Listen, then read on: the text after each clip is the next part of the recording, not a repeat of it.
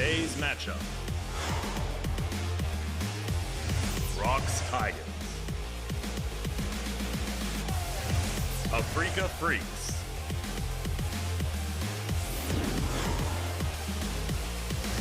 Jin Air GreenWings. Rolster. 2017 League of Legends Champions Korea Summer Split.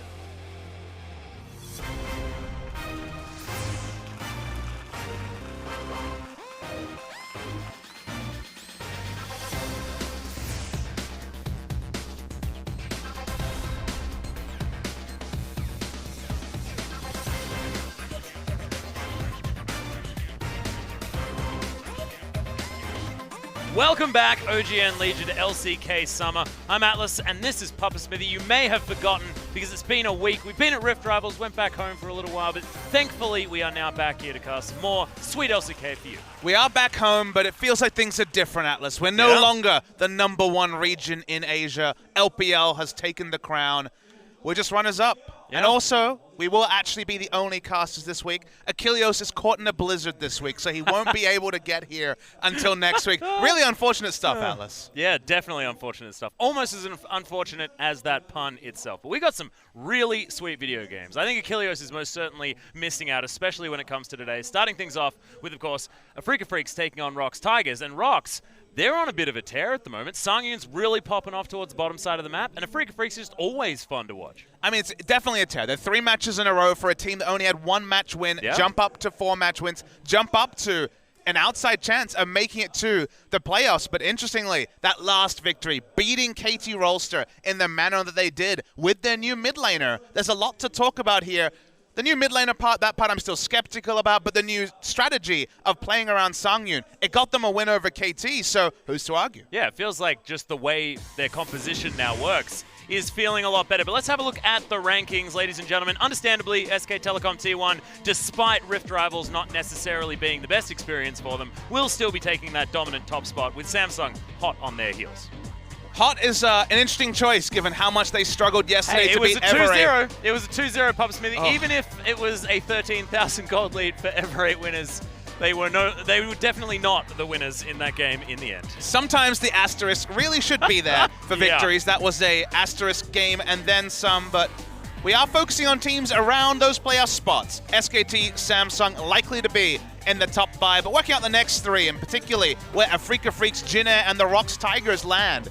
It's going to be so fun to track, so I'm really excited for today's matchup. The first one, like you said, ROX Tigers versus Afreeca Freecs. Afreeca, 2 matches against Longzhu in the last 3, 2-2-1 defeats. They did beat Jin Air in that passage of play, though, so we're just trying to really work out where the ROX Tigers at, but as always, where's Afreeca Freecs at? Yeah, well, we're going to start off with the ROX Tigers.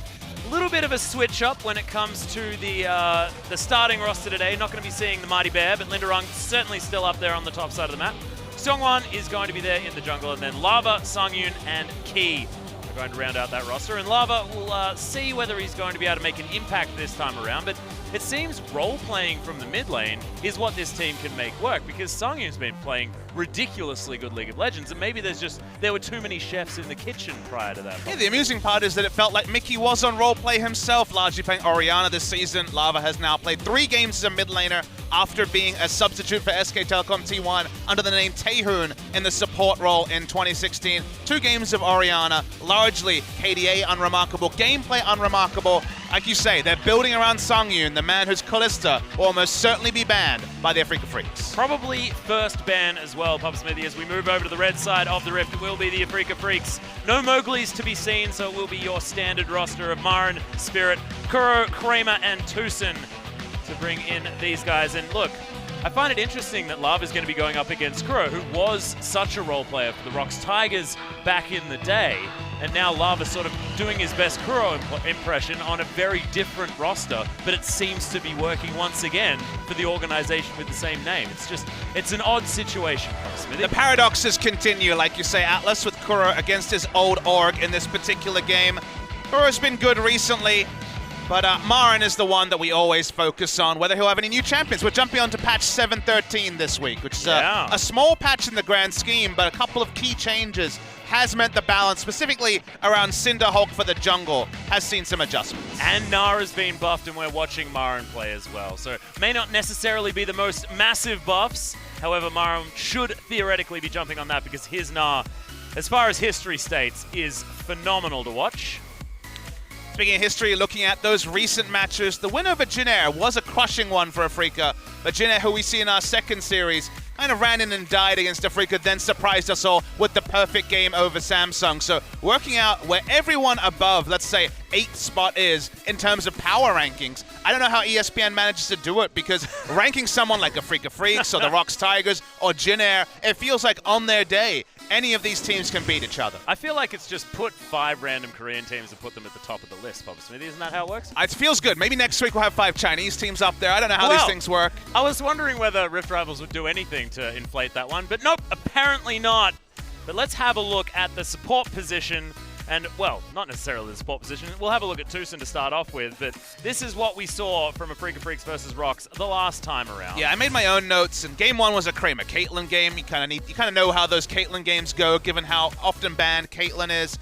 Game 2 and 3 were the Zac games, Atlas. This was the Zac series. Yeah, the Mighty Bear Zac series, wasn't it? There won't be Mighty Bear starting today. It will be Songwon in the jungle, but yes, that was the amusing Galio Zac Jarvan series where we had all manner of turret dives coming. It was an amusing one, but certainly not the cleanest League of Legends we've ever seen. Both 80 carries, which we will now focus on, are the interesting ones. If you look here, kills per game, Songyun is actually first, and also in terms of kill participation, what I've noticed is, in general, the ROX Tigers have very high average kill participation across the board, because guess what? Put the shield, group around the 80 carry, and have Songyun do the rest is their main strategy. It does most certainly work out like that, but Kramer is sort of no slouch in the same vein, and I find it really interesting that we've got sort of the Kalista god himself in Songyun, who's been able to win any time he's picked up that champion, but then you look over the other side and the Xayah has really been working for Kramer, that ability to sit there and turret while his frontline does crazy things. Yeah, Kramer will blind pick Xayah, which is not something we've seen until very recently when we look over to Rift Rivals, but it's also the supports that need to be highlighted as Key is really jumping up. Key and Songyun are kind of our new flavor of the month duo in terms of performance, and Key playing champions like the Rakan and Braum have been big for him. Kalista Rakan, I cannot see a team putting that together after it was the dominant duo lane at Rift Rivals. And look at the win rate on Braum, especially for Tucson, who, like many supports, has been spamming Braum wherever available. He's a blind pick, he fits the meta. He will be highly contested today. Yeah, and Afreeca Freecs have lost their fair share of games as well, so having a win rate like that is certainly nothing to scoff at. Currently 15 versus 13 as far as win-loss is concerned. And let's have a look at some of these duos as well, Papa Smithy, because it looks like, yes, 100% win rate for any Kalista duo for the ROX Tigers makes some sense. We'll see how Afreeca, how frisky they're willing to get. So we saw, for example, MVP leaving open the Caitlyn against RNG, which I was a fan of. This is the sort of series where, because Kramer in the past has left open Caitlyn and taken Xayah into it, maybe there's a way to get a really powerful red side drop leaving open Caitlyn, which seems like a risk with Songyun in vogue, but it feels like Kalista, Xayah, and Caitlyn are going to be the contested 80 carries, but it feels also increasingly like you can't ban everything. Things are going to get through. Galio is getting through. Zac is getting through as recently as yesterday and at Rift Rivals. So I think it's time for the creative strategies with the ban list so much in flux, getting yourself an advantage. And if you're 80 carry who's in form and feeling playing against a tough meta pick, maybe you roll the dice and see what happens. Yeah, and Key as well. I mean, we didn't actually see any Thresh on those lists of champions at all, but he's played the most Thresh so far this season. 8 games, with his next being Braum on 5, so might even see him pick that one up. There are a lot of champions that I feel need to be banned away, and we were just going to run out of ban slots. And I've got good news, Atlas. We heard the feedback after Rift Rivals. I've got it on good authority. We're playing best of 3s now, Atlas. Oh, best of 1 is done. We're going to have a best of 3. Yep, okay. While we wait for, the rest of the players to swim back from We're going to buy time. I mean, KT's playing in the second series. I don't even know if they're back in Korea yet. Well, no, KT are the only ones that got on the flight because they didn't lose. That's true. They were absolutely fine. There was even word on the street that MVP put up such a good showing that they were even allowed to fly coach on the way back. No business class for them. Feels bad, definitely man. not. So looking at the bans, Zac is already banned out, but double support ban from the Tigers. Looking like they're trying to fish for a mismatch. You look at these two and you're like, first pick Rakan is looking possible with all these bans. And also, the value of Kalista starts to jump up. So Kalista already going to be banned out. Let's see what slips through, because suddenly you know something's coming through. Yeah, suddenly you're looking at that jungle pool and you're thinking Elise is certainly going to be an option, but Rek'Sai's been doing fantastic things. Have seen sort of these junglers fall out of this ban list just because there's so many, and Alistar's going to be banned. That's a lot of supports. These are all champions you can lane against Rakan, so it does feel like a first pick Caitlyn or Rakan draft is likely to come through. But that leaves open Galio, that leaves open a lot of other picks. They will not be getting Caitlyn. Do you still go for Galio and then admit defeat when it comes to support matches, or do you just reach for Rakan? It felt like it was setting up for this Atlas, and they're at least going to consider it. Well, they are going to lock it in. So Galio being thrown over to Kuro, who has had some fantastic performances on it so far, fits his wheelhouse as well. I would have thought that Lava would have wanted to jump onto that just because it is such a good facilitating pick, and that has been his role thus far. But, whew, a little bit crazy to start things off here, Papa Smithy, as Elise is being considered. You think about it and you're like, okay, Galio got nerfed on 7-13. Teams are starting to prioritize it a bit less. True. That part is there. And then for the jungle, you're like, what about Elise? But Rek'Sai has commonly been the draft into Elise and is also available. So this is ROX really fishing for the strongest initiating support and ending up on Rakan. So I can understand it, but I want to see it in practice because it feels like we've seen amazing Rakan games. And certainly, if you get lane counterpicked, if you have, like, say, Caitlyn into your Ashe and you really struggle as the AD carry, Rakan doesn't provide a lot in lane. But given that a lot has been banned out here already, the premium Rakan delivers on has been seen in fits and spurts. I want to see it from Key once again. Well, Lava's considering a Corki pick, and are we just going to get the Zarya pick away here as well, given the fact that Elise and Galio have had so much priority on the side of Afreeca? I would have thought Kramer would want to snap that one up. However, Tigers do have an opportunity to finish off their bottom lane here if they would like to. And with Caitlyn Kalista gone, I mean, it feels like the next rung of picks, unless you want to go back to something like the Varus Ashe. Surprisingly, they're being a bit slower, so maybe they're leaving open the potential to having an AD carry banned away and just taking a Twitch or something lower priority. If it was to be Zarya Rakan, this would be the time to take it, but they focus on mid lane, getting Lava one of the pressure mid laners, and then if you didn't take Rek'Sai here, it'd be banned, so you had to take the Rek'Sai in this round. The end cost is going to be Songyun's AD carry, which, if you follow the logic, it's going to be a bit of a downer, given they've built around Songyun. But there's so many AD carries, Tristana, Twitch, you see a Kog'Maw ban, that something will come through for Songyun. Yeah, a lot of things have snuck in. Of course, seeing the Jinx being played by the LMS in Rift Rivals as well was a lot of fun to see, as the Rumble is going to be banned. Myron saying, damn it, why did we hover it? It is going to be taken away. And of course it is, because Myron is ridiculously good. Having a sneak peek at his solo queue, you'd probably want to be taking that one away. I wonder what he'll be playing. Playing a lot of Kennen in solo queue that you're kind of alluding there to Atlas, which is a possibility when it comes to a pressure lane. I could also see him just jumping on top lane Galio that hasn't been a common pick, but I feel like might be considered by a team like Afreeca, who really do like to mix things up and play different champions top lane, with the introduction of Abyssal Mask as a much more natural build path, with building out a Catalyst. I think there's more options for top lane Galio in terms of build path, and even mid lane that make him interesting, but we'll reserve our judgment. More AD carry bans come through, so Tristana is available, the Jinx, which is not a popular pick in Korea, is available, and you can just go super standard with Ashe or Varus, who are also available. And we'll see whether Tusin's going to lock away his support pick here as well, which may help the Tigers decide on what they want to take into that matchup. See whether it is going to be something like a hyper carry, which is the LPL flavor that you'd throw in. Kassadin is being considered here for Kuro, and he's going to take that one into the Corki that we did see do fantastic things for the majority of the game in our Samsung versus Ever8 series. It's actually a surprisingly good laning matchup. Ever since the damage was changed to 80-20 in terms of magic damage and physical, most champions kind of cower in fear because you really do lose out on trades even more comfortably. But with the magic damage shield on the Q, going Death by a Touch Q, Max really does get you through lane, and you can actually match CS with a Corki, which is already impressive. You take Teleport, you end up going 1-3-1.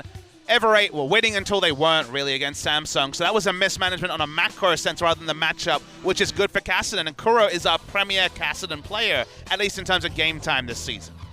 Yeah, well, you were exactly right with the Tristana, Papa Smithy. That is going to be locked in here for Songyun. We've got the Tristana-Rakan combo, which sounds like a pretty brutal level 3. If you want to go for that all-in engage. It reminds me of the old Tristana Cow combo, which is very exciting. But it is going to be the J4 switched over to here for Linderong, as Tusin's considering the Galio support. It's true. I mean, it could be Camille's support that Tucson has played as well, you should remember. Hey, that's true. That's true. I apologize. Waiting to see what they decide on. Looking increasing like it will be the Gallia support, so we kind of had that feel that it wouldn't be a mid lane Gallia. Support was not the first one I would have considered, but it is a pushing lane into the Rakan, and because you can kind of lane anything against Rakan and everyone's scaling, you do get kind of a free Gallia where if you take a side lane turret, put Cassidy in a side lane with a Rod of Ages, and then a mid lane Galio to have the hero's entrance to roam, there is actually really good mid-game options if Afreeca don't get super pushed in, which remember, they do have Cassidy. There is still the potential for some downside, but also you like what their draft can do if they hit the mid-game ahead or better. Yeah, and if Spirit's going to be doing his Spirit things as well, roaming around after level 6 on the bottom side of the map, Freecs can collapse onto that Elise relatively effectively. I like what they've put together. It feels very Afreeca-esque in style. And they have all those lane counter picks. Renekton beats Jarvan in lane. Corki does go competitive with Cassidy, but Cassidy does better than most Cassidy lanes. So already you're having a bit of PTSD about the future. So there's a lot of good things on the side of the Afreeca Freecs. ROX Tigers, though, they have strong engage. Their bot lane does very well against Xayah, with the ability for Tristana to walk up and win auto-attack trades. This will be a really interesting game, and it feels like teams have been informed a lot by the break, both in terms of watching other regions and just sitting back and enjoying all the carnage at Rift Rivals, because this is definitely a very Rift Rivals-inspired draft. Yeah, it's exciting. I'm looking forward to seeing whether it's going to work out, whether the ROX Tigers are going to continue their good form, or whether Afreeca Freecs are going to come back. Let's do it. Let's hop into the Rift.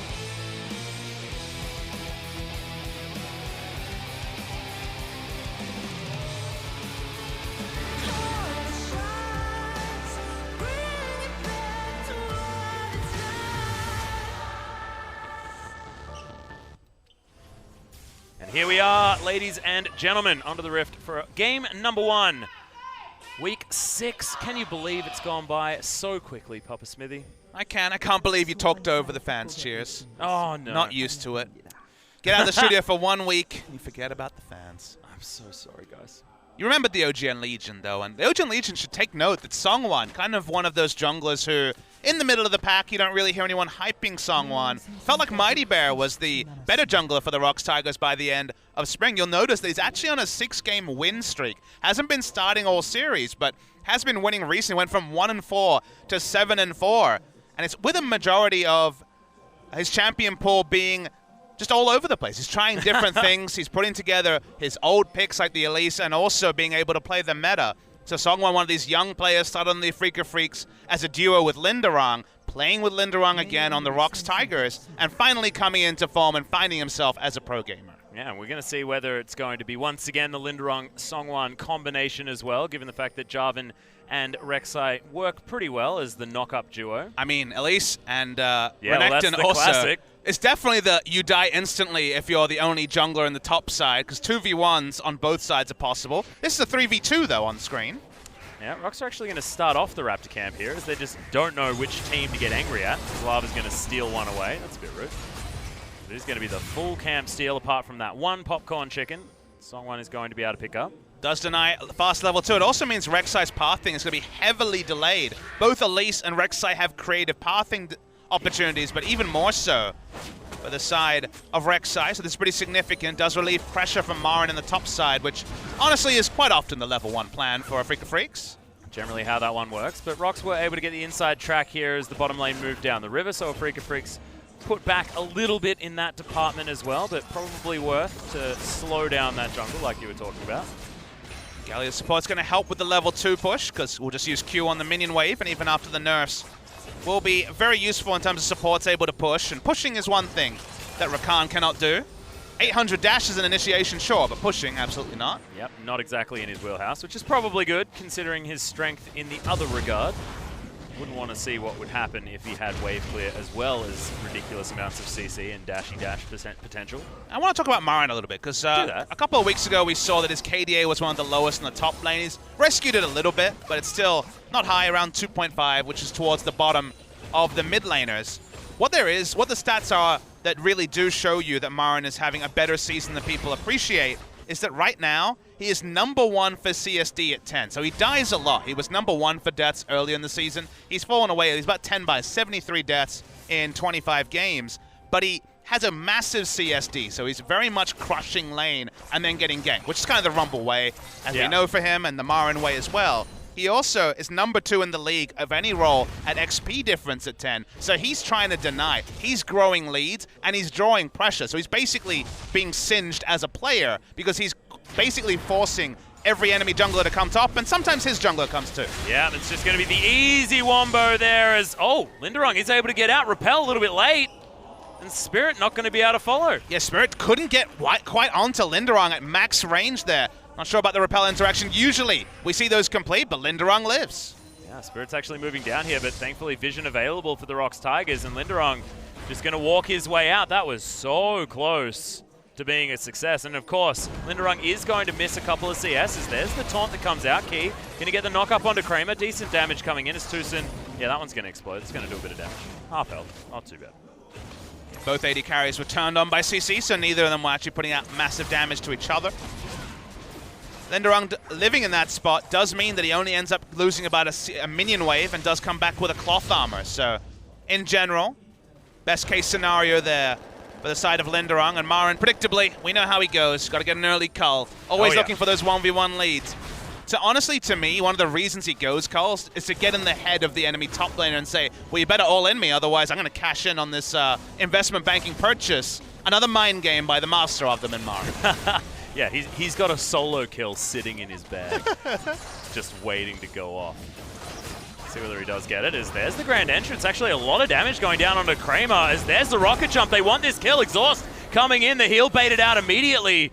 It's going to be a trade of summoner spells, but not a lot of defense left here for the Afreeca Freecs on the bottom side. Yeah, second AD carry we see mixing around with the Tristana. Does win auto attack trades against both Kalista and Rakan, two of the premier AD carries in this current meta with Caitlyn perma banned.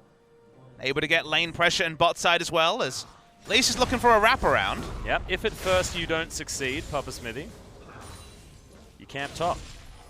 Is that how the song goes? Yeah, that's the cliche. As far as I know, Marin's going to curve his way around. We'll see whether they can cull the meek little Linderung. As there it is. He's not going to be able to do it again. He doesn't have a flash, and that's going to be Marin picking up first blood. So that's going to be the kill and the cull, Papa Smithy. The double trouble on the top side of the map. I mean, it's another type of double trouble in that he used his teleport to get back the first time. He's going to have to walk up, so he will lose significant minions at the top. Rek'Sai will come there and at least pick up the experience. It's the interrupt, which is actually pretty big for the side of Linderung, as the back time will be a bit more off by Marin, but definitely a nice repeat gank from Spirit, who is on point at getting the team captain ahead. Yep, doing nicely so far. 600 gold is going to be the result as the Afreeca Freecs move ahead by just a little bit. We checked into the mid lane momentarily. It's a 12 CS lead for Lava, but you can imagine the early levels are probably going to be a difficult time, as now Kuro is making his way back in, and the Catalyst is completed. He's feeling like he can Rift Rock, walk around and get things done. The item build against a Kassadin for a Corki is an interesting one to me. You can go Hex Drinker and it negates Burst, but Burst patterns have never really been the way Kassadin kills you. It's more about the chase, so I'm starting to wonder if maybe Lifesteal is the way to deal with a Kassadin, because the death by a touch Qmax does mean you lose trades, but you still auto-attack a lot safer, and generally get a lot of auto-attacks off, so I wonder if there will be an adjustment and itemization to get through what will increasingly be a really tough lane for the Corki. You can see now it's actually Kuro making his way out of said lane. Not actually spotted by a lot of vision, as Afreeca does own most of it in the river. Song1, he wants to take this Bramble back and should be able to do so unhindered with all of the vision that ROX have on the top side. Kuro will have another Rift Walk. You have to be careful there, Lava. But he is, so everything is going to be fine. Red buff steal. Gonna be red buff trades, as both teams are playing around the vision, like you mentioned, Atlas. So not really too much takeaway from that particular passage. Feels like Afreeca have already kind of done the business on the top side by getting the gank off. Marin still has Flash and the Dominus available, so for now, doesn't really need the sort of coverage that he had earlier in the game. In fact, he just has one ward, which isn't going to save him if they are going to be able to enter from his jungle. However, he's doing the Marin thing where he's saying, well, I'm drawing pressure, even if I do die to a gank. Which he frequently does, to be clear. Oh, yes. I mean, it's a big thing. Like, at the end of the day, like, the deaths look bad, but being able to be #1 at CSD in the league of any role and also number 2 in XP difference at 10 lets you know that in lane, he is dominating to the point where people feel forced to camp. He's a bully. He's a bully, exactly. But bullies, sure, you can feel cathartic about taking them down. But remember what that means for Kuro and Kramer. It means that very often the jungler is going to be top trying to punish this overextending machine in Marin. And if that means Kassadin gets a free laning phase, if that means Kramer, who has been the big benefactor on champions like Xayah and Kalista, are the ones to draw the benefit, Marin will be there with teleports. He's one of the best teleport users in the history of League of Legends. So it's one of those things where he kind of feels like it's a necessary evil, just like in spring season where he would blind pick Maokai every game and still be fine. Yeah. Well, he's actually going to have that lane to himself for a moment. Just swinging that big weapon around and clearing out the minions. It's going to be a 22 CS lead as a result. We'll almost have that Black Cleaver, one of the Renekton players that likes to go towards that first instead of getting the Tiamat early on. The extra wave clear as Songwan is going to turn up, but that's not going to be a blue buff going over to him.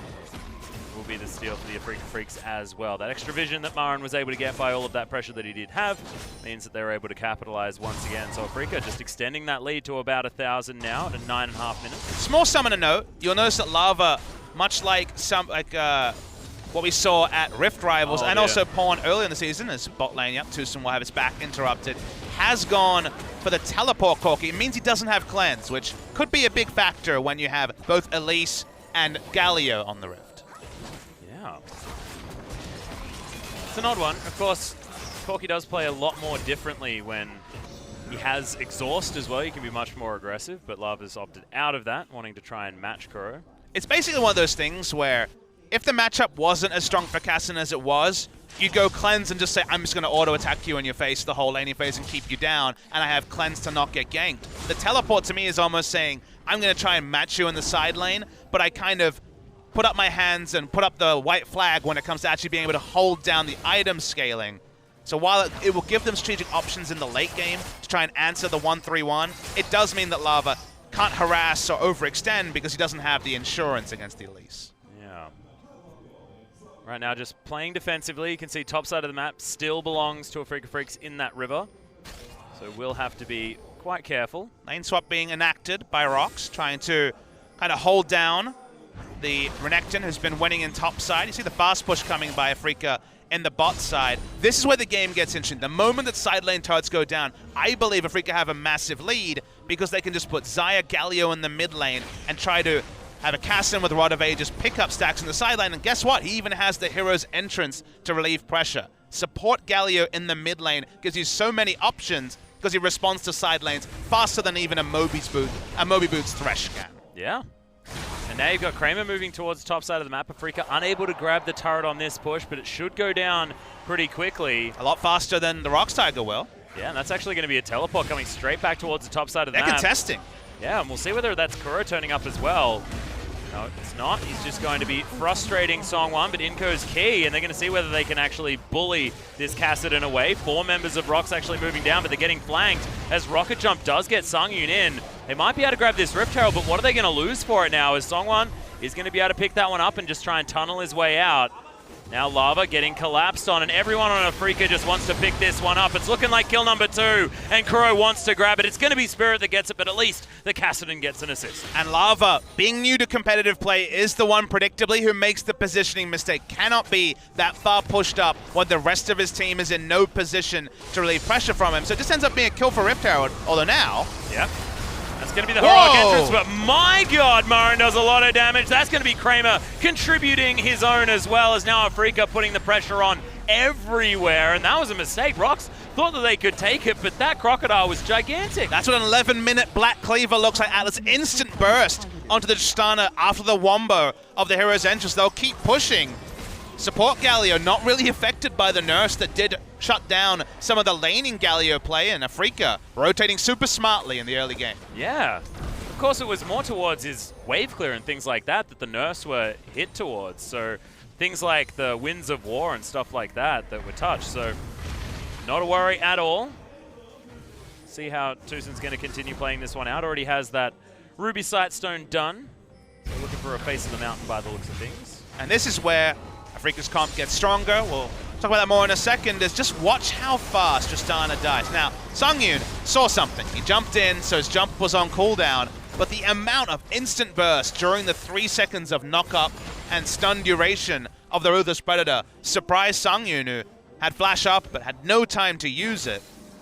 A lot of pressure coming on, but this is the part I talked about. Galio comes in mid, helps the Xayah wave clear. When Hero's Entrance is available, can really help on the side lanes, and you got Kassadin pushing in bot, and a Renekton with his Cull cashed in on the top. When it comes to the amount of immediate pressure being caused by the laners, it doesn't matter how many control wards you have, there's basically time bombs on every side of the map. Yeah, Marin now has his Ninja Tabi completed and another couple of longswords, so continuing that damage coming in. We'll see whether that is going to be the Tiamat into something else, whether it's going to be the Titanic Hydra, which is normal, or whether he's going to go full Marin and get a Ravenous Hydra, which would be super awesome.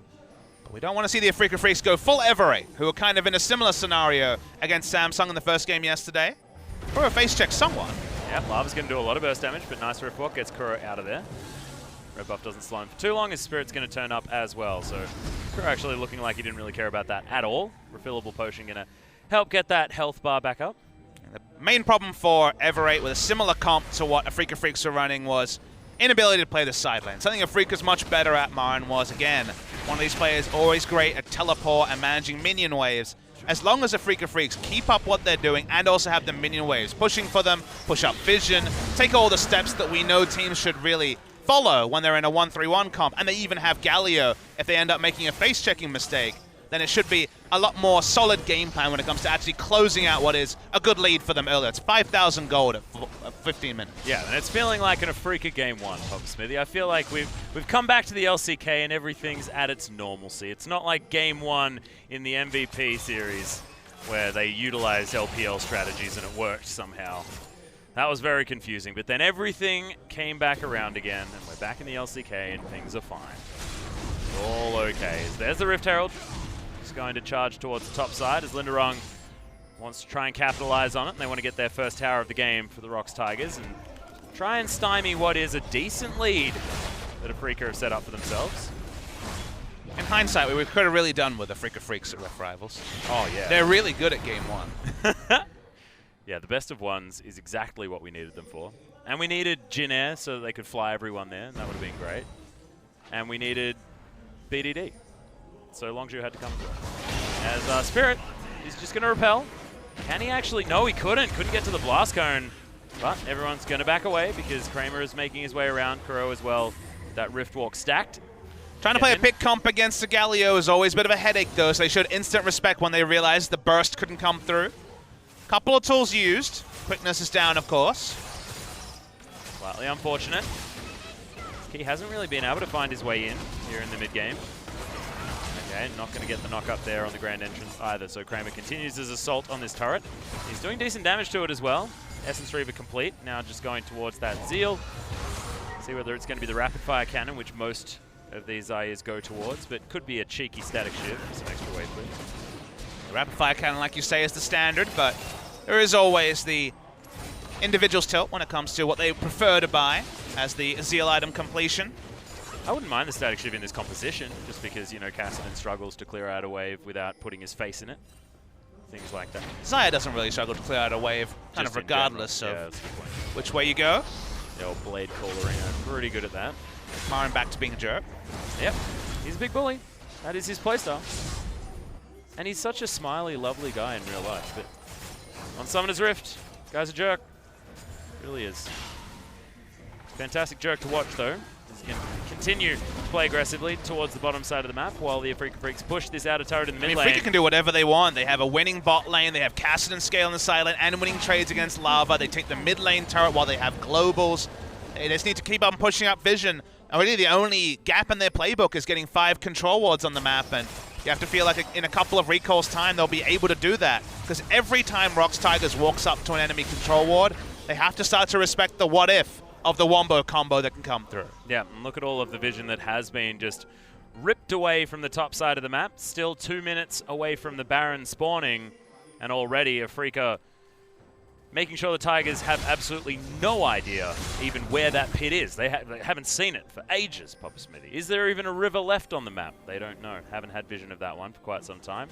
Although that Scryer's Bloom may help from Key. Doing his best to clear things out. Yeah, the happiest thing for ROX is that this phase of the game is with Baron not available. If the Baron was available, this was 5 minutes in the future. A 20-minute Baron like we saw on Spawn yesterday could have been a possibility. So you feel better that at least you can lose vision. You can lose forward vision when there's nothing to actually profit the Afreeca Freecs on that side of the map for now. But that will change in a minute and a half. Yeah. Speaking of things that have changed, the level gap is pretty ridiculous from Marin this stage of the game. I mean, level 13 to 11. It is 75 CS also. Yeah.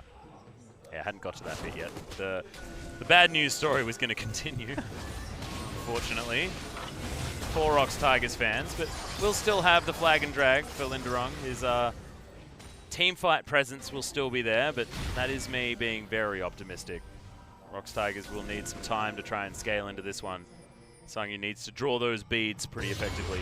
They want to try and win a late game fight. It's a really good draft on red side with the flex of the Galio especially. Yeah. We were kind of thinking about it. I was thinking more of a top lane flex, but the way it's worked out, and Tusen's flexibility to play Camille's support, now Galio's support. He's like what Max should be this season. Weird thing to think about, given his struggles in spring season. It was Kramer and Tusen's inability to win any 2v2s, really, that kind of held them down. But Kramer has been on a massive tear in summer season especially, where his KDA was always high, but had those queries about does he do enough damage in fights. This season he's doing both, so that's pretty cool if you're an Afreeca Freecs fan. And these bottom lanes are actually both the redemption stories for the LCK. Agreed. Moving into summer. Both Kramer and Sangyun having great seasons, but when they're against each other, you can't both have a good game. So far, it has been Kramer that's been able to capitalize based on the rest of his team doing really well. That's kind of the weird thing for ROX, is they probably would have preferred to have played competitive matches last week when they were in form, when they beat KT with their bot lane carrying against Deft and Marta. They were probably ready to go for more matches, and they were red hot and then had to cool with the week off, whereas on their side of Afreeca Freecs, the drafting stuff that you're seeing here is really influenced by watching other regions and spending a lot of time to actually, curate a draft and actually use the hypothetical situations to get ahead. So I feel like this kind of Afreeca Freecs real in to have an impressive performance, but they've grasped it with both hands. And the gold lead is only growing because what can ROX do when they're dealing with double teleport, a Renekton that straight up beats Jarvan, and just no vision, because the moment you contest vision, that roaming Galio will come and answer the call. Yeah, and I really love that it is a draft adaptation, but they're not going away from what is definitely the Afreeca Freecs flavor at the same time. You've got the Zarya for Kramer, which is exactly what he wants. You have Kuros Kassadin, you got a package being delivered towards him, and he's now trying to win this trade, even though Songwon is making his way up. But yeah, I mean, Spirit's Elise has been great. Marin's always been a fantastic Renekton, but it just feels like the composition, the way it was fleshed out in the draft, was what Afreeca have changed with the surprise Galio support that sort of came in towards the very end. It's like just utilizing where they're strong, but in a different way. And the LPL adaptations were likely to come in after LPL did well. I think we'll see much more Kog'Maw this week and the next after the inspiration that teams like WE showed. But the other LPL influence was the increased priority on Jarvan top, which had kind of fallen away in Korea, you'll remember, Atlas, after being red hot in the first few weeks. And we're trying to see why, because if you get into these suffocating positions with a Jarvan, the Jarvan helping meme applies to even a team fight here, because they're so far behind in gold that Jarvan can't lane in the side lane safely or engage a team fight. So he's really pretty useless, and it's one of the reasons we saw Jarvan fall out, is there were increasingly more and more matchups that did well into him, including the Renekton that was already one of the premier picks, and Jarvan's inability to do anything at all this game is one of the biggest problems for ROX Tigers. Yep, that's the Flame Horizon, 7 CS away for Marin, who is so far, as a full Randuin's Omen ahead. Yeah, he doesn't care about the Tristana or the Corki at this point. No, didn't even care about the turret there you saw. He was just happily tanking that one up. Kaldameek just got all of that health back as Lava's just going for a positive trade, but Afreeca Freecs are going to be right there to help Kuro out. Now Marin jumps his way back in, doesn't care about being knocked up. He'll just happily clear out that minion wave once again and put that pressure back on.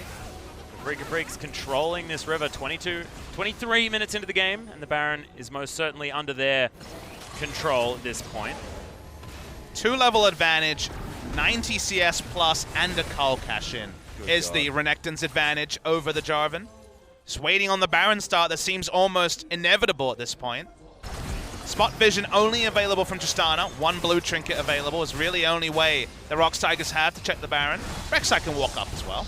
And they've got a nice comp as far as turning if they do get towards that Baron pit as well. Kramer happy to stand there and throw out his feathers and make sure that ROX have to be very careful making their way in. Scrying Orb comes in, but the Afreeca Freecs are not going to be deterred as the teleport's coming in from Linderung. Yeah, gets there just before that one times out. Kuro turns up, and that's a lot of damage on Linderung. He is so incredibly underfarmed and under-leveled. Yeah, Marin is going to make his way in. He's looking for it out the back here as Songyun's going to push him away, but the grand entrance, perfect placement, and Marin is going to be the one that grabs that kill. There was even a Feather Storm there just for good measure on Kramer's behalf. They got one pick, and I have a feeling they're going to go back to the Baron, take that one out, and start wreaking havoc in the base. And I have to say thank you to OGN for pulling out, because we got to see the full value of what 5 minutes or 10 minutes of stymieing of vision and getting to put down wards means. There were no good options for the ROX Tigers. They were going to collapse in one way or the other. They want to deal with Song 1. Baron at 3,000. Yep, they're just holding onto it here as well as Tucson wants to try and get him out of the way. Kramer turning onto Key is, yeah, okay, you're definitely dead. The Baron's going to fall down as well, and Afreeca played that about as well as you could in that situation. Yeah, that's what we call a perfect Baron setup, the sort of thing Everate was not able to do in recent weeks. All they need to do now is enter the side lanes. They still have teleport up on Kuro, Marin bringing in a massive minion wave in top. Afreeca Freecs have come out to play, and ROX Tigers, the team that dethroned KT just before we went to the Rift Rivals break, has no answer to them in Game 1. And this is just looking like a new and improved Afreeca as well. I feel like that week off really has done some good things here for the team. And we know their coaching stuff. We know that they're very good and understand their players, things like this. And Afreeca look to have capitalized on it for the last little bit of time. As there's the pick. Songyun in trouble. That is going to be the shield coming out, so Key's going to keep him alive. And that was Songyun disrespecting. You might be like, but he was just killing the, killing the walls. But access to walls is not something ROX has. So early in the game, once the Galio came mid, the safe objectives to pick up were only really minions under turrets, and now with Baron buff, the threat of turret dives, there's really little options for ROX to pick up farm, and they're just losing objectives everywhere. They're hemorrhaging them. Yep, all over the place. Minion waves pushing towards the top lane. In a turret as well, as this inhibitor turret's just going down to half health, and there's not a lot that ROX is able to do about it even after the Afreeca Freecs back away. Marin heads back towards top. We'll be able to Tiamat and swipe that one away. So now Kuro's going to turn up here. New Sheen at the ready, doing a fair bit of damage here as he rift walks his way out after a decent trade against Lava as well, who doesn't have a lot of mana. Just feels like resources are something that the ROX Tigers do not have as they lose the inhibitor turret. Marin's going to jump his way out, flashes. Explosive shot's going to go off, but I have a feeling he's going to be okay. Yeah, okay. He's got enough of the old armor to help him not take any damage from that particular button. Must be time for a second inhibitor. If he can just walk up, nothing ROX can do. Yep, casually wander towards it. As a support Galio, he's pretty tanky as the old Tucson. As the heroic entrance. Kuro's going to get himself out. Oh, explosive shots there, but he's still going to survive. Now they're going for the fight. Kramer throws. Oh, yeah, Featherstorm was massive. Good roots came down as well. As look at the AoE. It's coming out, and Kramer is untouched. Trying to pick up the root caller kills as he flashes his way in. Songyun's going to fall down, but there's the follow-up kill. And Kuro's just looking for the cleanup. Key should fall down after this Rift Walk as he's looking for the Netherblade. There it is. Picks up the kill. There's only 2 more alive in Lava. Oh god, this is definitely like a horror movie, Papa Smithy. I don't want to be watching this. I'm my little toboggan, but that's a crocodile, and this is going to be a real struggle. Okay, cue the Benny Hill music. Yeah, the Phage procs are actually being the true winner here. Actually cancelled an auto, that was awkward.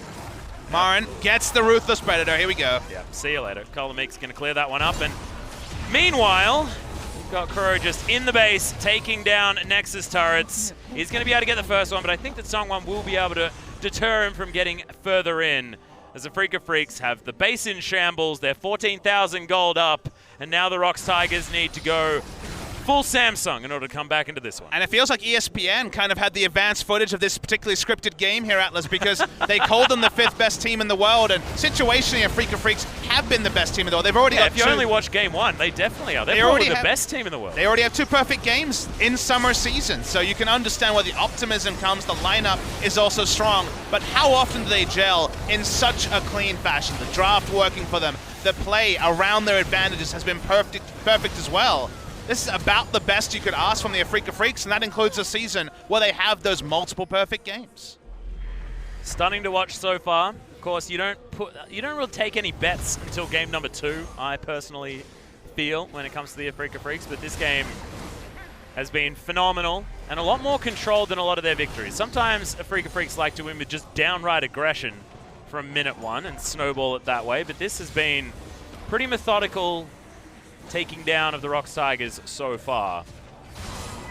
The macro here has been kind of the big differentiator. As we said, the draft does echo what Everate was doing yesterday, but the play style and the ability to push advantage is something that these lesser teams just should watch. You should learn from a game like this, because excellent macro from Afreeca.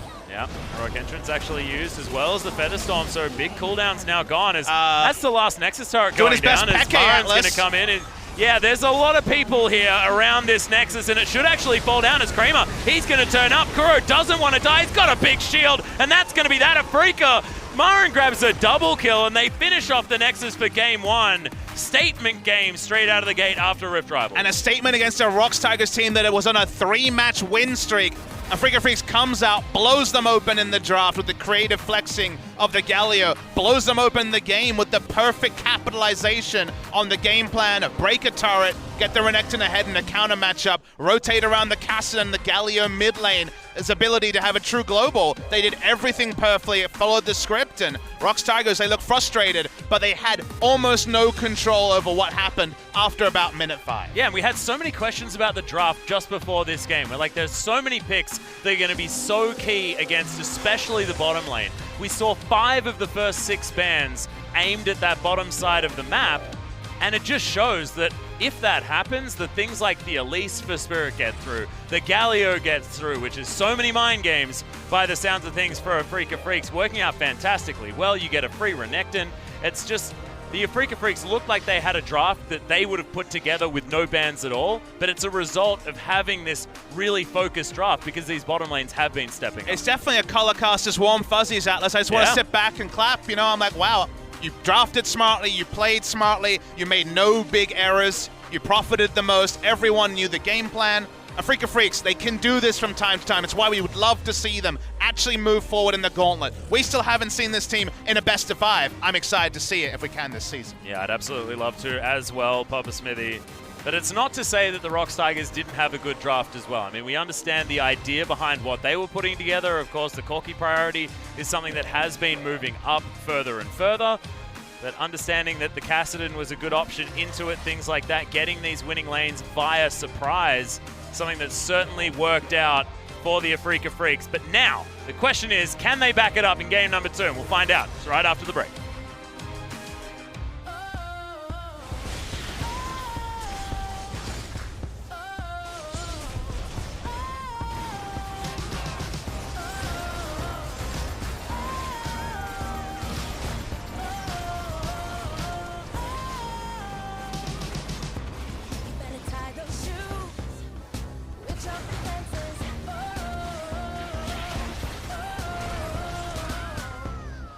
Shake these boots.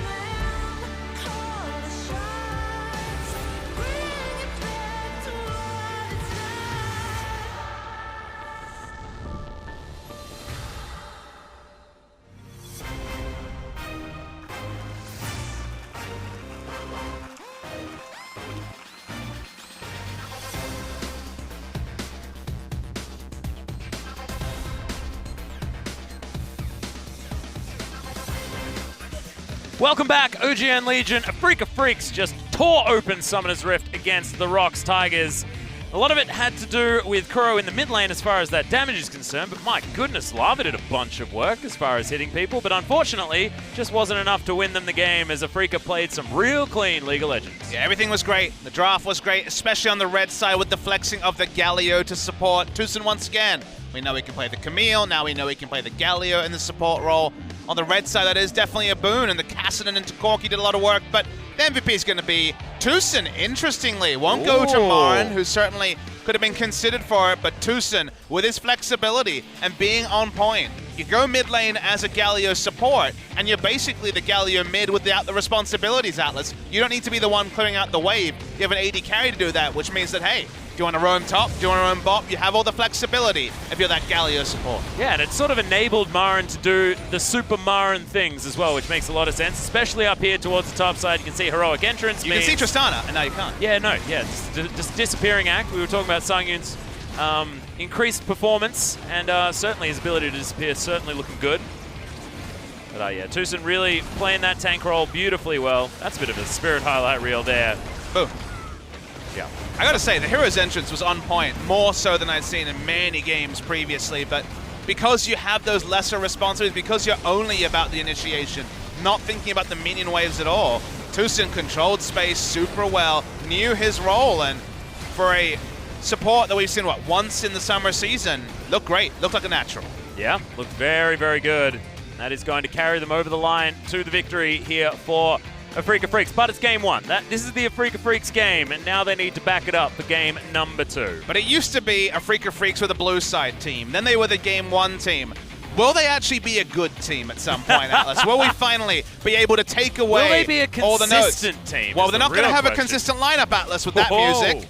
Well, does this mean that we now get to reset? Mowgli's going to be coming into the jungle. We're going to wave goodbye to Spirit. And now is it a new Afreeca roster? So theoretically, it's like game 1 happens again.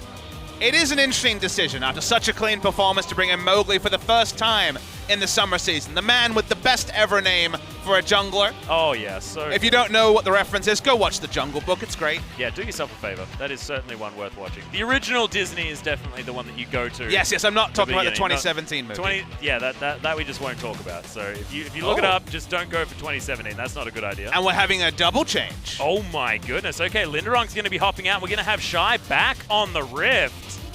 Okay, we've only seen 2 games from him so far in the summer season. Did pick up a victory in their last series, though, against KT Rolster, so getting another chance to show his straps. Won't be seeing Mighty Bear come in. So just a single change from both sides. Could definitely change the flow of the game. Mowgli starting for the first time. He actually has a 6-3 record as a professional player, does Mowgli. Hasn't played in summer, but in spring season, largely playing farming jungler. Graves and Rengar were his wheelhouse. Looking at his solo queue, playing a lot of Rek'Sai, so now on the blue side, extra likely to be able to play Rek'Sai. Yeah, it might be an opportunity for him to go ahead and grab something like that, but we'll see how the draft goes this time around, because I believe some adaptation is going to come out of our ROX Tigers players, especially now that they are going to switch sides.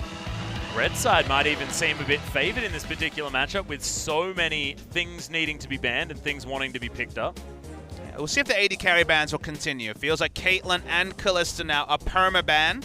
We saw Tigers put everything on getting Rakan and then fall behind, and Rakan as an initiator couldn't do anything in a game like we had in game 1, so maybe we'll see where Afreeca's premium goes. They won't be banning supports. First ban is actually onto the Syndra, which is one of the champions Lava has played at the professional level. Yeah, Syndra going to be going away. If they're going to continue on that one, I believe Orianna probably should see a ban. They could have actually just banned away the 3 champions he's played so far in LCK Summer. He's going to opt out of that just for the moment. Caitlyn is going to be the ban here for the Tigers. So continuing, like you said, on that 80 carry train. And Afreeca going to throw some spanners in the works now with the Elise on the blue side. It does strike me as the Afreeca Freecs reaching for a first pick Rek'Sai, and the Tigers being forced to ban Caitlyn and Kalista on red side. They have to ban Zac as well. Kalista could slip forward to first pick if Afreeca won it, and Kramer has looked good on it. I don't think giving Kalista to ROX Tigers is a winning decision. You could even just ban Rakan or Kalista on blue side if you wanted to, as the Afreeca Freecs, or the Galio as a consideration as well. Yeah, they need to opt into banning something away. Kalista would make some sense, as Shen is actually going to be the option, so a bit of a throwaway ban, but also certainly a ban to something that Shy would like to play towards the top side and has been one of his comfort picks. The issue is I've just named 3 strong champions. It does mean things will be available for both sides. The Tigers could have banned none of the above and just taken something like a Galio Rek'Sai draft, but it feels like the Galio priority has gone down. Kalista is now seen as this must ban. Do the Afreeca Freecs just take Galio on blue side as first pick and continue their Flex City that clearly they're able to play? Yeah. Go to 3 roles for now. See whether Mowgli, maybe Mowgli's just been like getting into like practice mode and been practicing jungle Galio, and that's where we're going to be flexing it to this time around. That'd be exciting. But the Tigers certainly with a wealth of options at their disposal. Songwon could go back towards his Rek'Sai if he feels like it, but still a wealth of picks up for them to take. And with Xayah available and with the ability to pick it away from Kramer, that makes some sense here in the first round. Yeah, the priorities on AD carries are really interesting this week in LCK. This might only be an Afreeca versus Tigers thing, but you'll notice Ashe and Varus were unpicked in Game 1, unbanned as well. Yeah. So it's a takeaway Xayah, like you mentioned, Atlas. The Rek'Sai draft makes the most sense, given that she, I should say, is by far the highest priority jungler available. With Elise gone and Zac gone, Lee Sin is a lot more situational, but maybe Songwon will just want to take away the Gragas that some people will take over the Rek'Sai, but on 7-13, with even more buffs under the hood, it feels like Rek'Sai is the jungler du jour. Yeah, Rek'Sai certainly makes some sense. Of course, now with Cinderhulk looking a little bit better, Gragas getting a little bit more favor in that regard, switching over from the Runic Echoes, making him a bit tankier in the early game. However, definitely dangerous, and Songwon did want to play the Rek'Sai last time around, and we know that Mowgli has been practicing it. Find it interesting that he'd forego the pick for this draft, but might be something that they want to work in with Xayah, you know, make sure that you can catch people out with the explosive cask, pin down that single target, and let Sangyun do his work. I wonder where Corki will fall in this draft, because Lava could still take it on red side, then they could just ban Kassadin in the next round. But now Afreeca will just draft the very much perma-picked status Braum as the blind support choice. Does mean that Galio is more likely to be going mid lane, but could still be a Marin champion as well. That is going to be the Rakan delivered over to the Tigers as well. So mentioning the fact that the Braum was picked up means that they're no longer going to be flexing that Galio into the support position, and it means that Rakan and Xayah can both go over to the ROX Tigers. So all of those Lovers Duo perks that you do pick up are going to be prevalent on the bottom side of the map. It does kind of suggest that the Tigers' blue side strategy was a failure, given that the Rakan priority from Afreeca Freecs is much lower. I feel like other teams might show similar priority, like ROX does for the Rakan, but definitely a lot lower for the Afreeca Freecs in this series at least. And now we're looking at the bans, and people seem to think it will be the 8th game for Kuro on the Galio, given the Rumble ban here. Yeah, Rumble going to be taken out of the way, and top Galio has certainly fallen out of favor. I do like the support Galio pickup, but it feels like if he's going to go into a lane, it should probably be mid, right? Well, if we're going to make requests, if we're going to make wants, is it time to see Marin on the Gnar? One of his famous picks. Ooh. Gnar has been buffed on 7-13. It didn't feel like Korea needed an invitation to pick the Gnar. It was already being picked as the Renekton answer. We're still looking for the next round of picks. For now, no sighting of the Corki, and it will just be the Kog'Maw ban. Interesting that Kramer, rather than at Sangyun, is much more of a Kog'Maw player than Kramer is. I just wanted to get that LPL draft out of the way. Just not an option now for Afreeca Freecs. Which, I guess, given what was drafted already, they were the sort of team that could just pivot to either full engage or full disengage. You can play, as you say, a Kog'Maw comp by peeling backwards. Okay, so the Renekton's going to be banned, so it means that Afreeca probably not looking for that Gnar first pick or something like that, as Lava's going to head back towards the Corki by the looks of things. Feels like the invitation is there, with the likelihood of it being a Galio mid lane to take the Corki, but flexibility is still there with the Galio, so very interested to see what happens on Afreeca's side. Yeah, still flexing that top lane as well, with the Gragas possibly being able to go up there for Shy if he feels like it. Now, Lucian is looking like it's going to be a mid lane pick into the Corki. We saw it yesterday from BDD. This is a really good matchup for the Lucian if we see it. It could also just be an AD carry Lucian, given that Kramer is a big Lucian player and Lucian Braum is a strong duo.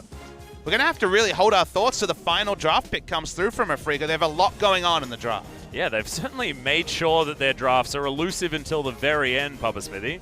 That is going to be the Lucian locked in, but now, which lane is going to be picked up? We know 2 of these champions are jungle and support, because we're probably not going to see the Braum top, something like that. The Rek'Sai top was a Samsung special back in 2015. Oh yeah, the dream.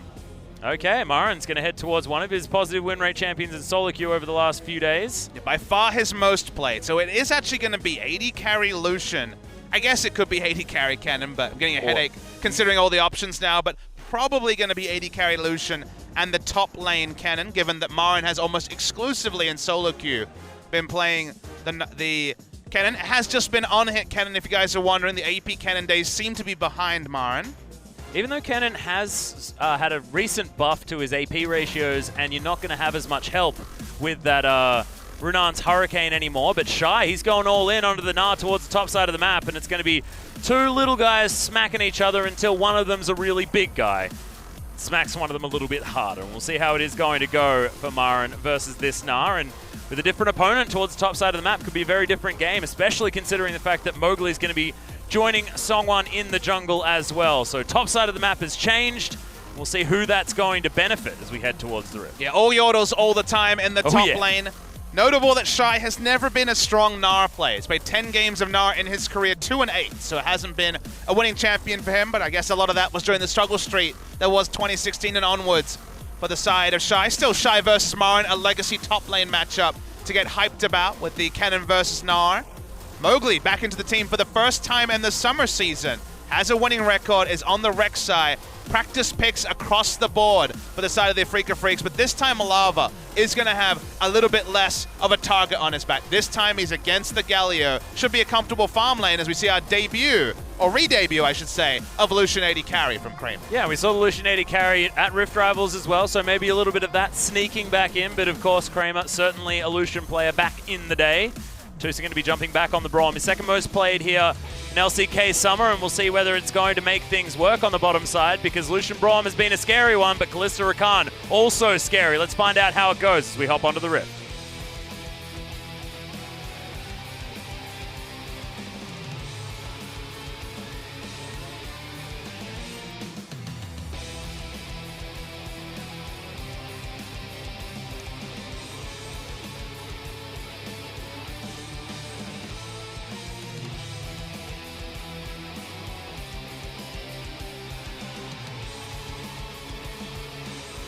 Well, it seems like we're having a couple of issues here, Atlas. Yeah, a little bit.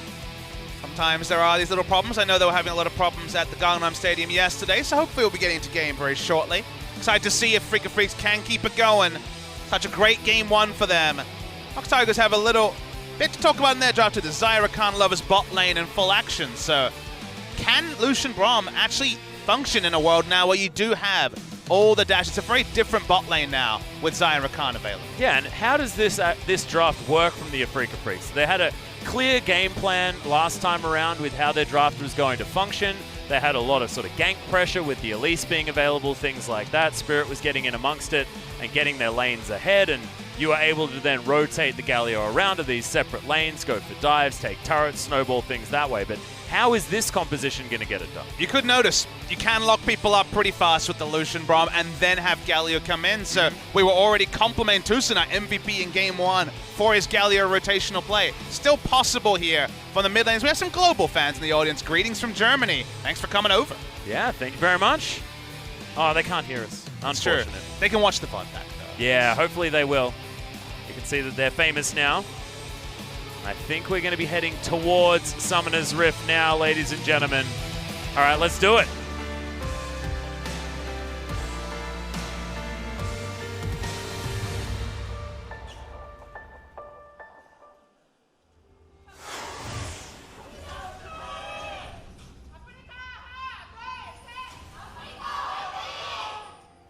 Okay, I remember this time, Papa Smithy. I wasn't overexcited. Now here we are. Game number 2. Can Afreeca pick up another 2-0? They've only had 2 of them so far this season. A lot of 2-1s and a lot of 1-2s. But our 2-game series certainly isn't what Afreeca Freecs like to do. Playing around. The strength of the lane's probably going to be a consideration here. And Zahiring, full force, which is good to see, as it's a celebration of Shy, whose 5th anniversary as a pro player was yesterday, I believe. Oh, wow. So okay. coming in, one of our stalwarts of the scene. Always cool to see him play. Maybe this is just a anniversary present, or maybe it really is the ROX Tigers finding the formation that will actually let them take down Afreeca Freecs in Game 2. Maybe Shy is their nominated NAR player as well for the top side of the map. With a win rate like that, I'm not so 100% sure. That should be the way to go, Atlas, but wants to make it 3-8 in his career as, well, Marin's against Shy, someone he's had many great battles against, and of course, he builds a cull. Yep. Sort of the Marin way. He often doesn't have a look at the nameplates, though. I have a feeling he just walks to the lane and says, I'm going to bully you, and does so. I mean, I can understand it on the Renekton because he can just be like, well, I kind of have my own skin for this. So whatever you're doing, I've done it better. I won Worlds, you know. Yeah. In my head, Marin tells everyone in every conversation that he won Worlds. Just loads up into a solo queue game. First thing he says is, do you guys remember when I won Worlds? Yeah, it was pretty cool. Yeah, people tell them there's like a queue at the bank. He's like, you know I won Worlds in 2015. Right? Yeah, so give me your card with a smaller number on it. Okay, so Kramer and Tucson, we'll see how much pressure they can put on. Of course, the shorter range of Lucian not going to be as much of a problem with Zaya in the lane. Now Marin, slight nerfs on the AD cannon. Going to continue to try and make things work. I'd like to have a look at the cannon, see whether he's got any sneaky AP in there. You notice Fervor is the keystone, so that means that very unlikely Could to be a laning keystone. I don't know. I'm staying optimistic, Pop Smithy. Your glass is half full, but perhaps you should put it down and consider not looking anymore. When isn't it? I heard you cheering for basically every underdog at Rift Rivals, so it feels like all the time it is as half full as possible. Hey, I believed in Marchi, and then Marchi won. It's true. So, look, sometimes it works. 10% of the time, it works every time. Oh, yeah. I believe it's 60% of the time. But yeah, definitely every time. Marin does get the stun, and he's still a bully, so it doesn't really matter. Can change things a little bit. It's still going to be a bit of a problem, as Mowgli was going on a bit of an adventure. Kennen has the lane in a really good spot here, so Gnar can't actually respond to the invasion. It's why Rek'Sai could overextend for a couple of the big Krogs before having to pull back. And you can see Marin just doesn't care about the wallop. That range is a little bit too high, and he's going to continue to try and win this lane. Kuro versus Lava, pretty happy, but Kuro had just teleported back to the lane and is now looking for the kill.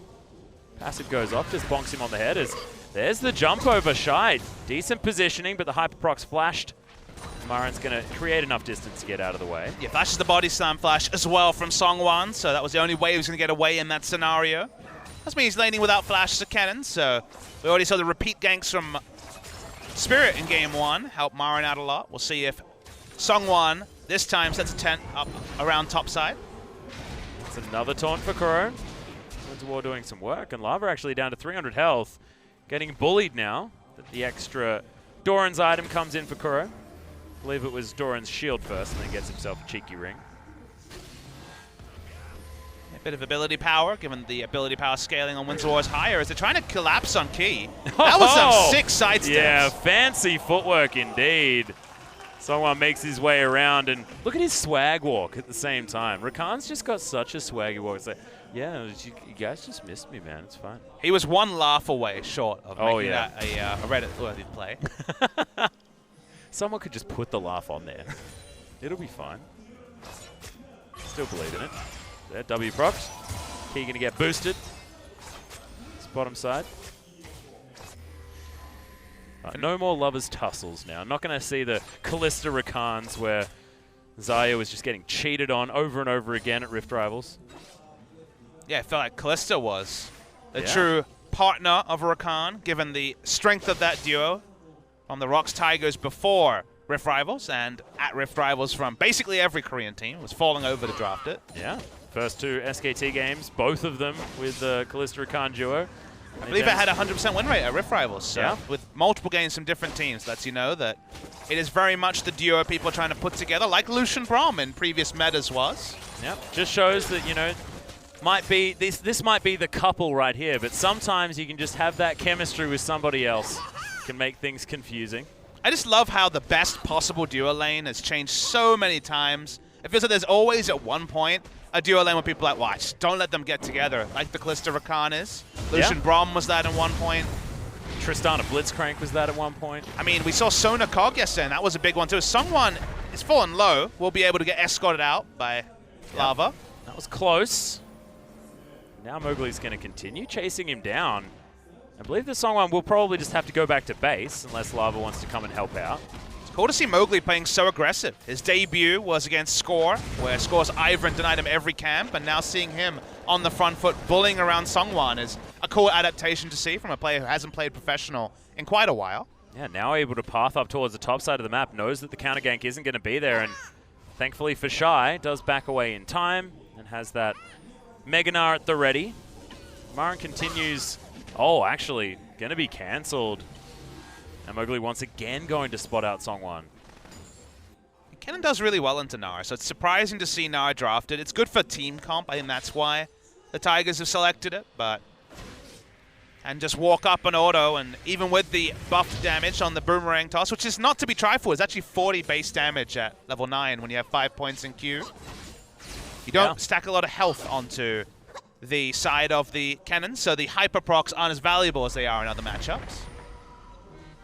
And Kennen taking a couple of little hits, but not necessarily anything to worry about. Just probably won't be building the Hurricane this time, which had fallen out a little bit of favor. And it went from total AD scaling to bonus AD scaling on the W, which means that level 1, you definitely do a lot less damage to the W procs, but finish the Blade of the Ruin King, get the 40 AD in, and you'll start to see some of that damage back.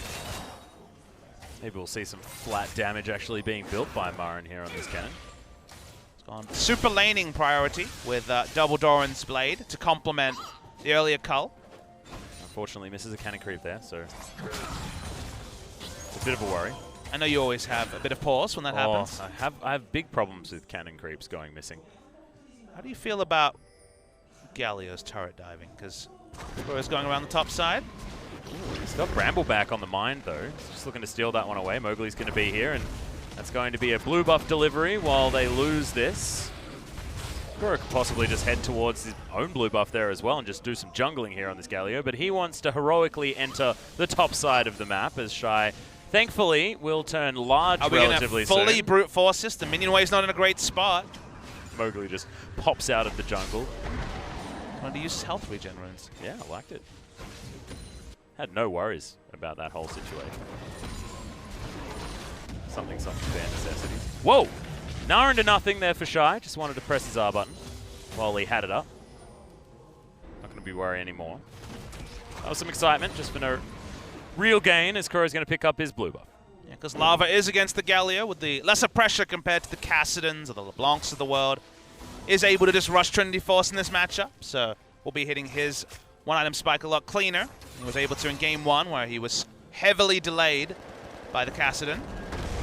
Yeah, oh, actually, Kuro's going to turn this one around just a little bit. Gets the taunt, wins a Aurora there, and has to flash to get out of the way of the explosive cast. So Songwon, successful gank.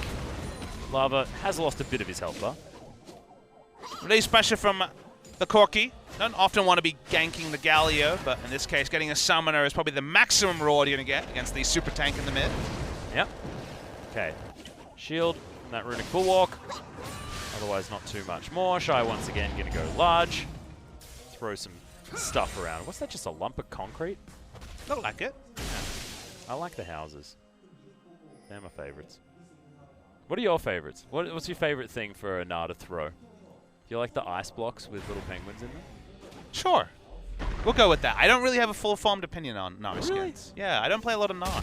Well, he throws houses, he throws penguins, he throws lumps of concrete.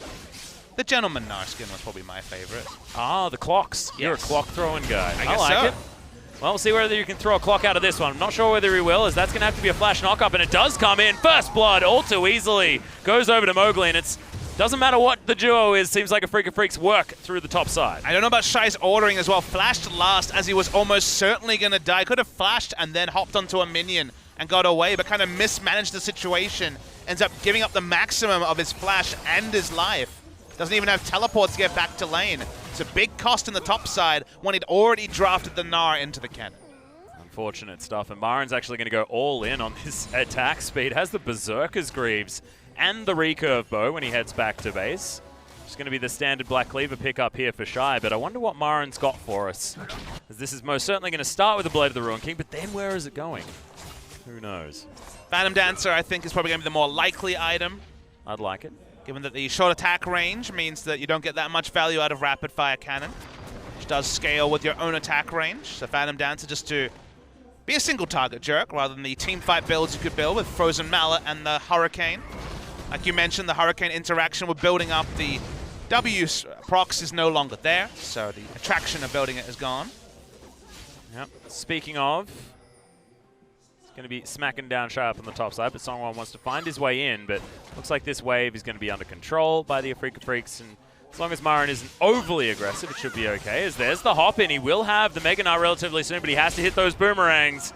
And there's the stun. Marin actually almost getting the kill before Songwon can even turn up. Yeah, Shy actually was tanking a full minion wave, and Marin smartly wasn't going to path towards the wall, so put himself in a position to be Gnarred into them. No flash Gnar to get an instant stun means that able to get away very safely, but if you bring enough bad guys, maybe you can make this work anyway. Yep, the Goon squad turning up towards the top side, but there's going to be a heroic entrance to help them out. Exactly right. Heroic entrance comes in early as now Marin's just looking for Shy. No Naba there at all, and Shy's just left for the Wolves. Kuro picks up his slice of the pie, and the Afreeca Freecs once again off to a 2-0 start. Yeah, now Shy is looking like he's going to be in a huge hole, dies a second time as his teammates could do nothing to help him. Marin the first time turned on Shy, took away 3/4 of his health. This time picks up the kill. Shy can teleport back in 10 seconds, but Marin has complete control of top lane. Yeah, and it's the same case that it was in game number 1 as well, and we all saw how that one worked. Mowgli is going to find Songwon once again down to half health. Face checking these junglers as there's the Void Assault.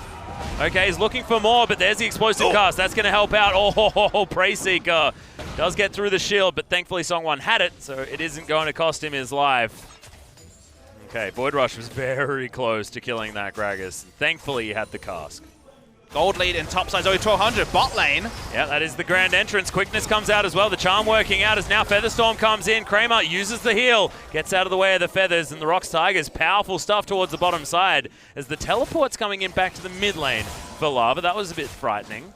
Now the Afreeca Freecs may have to go back. And something that frightens me is actually the jungle enchants chosen by both junglers. It's Warrior enchant Mowgli coming through on the Rex side, not the Tiamat rush into Cinderhulk, not even the Cinderhulk rush, just a pure damage Rek'Sai, which why he did so much damage, Mowgli, when he went in with the Void Assault, which now has the 1.85 bonus AD scaling. Basically means he does tons of damage with the Rek'Sai ultimate, and it's not the Cinderhulk on the Gragas either.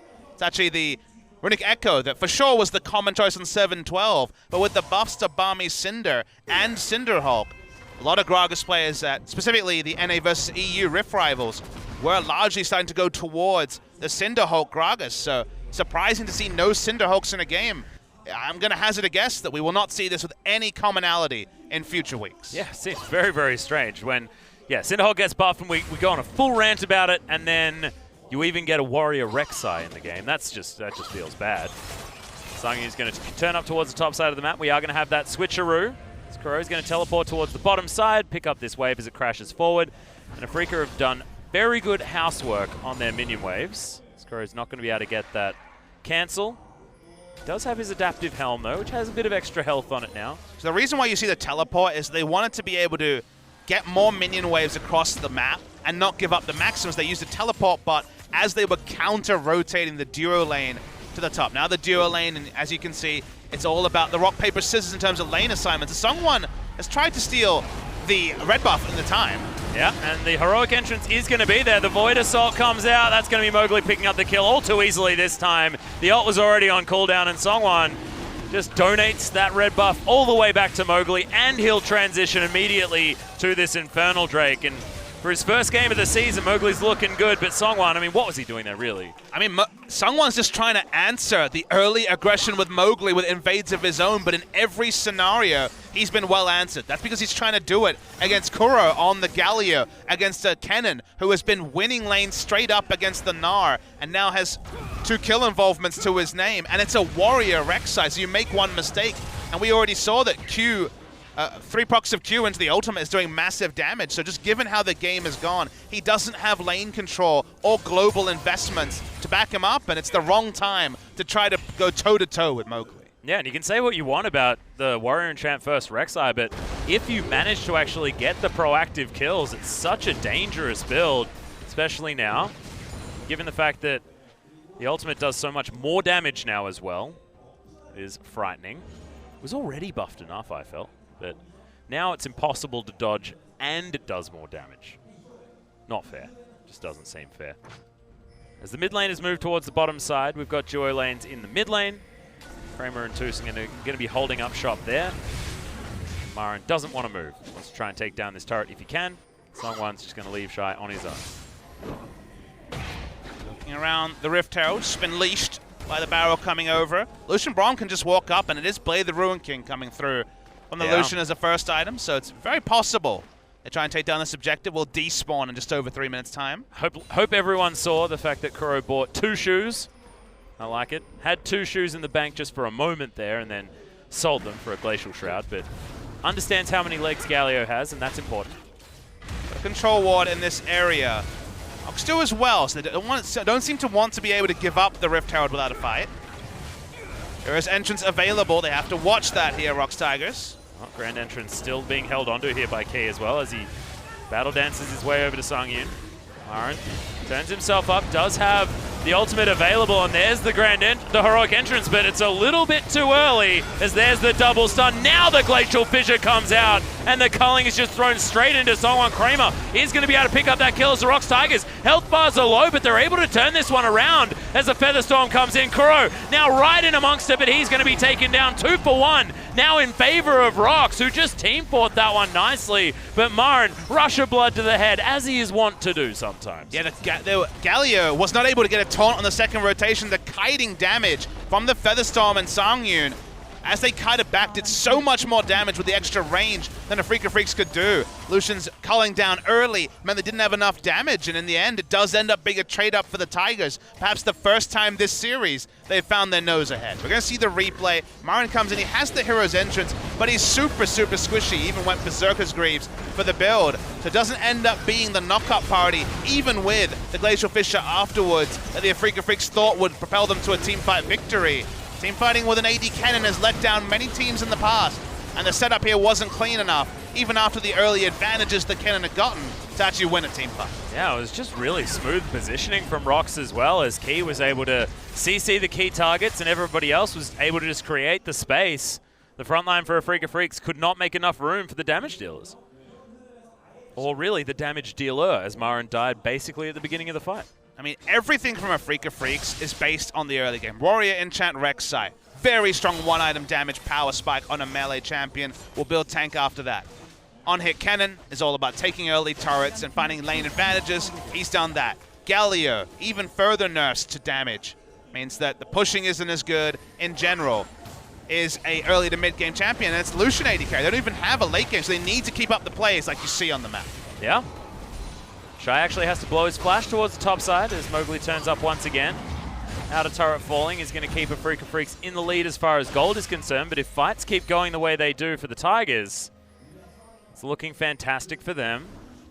It does feel there's an inevitability about the game as it goes on, so what ROX need to do, I so often say this in games like this, is set up a control ward line, have an area of scrimmage which they can defend, and stop Afreeca from just getting the maximum from their early game power spikes. Yeah.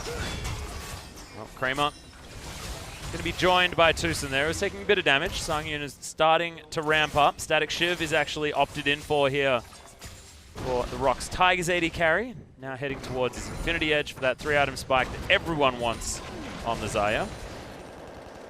Lava's looking to try and do damage to Kuro, but gets through the shield-ish. And everything's going to be okay. ROX actually looking to collapse onto Kuro. Justice Punch is still going to be there for him to create some distance. It still has a splash as Marin is fighting Shy once again. That is just going to be enough. The Void Rush almost unnecessary out of Mowgli. Shy doesn't have any wards on that side of the map. Only one very shallow ward to the left of, or below I should say, is in a turret. So we'll just lose out in that scenario. And the predictably was no way to turret dive a Adaptive Helm, Glacial Shroud, Ninja Tabi Galio. Yeah, that was going to be a rough choice. Low percentage choice as well. Yep. Could have just played around power. They have a couple of things to deal with. The Cannon free pushing, the Rift Herald in the mid lane, but instead chose to gank Gallios. That's a decision-making mistake from ROX. Well, Freecs in the meantime were able to pick up that Rift Herald, so he's going to get a charge onto this outer turret. Glacier Fissure does come in from Tucson just to buy the space to take down the turret, and they should be able to do so as Rift Herald. Oh, okay. Someone's got to breathe on that turret. That's at 11 health. 11 HP. That's at 1 health twice.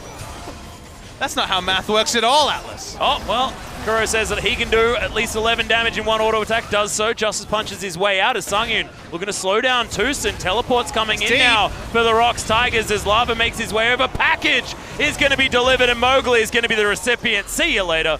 Back to the Death Chamber as that is going to be tower traded for that kill and the teleport, I guess, from Lava. But will this just be Baron to the side of ROX Tigers? 21 minutes into the game, the Smite is dead. This is the time for the ROX Tigers to finally take control of the game.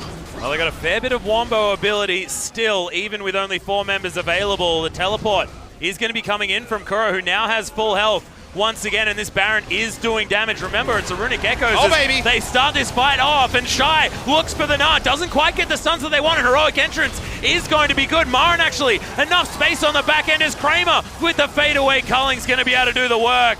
The Gnar is really not necessarily the one that's able to get the work done for ROX so far because he's so far behind, but that is going to deter them from doing the Baron, even though ROX only lose 1. But the traction of drafting a Gnar is that even if you fall behind, team fights, you can still get the Wombo engaged. So not getting it here is critical. Kuro goes for the very solo queue-esque play of just backdooring the turret. He's Galio, he thinks he'll be fine, but with the teleport up, someone was going to be caught. It ended up being Mowgli, which is probably the worst person because it gave an invitation to the Baron. We'll get to the Baron play in a minute as we watch Marin soloing down the Ocean Drake.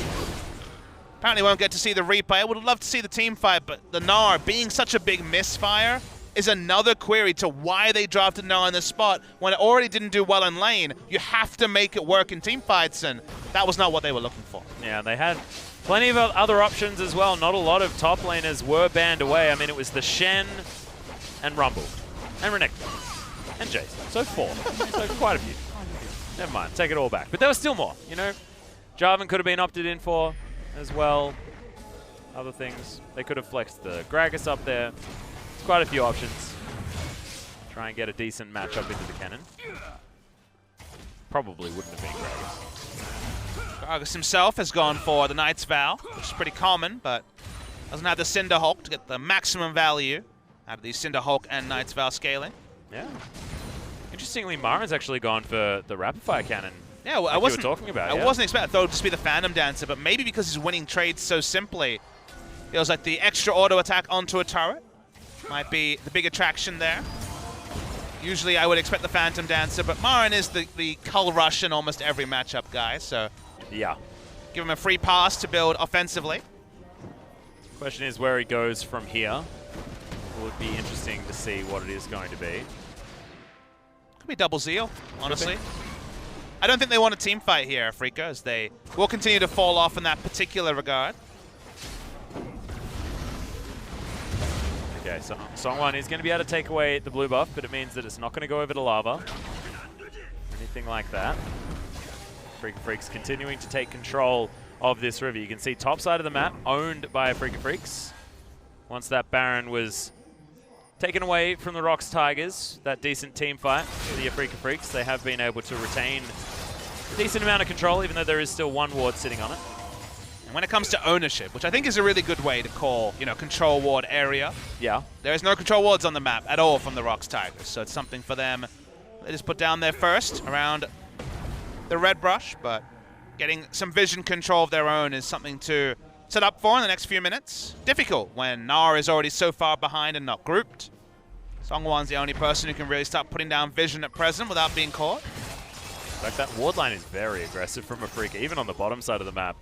That sort of ring of vision around the blue buff where they were just contesting. So once again, the Black Cleaver build coming in from the Lucian. Going to pick up that with the Blade of the Ruin King as opposed to what used to be the Ghost Blade for that very quintessential build earlier on. think we'll be seeing too many Ghost Blades in the future. 714 just hit live servers, and that has future tweaks towards Ghost Blade. Certainly heavily fallen out of favor. Looking forward to the Thornmail meta as well. That item looks ridiculous on the next patch. Not in just yet, but I missed old Randuin's Omen passive. It's good to just put it on top of an item that was already worth buying, that now offers Grievous Wounds as well. What? Duh. Yeah, the Grievous Wounds part, I think, is It's just crazy, man. It's the first time tanks have had access to Grievous Wounds, as it was gated to Executioner's Calling in a long time ago that obviously no one ever built. Now does build into the Last Whisper evolution of the Mortal Reminder, so AD carries can commonly build it. And then there was the Merlinomicon for mages, but it's the first time tanks have really had access to healing reduction, so they're even better at running at enemy AD carries and either killing them or forcing them out of a fight. And now what is the counter to Thornmail? Because it used to be just build Bloodthirster and things would be K. Now you can't even do that. Grievous Wound is going to stop all of your party times.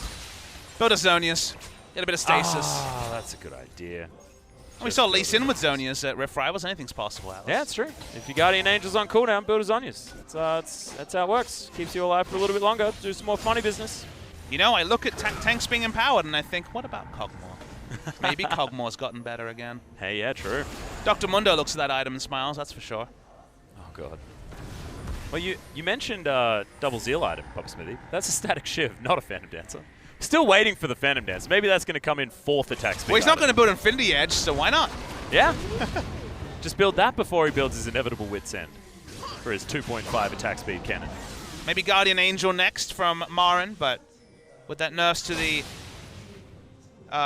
Frozen Mallet side of the coin, is just happy to go high damage build and keep pushing in the Gnar. But as nothing happens, we do once again start to reach the breaking points where the early power spikes on basically every build from Afreeca Freecs do start to come apart at the seams. Marin has so much wave clear as well, so you can see he's just able to get so much time just to roam around and put vision into the enemy jungle and set themselves up for this split push.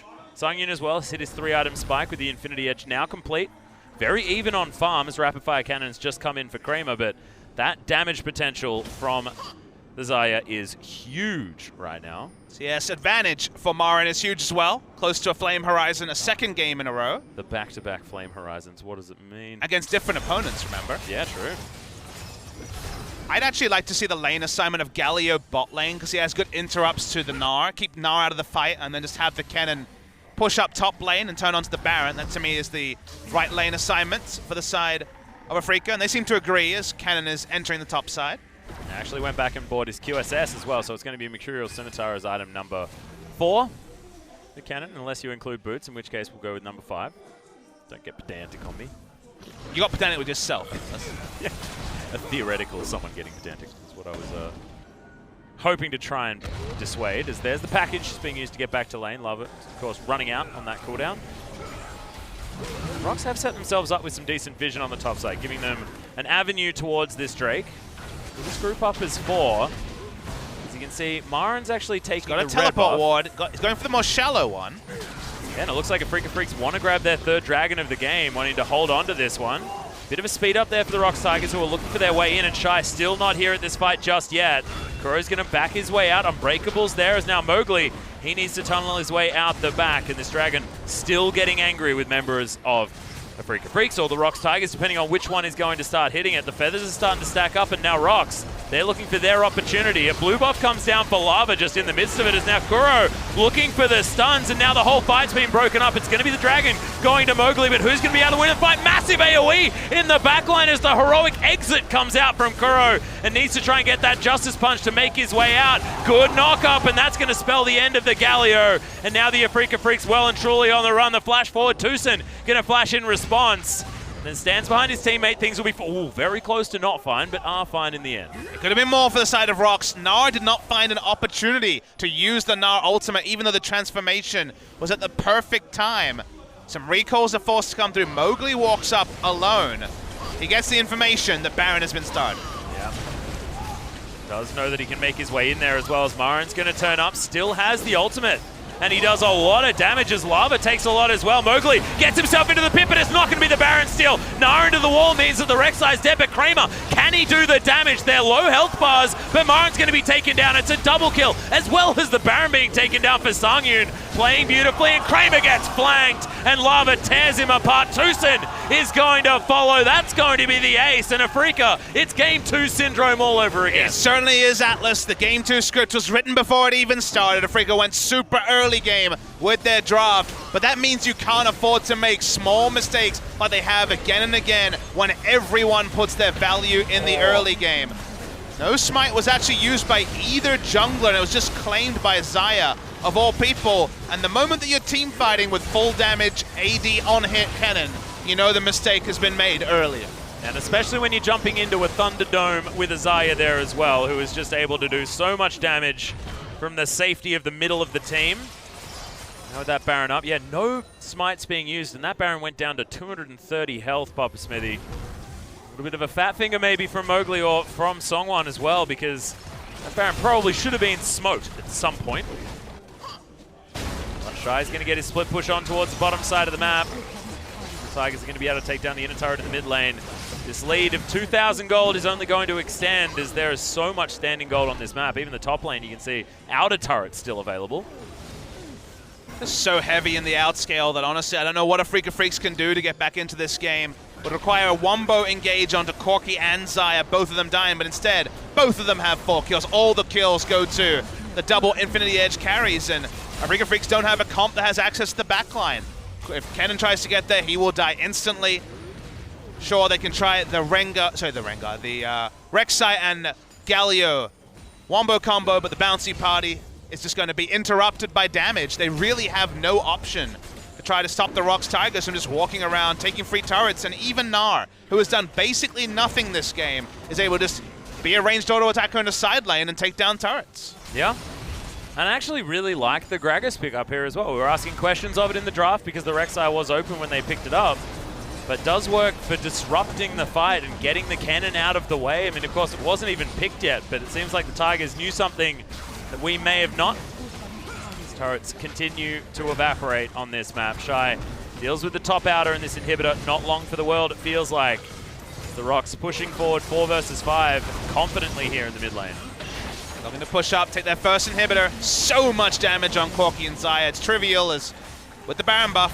See, Gnar having a happy time in top lane. Everything going the way of ROX. Yeah. He's having a very happy time as well. Listen to him. Yeah, he's having a good time. Definitely having a good time. Takes down that inner turret. And this lead that was basically nothing has now extended to about 6,000. They're looking to continue now as they're going for a dive. Okay, Featherstorm comes out. Not going to find any damage onto anyone. The Afreeca Freecs may have actually bought themselves some space here towards the top side. They got the easy objectives. There was no need to turret dive. The Mega Gnar was running out on the side of Shy, so smart to just back away out of nowhere. They kind of click their fingers, and 7 turrets, largely from the Baron buff, have been taken down by the ROX Tigers. The gold lead out of nowhere is 6,000 gold as well, and everyone's decked across the lineup of ROX Tigers. Yeah, and Sangyun's actually going for a Blade of the Ruin King, which is an odd one.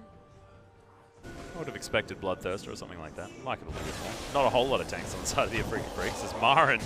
Okay, it's one casual crit coming out of Lava. There's a lot of damage. Oh, he's got his 4th item spike. That's what's happened.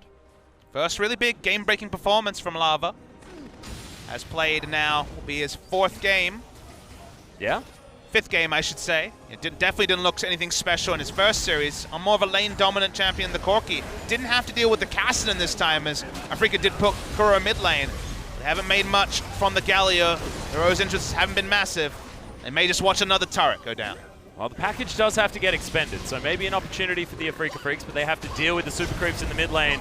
And while they're doing that, Sangyun does so much damage to the turret and to the inhibitor. Then immediately afterwards, there's the Gnar. The triple knockback is going to come in, but not a lot of stuns, as there's the heroic entrance. Can Afreeca Freecs find something back here as Shy soaking so much damage? Mowgli evaporates in the backline, but now Kramer is getting the damage through. Songwon takes a lot, and now Sangyun gets exhausted, but they just don't have enough damage to finish him off, and Lava's still there doing so much work.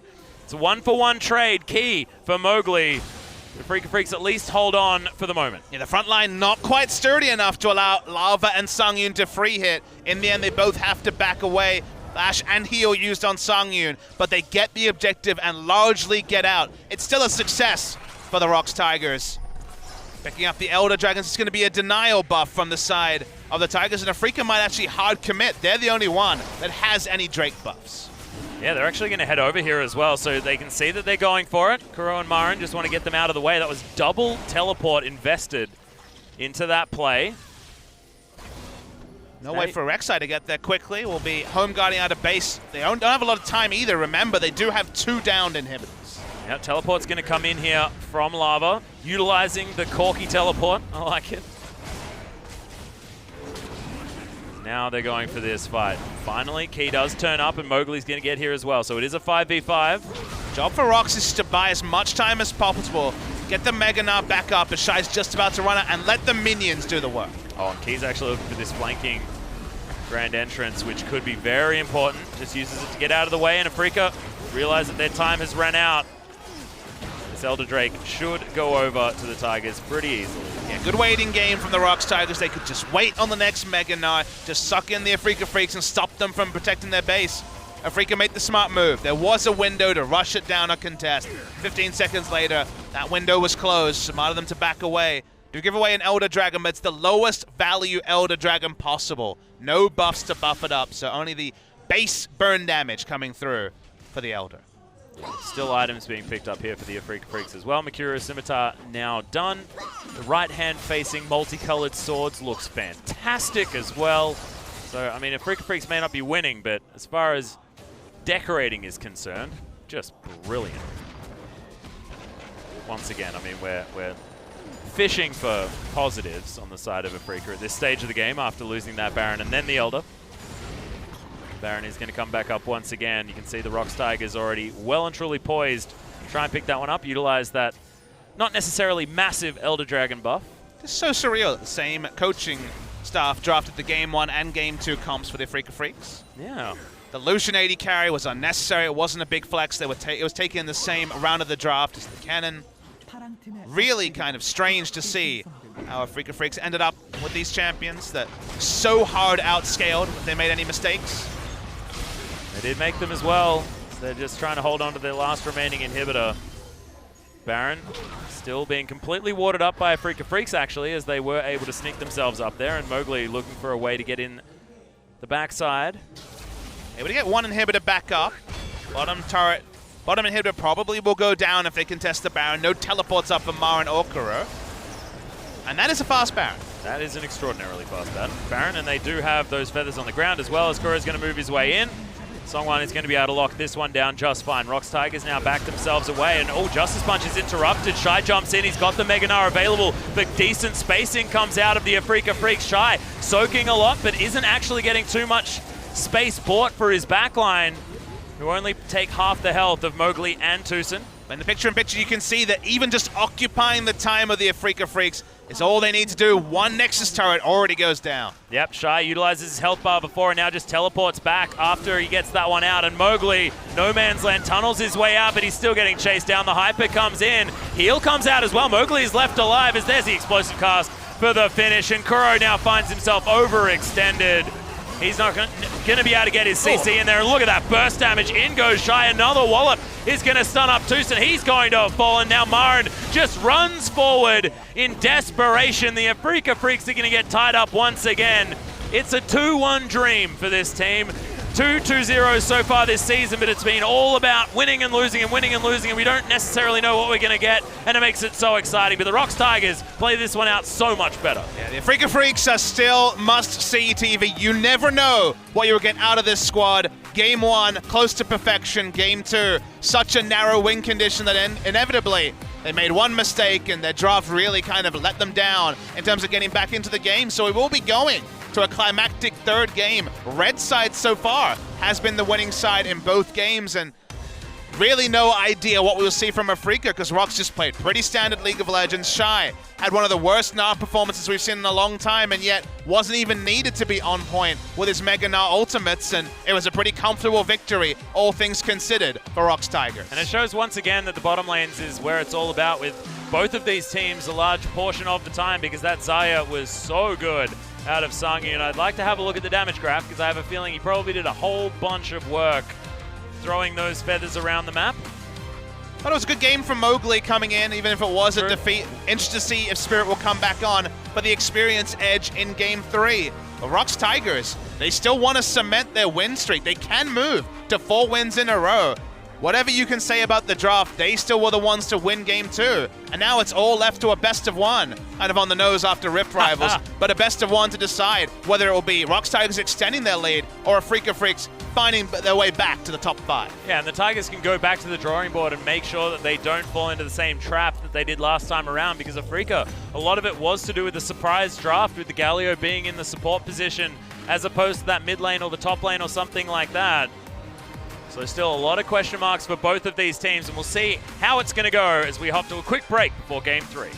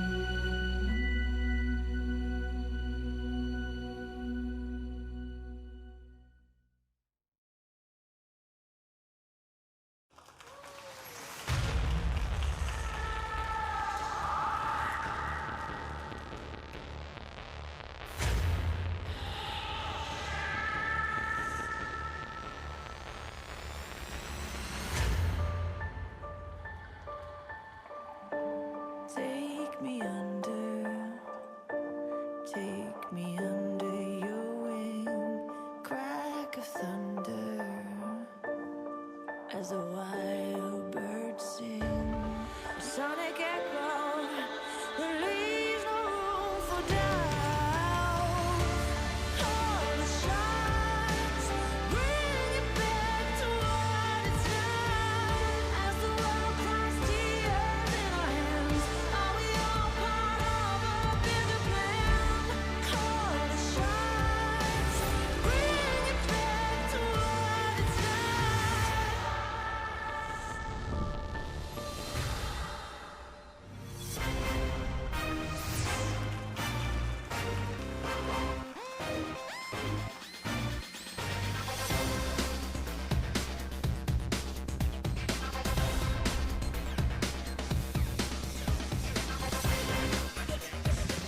Welcome back, OGN Legion, and inevitably we are at game number 3 now between Afreeca Freecs and the ROX Tigers, because the Afreeca Freecs do not like to waste their opportunities on the stage. Pop Smithy, they like to get as much time as they possibly can.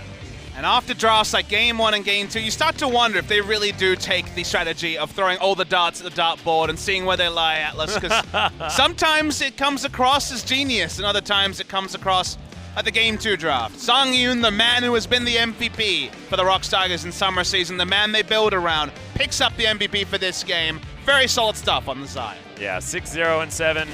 He was largely untouched, and a lot of this comes down to what you say, because it all started happening after that 25-minute mark when Songyun was able to get the items and start tearing through the Afreeca Freecs, because they couldn't get to him. Look at him, just roaming around. I think Xayah and Rakan could both have picked up the MVP here. I thought Chi had a fantastic game on the Rakan, 100% kill participation right till the very end. Xayah also did her job very adeptly, but when the flash was down from Kuro, when there was no access to the backline with the on-hit cannon, it was a pretty easy job for both Lava and Songyun to just take down the front line. Might have been tanky, but there was really no backup for Kuro once he dived in, and from there, easy cleanup for ROX Tigers. Yeah, you can see there it was key getting that grand entrance, making things work, as Afreeca Freecs had an opportunity for a steal here, but Mowgli, 233, and then it's killed by Xayah. That's got to make you feel bad. It's all downhill from there for Afreeca Freecs fans. Yeah, neither smiting was questionable, I guess you would say. A lot of bursts coming through from the Xayah. One of the reasons he picked up the MVP might have actually been the Baron secure, given that was crucial in any of the game where it did, and now suddenly it is the best of one, Toji. It is really a re-roll for both these teams coming off a pretty one-sided loss, who will actually be able to take the series, as it seems like Spirit is coming back. Yeah, there's at least another substitution. Not entirely sure who it is, because of course ROX Tigers have a lot of different players, but you're right, it is going to be Spirit making his way back in. Mowgli had a decent outing. Certainly wasn't his fault they lost. But Spirit is going to jump back onto the Rift, and it might be that he's just the red side jungler. Who knows? Very interested to see how bans shake out. The big story in the previous game was setting up for the Galio first pick, and then also the high priority on Rek'Sai coming through from the Afreeca Freecs. Now we move into Game 3, so we're kind of resetting back to the same side as Game 1. Spirit also coming into the lineup gives them more options. Very interested to see how this final game goes. It's a big match for both teams. Both teams really are very close to the top 5. 5 wins for Afreeca Freecs, 4 wins for the ROX Tigers. It'll be 4 matches in a row for the ROX Tigers. They were to win here. They're doing it earlier than they did in spring season, which means they are in with a chance of making top 5. Yeah, the Afreeca Freecs have had a tough run as well. I mean, Longzhu, Jin Air GreenWings, and then Longzhu again with their last 3 matches. Definitely tough opposition, and now the ROX Tigers should be a match that they can take. See whether it is going to work, as we are in Champion Select. And Galio finally is going to be banned away as the Tigers get rid of that. The Zac is going to be the answering ban on the side of Afreeca Freecs. And I like this. Forcing Afreeca Freecs to ban the meta power picks is probably a good idea, because their second game draft, as far as first round of bans, was not necessarily ideal. Feels like on the blue side, the Tigers have been trying to set up a mismatch. Game 1, it was all about banning supports and first picking Rakan. Now we're seeing them actually return to the more standard OP list, but on the blue side, suggesting they have a role they want to come out ahead on.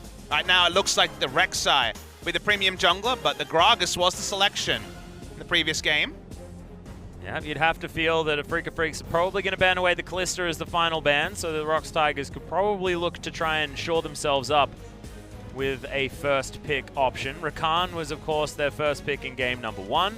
That didn't necessarily work out, and that's actually going to be the ban here. So Key doesn't even want to jump back to it. Yeah, big smile on the face of Songyun. It's a pretty difficult choice here from the Afreeca Freecs. They will just ban out Kalista like they did in game 1. But the Rakan ban suggests to me that ROX Tigers have something a bit creative in mind, and maybe just reaching for the Xayah that we've seen Kramer denied in the previous game. They seem pretty happy with that. Yeah, and Key now probably wants to jump on either the Braum or the Thresh. Couple of options there, and certainly can do both, as the Braum is going to be picked up once again by Tucson. Had some decent Glacial Fissures. The Spirit considering that Gragas to take it away from Songwon. Definitely looked more comfortable on that than the Rek'Sai in game 1, so it makes some sense. And they are a true Gragas flex pick team. In fact, it's been top lane Gragas even more commonly Very true. than jungle Gragas from the side of the Afreeca Freecs. They are 6-2, Marin on the Gragas, so he's happy to run it in the top lane. Frightened me for a second, thought that we were going to see that Leona. Could have been an option. Songwon's the only jungler in Korea that has played Nidalee so far in the summer season. But most likely will just be the Rek'Sai. Freeca's standard thing was on the red side to just draft 2 junglers and deny the Gragas jungle over, so I feel like they would have taken the Rek'Sai if available. But it is going to be locked in now for Songwon, so Freeca probably not going to flex that one up too much, as Lava going to hop back onto a tried and true potentially as he was hovering the Orianna. Would be his most played so far if he's played that. He's played 2 games of Corki and now will be his 3rd game of Orianna. Interesting that they decided to pick that one up instead of locking away something like the Thresh and leaving that mid lane pick open. Of course, haven't seen the Orianna ban so far today, actually. It's just been overlooked throughout the entire draft. Yeah, the theory behind that is that you want to deal with other lanes, and Orianna's basically fine in every lane, so they don't want to have necessarily a targeted matchup against the mid. They're just happy to start banning other roles and deal with the Ori. Yeah, don't really want to give it away. Okay. Well, now it's banning time as Kuro is going to be able to lock away the Varus here for Kramer. So a different option will slightly outrange the Xayah this time. But stop banning the supports that Key has found success on. The Thresh is an obvious one that he's played a lot. Could even ban the Blitzcrank that Yeah. would look pretty good against the Varus, but I guess with Braum and Gragas, maybe you're willing to leave Blitzcrank open. Put Hook City in jail, something like that. ROX Tigers with an opportunity to take away from probably the mid lane, as the Talia is going to be banned, and that makes some sense. Lee Sin could just be the jungle choice for Spirit if it is to be the top lane Gragas. Yeah. So the only lane really worth looking at, I guess, is mid. I mean, Renekton's still available. A lot of picks for Marin up towards the top side of the map, and they might even give him counter pick as well, as it is still shy, and we'll see whether he does go for a blind Gnar, potentially try and get some redemption. Wasn't exactly his best Gnar performance. It definitely goes down in the history books for the victory, but was a rough game, at least in the 1v1 from Shy. Also, the team fights were pretty abysmal. No big Mega Gnar plays. Second ban here is kind of up in the air for the Tigers. Can go multiple different ways with it. My first thought was something like a Cassio, but maybe that's unnecessary and they just leave open the idea that maybe it will be Vex pick to the jungle and just ban away the Rumble from Marin. Yeah, makes some sense. Still, ROX Tigers wanting to definitely flex up their bans in the second round a whole lot of these times, as Kuro thinking about taking away the Corki and will do so very effectively. Now Jarvan makes some sense here as well for the ROX Tigers, given the decent ball delivery system that a Jarvan would provide on top of that with the Rek'Sai as well. But are they basically forced into drafting Renekton because of the scenario there? And they need to blind pick top lane because it could just be the Gragas or it could be something else. And then maybe we'll see the famous Gnar coming through. If you take Jarvan, he just loses pretty hard to Renekton. Oh, wow. There it is. Shai's just going to turn back the clock, go for the Jax, one of his biggest picks of all time. A long time since we've seen it. 17-8 Korea, his highest win rate champion. It's the Season 2 special. It's Shai on the Jax. Wow, and we were just having this discussion, Pop Smithy. You aired towards it before we went live. You're like, is he going to play the Jax? We thought maybe not, but there it is. Going to be locked away, and Key going towards his comfort pick as well. Potentially on this bot, and it is going to be locked in. So a little bit of extra laning pressure on the bottom side of the map. What does this mean for the top side? Polite clap from the crowd. They're excited to see the Jax. You could see Spirit just jump on the Gragas and a lane counter pick. Could go for the Renekton into Jax, although we saw that matchup, despite being favorable, lose out yesterday. And Marin decides they just want hard engage. They don't want to deal with a late game Jax. They want to get it done in the mid game. Early to mid game was the identity in game 2. That didn't work for the Afreeca Freecs. As this matchup evolves, we know that Jax will be happy. But Afreeca Freecs, they got a lot of reliable initiation early. They want to get it done in the mid game. And we saw game 1, the Bash brothers on the top side of the map, Marin and Spirit certainly working together very, very well. And now with Jarvan and Gragas, a gank combination able to work very, very well. Not necessarily quite as quintessential as the likes of Elise and Renekton, but still similar vein. See how it is going to go down, because it looks like a more solid draft out of the Afreeca Freecs in game 3 as opposed to game 2. But ROX still have a clear identity of what they want to get done this time. And the cool thing about Jax in a comp like this is that, let's say the top lane doesn't go as planned. Let's say he's slowed down in terms of items. You can still be a ball carrier for the Orianna and have an AoE stun of your own. It's not the ideal way to use Jax, but having a backup plan for your comp, something that Afreeca Freecs couldn't find in game 2, is a nice thing from the ROX Tigers, because Afreeca, they could just spend this game setting up a huge tent around top lane and trying to hold the Jax back. Yeah, and Keys Bard also able to throw a bit of a wrench into that plan as well, given the fact that Tempered Fate can be so pivotal to try and eliminate some of the key members from these fights and really make it the Jax bashing house as well, you know, because this guy does like to have less players in a team fight. Yeah, holding down a Jax is definitely a very real strategy. It seems like once again we're going to be halted for a couple of moments before we can launch it into game. Keys Bard is one of those trademark picks for him, 1-on-1 this season. Always been a big one for him, and I hope to see some big highlights. Yeah, we'll see how he's going to go, picking that one up once again, but these drafts have been super interesting, and can Afreeca turn things around now in game number 3? We'll have to find out, assuming we're going to be getting straight onto Summoner's Rift. We might be taking a slight detour, Atlas. The Korean cast is deep in thought, so I guess we're still having a couple of issues. Seems like the Tawny realm was a bit unreliable yesterday, so I imagine it's spilling over into our match day today. It means that instead of getting that quick snap in, got a bit more time to think about it. Yeah, and do you like how I did like a semi-throw? It's like they could have gone, or they could have not, you know? I was trying to stay flexible. Probably just sounded stupid. I wish SKT and Samsung did a semi-throw. Instead they did a massive throw. Feels bad, man. Oh, the salt's still there. It's okay, just be happy for the LPL. Go back in time, Papa Smithy. Hop back to 2015 Oh, I'm for a happy moment. for them. It's just SKT and Samsung were both pretty embarrassing. Yeah, no, it wasn't exactly the performance that you were wanting. We'll be able to find some redemption tomorrow. Of course, our key matchup going to be Samsung versus SKT. Both of the teams trying to find out who's going to bounce back more effectively.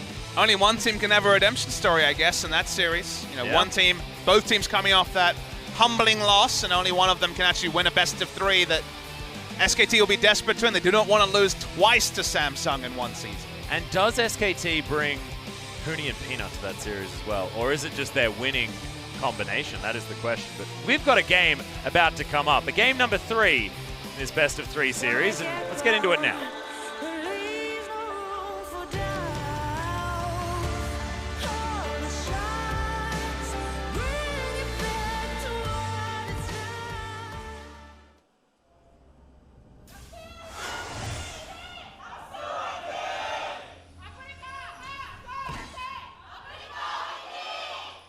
Okay, let's do it. Game number 3, Papa Smithy.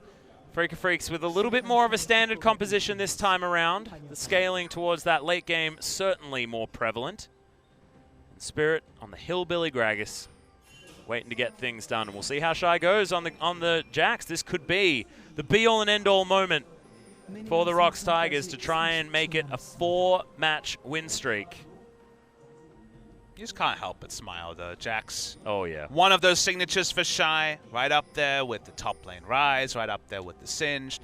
You just think back to simpler times, Season 2 champions before, you know, NALCS was even a thing. Yeah? That was when Shy's Jax was one of the most fearsome picks, and also into Season 3 as a PDD fan, from what I could see. Wow, that is I'm sure that real deep. I'm sure that was a dig at the Korean teams as well, you'd think as well. Ah, yes. No skin from Shy either. Going full OG on his Jax. Yeah, just likes to smack people with a lamppost, you know? Doesn't want to opt into for one of those funny weapons. I like it. Some of the new skins, he kind of has a real weapon, which I don't understand. I know. Like, he actually has a poleaxe in one of them. Like, and then he still has the quote, "What if I had a real weapon?" Well, Jax, you do, buddy. Okay? Stop being silly. Okay, good vision actually being gained by the ROX Tigers as Tucson going to take a solo mission around. Going to find the stun quite there is key. So not going to be cosmically bound to the wall, but at least frustrated for a moment. I'm a pretty big fan of seeing Bard into these double AD comps that with Corki's power in the meta are going to become very common. Corki and specifically the Varus are largely going to be raining terror from the back line, so something like a Cosmic Binding. You can just focus down the front line while both of them are either flashing defensively or unable to put out damage. You also Tempered Fate the front line as well, and then just move forward. Shy can jump onto people, just like that. Do like it. Sort of a clear idea for how the late game fights are going to work for the ROX Tigers competition. And also you get the level 1 laning power of Thunderlord's Bard, which has always been there. So if you do have a Bard specialist like Key has been his whole career, it is definitely a good option for you. Well, Shy actually doing battle up here towards the top side. Marin not used to conceding ground. Still not going to, as Spirit. Gonna jump back and hop into some Krogs. Sungyun looking for this level 3 gank. They want to get Shy rolling early. Marin's going to flag it, but gets interrupted. Has to use the flash there as well as Shy. Another counter-strike comes in. Spirit turns up late, and Sungyun's going to pick up. Sorry. Songwon is going to pick up first blood on the Rek'Sai. Much better this time as opposed to game number 1, and Shy only going to get worse and worse to deal with. Yeah, the lane management there from Marin was not fantastic. He had the wave pushed in. His jungler crept in, looked for a gank, realized the lane was too far up, pulled away, and then Marin was just too greedy. He tried to get out with his EQ, could have just flashed away. Instead, interrupted, and from there, first blood in a counter matchup that scales well. May not go to the Jax, but the pressure certainly does. Really nice reward here for a great ganking path from Songwon, but looked a bit too easy from my estimation on the side of Marin. Okay, he's actually just going to magically journey his way over to Kuro. Some decent damage, and you mentioned the Thunderlords. That's possibly going to send Kuro home. As the counter strikes there, Spirit waits for it. There's the flash body slam, all too easy, and the flash unnecessary from Shy. Freecs answer back immediately. Yeah, and answering back is so important given that they need to have early items onto the Jarvan and play around the mid game. That could not be a lane that snowballed away from the Freecs, so the timing there is perfect. Shy is able to use his teleport. Didn't use it the first time. Was able to enter lane, so the end result is actually parity between the two. So that'll suit the Freecs. They couldn't allow the lane to get any worse than it already was. Yeah, thankfully for Marin, I mean, First Blood went over to Songwon as well, so he'll be able to transition that lead into other lanes, but this in isolation, after Marin does get his back in there, should actually be in parity as Spirit. Lava. Yeah, just continuing the aggression here. Kuro going so ham as this melee Corki and another big body slam flash forced out of Kuro as Lava knows that he's dead. The red buff is still ticking down, and look at the fat man. This is so aggressive as he bonks him in the back of the head with a barrel. Nicely played by Spirit. Yeah, consistent problem for Lava. You'll need to go back and watch the VODs of his first debut and also this series. His lane control has let him down multiple times, and you just look at that gank, and it's the perfect time for a jungler to come in because he just hasn't been actually respecting the potential paths available or the side the jungler is on. Whoa, Shy. Marin down to 200 health. Yes, you're right about Lava, but now it's Shy's turn to overextend potentially on the top side of the map as Kuro's coming up. Spirit joining him as well. Yeah, grand adventure to see the Grandmaster at arms. I like it. Gets a fadeaway ward as he knows that Spirit's here, but doesn't know that Kuro's hanging around as well. All right, Counter-Strike comes in, and Shy is able to escape. Just leaps over to one of these creeps, and we'll be fine. Yeah, the minion wave coming in at the right time. Didn't have a ward to ward jump, so it's a perfect time through us. Wait, if I think about it, was ward jump removed? It might have been, actually. What do you mean? I forget if you can ward jump on Jax anymore. Pretty sure you can. May have been. But I don't know. I remember, yeah, there was something like that. Yeah, he gets to a creep. He'll be fine for the moment. We'll have to do some digging on that one, though. Katarina famously had that removed ages ago. Yep. Regardless, we'll hold off that point. At least Lava can just clear and leave lane now and not have it in an awkward spot. Yeah, I just wanted that. Back to come in, gets himself his Ninja Tabi. We'll be happy, but still behind 7CS. It's about a wave. Spirit's going to be heading back home. 1-0-1 on the Gragas and has the Moby boots. He knows that he needs to get around this map and get work done. It's Tucson down quite low here in this lane, but Kramer happily farming things up. Going to be about even as there's a hula hoop. That's going to be the flash knock-up though onto Kuro, so still taking some damage. However, even the command attack not finding the mark. 6 here. Yeah, once again on the top side. Look at that. The Empower plus the Empowered Auto Attack is just going to do a bunch of work. And these trades are not going to get better for Marin. The Jack's boss, people have been talking about why Jack's back in the meta, and the general thought is that everything around the top lane has kind of been nerfed, including tank itemization. A lot of the tank top laners and the small buffs to Jax have overall meant has been able to creep back into the meta and be relevant. Yeah, seen a lot of good Jax and a lot of bad Jax recently. It's definitely oscillated between one or the other. There's kind of great extremes about Jax play. Yeah, and there's like good Jaxes and then there's good Jaxes that don't know how to play it in certain team compositions as well. It's sort of been a difficult one, a bit of an enigma for a lot of these top laners to work out. Most people can duel on him. It's just knowing when to be splitting, when to be trying to move over with your team, things like that. And it's getting the correct vision to make that work. It's been difficult. Speaking of vision, see the ROX Tigers with a lot of forward vision available. Tucson's going to turn up and actually try and bully Songwan out of his jungle. Tabi rush from both the top laners, both of them pretty respectful. Because Jax has to deal with a minion wave, probably just have to give up the blue. Yeah, Spirit's going to be able to lock that one down. Of course, still available on the bottom side as there's a Infernal Drake also there, able to be taken down. It's been so much top side priority that no one has really been able to put down the vision to get that. It's Lava again. Yeah, doesn't have flash available as well. He's going to be able to take a magical journey, but there's a Cataclysm and Marin wants more. Key now forced to run away, uses the exhaust, which is a big cooldown already. But Marin still wants this fight. Good Cosmic Binding stops him, but oh, Spirit, that was stunning. The knockback's there and Key, he can't juke that one as Marin grabs himself his second kill. Afreeca Freecs all over the early game, and this is looking much better. 600 gold's the only lead, but still, it's looking good. And just the Afreeca freight train, they started at the enemy blue when Jax had everything going for him, and then from there, Marin just roamed with the team. They kill mid lane, they kill the enemy support, they get wards in the enemy jungle. The amount of neutrals and also kills they were able to pick up in one passage of play, while Shy slowly pushed a minion wave into the top turret, was actually huge. It's one of the reasons they have 1,000 gold lead at this point. And now Shy's just dirty farming here at the back. Does have the counter-strike to make that one easier. He knows with this level lead, with the fact that he's hit that level 6, has the Grandmaster's Might if he wants it as well. If Marin's going to go for anything, a couple of longswords aren't going to scare you out of the way of that fight. But as a 14 CS lead for the Jax start to scare you, because it's a matchup that only gets better and better for the Jax. Sure, Marin was able to make things happen on the rest of the map, but we already saw Afreeca Freecs halted in their early game comp in Game 2.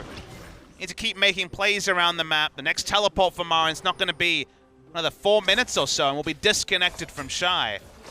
So the map plays are what's going to separate Afreeca and ROX, because if we just get unlimited time, hard to see ROX not winning both team fights and certainly the split push war. Yeah. And I think a lot of it comes down to what Kuro's going to do once he hits that Trinity Force, because I feel like it's up to him to bridge this mid-game that Spirit has sort of handed to him with his early game pressure.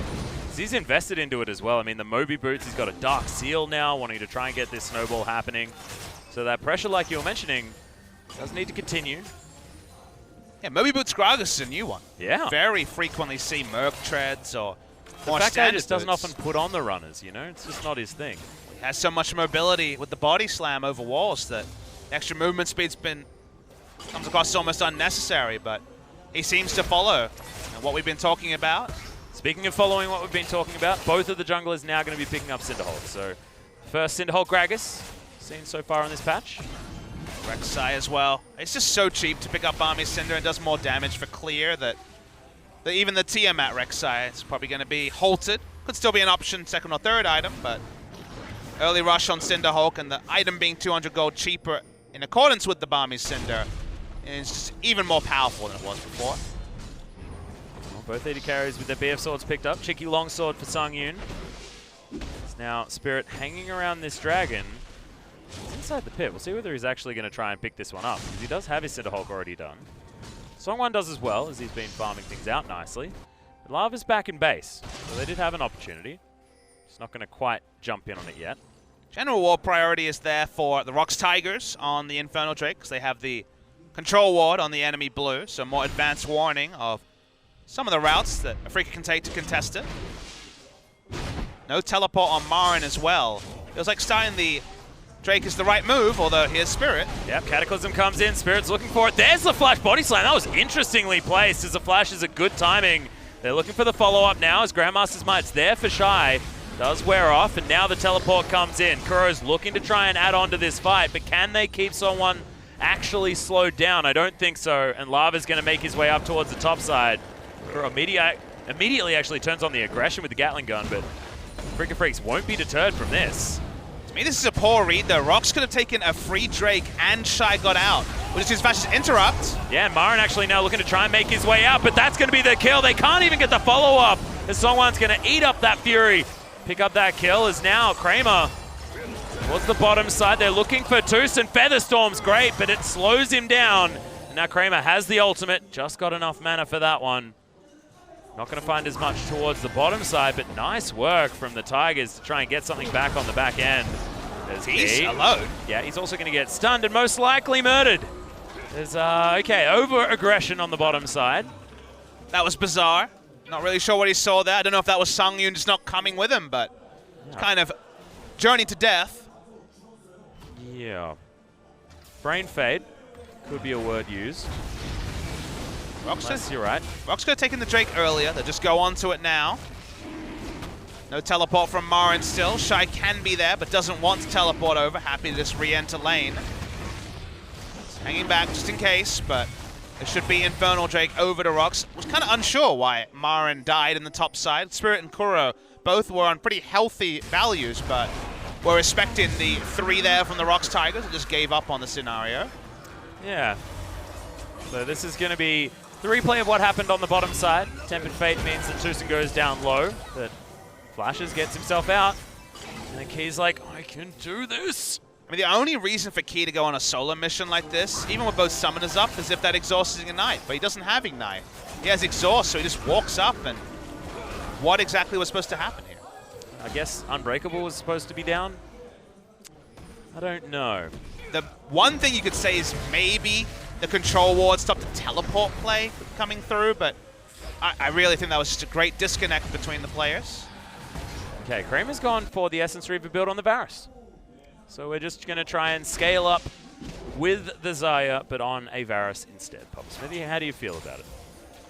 Utility Varus is the reason you go Essence Reaver is for more access to the Chains of Corruption mostly.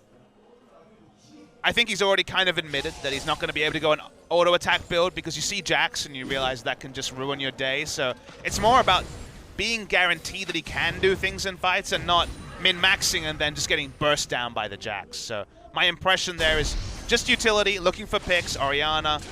Even the Bard is a pick target. When you have 4 good targets for the ultimate, it's fine to go the build, but it is a movement away from the norm from Kramer. Now Freecs looking for another steal on this blue buff, and they'll be able to get it as well. Rek'Sai nowhere to be seen.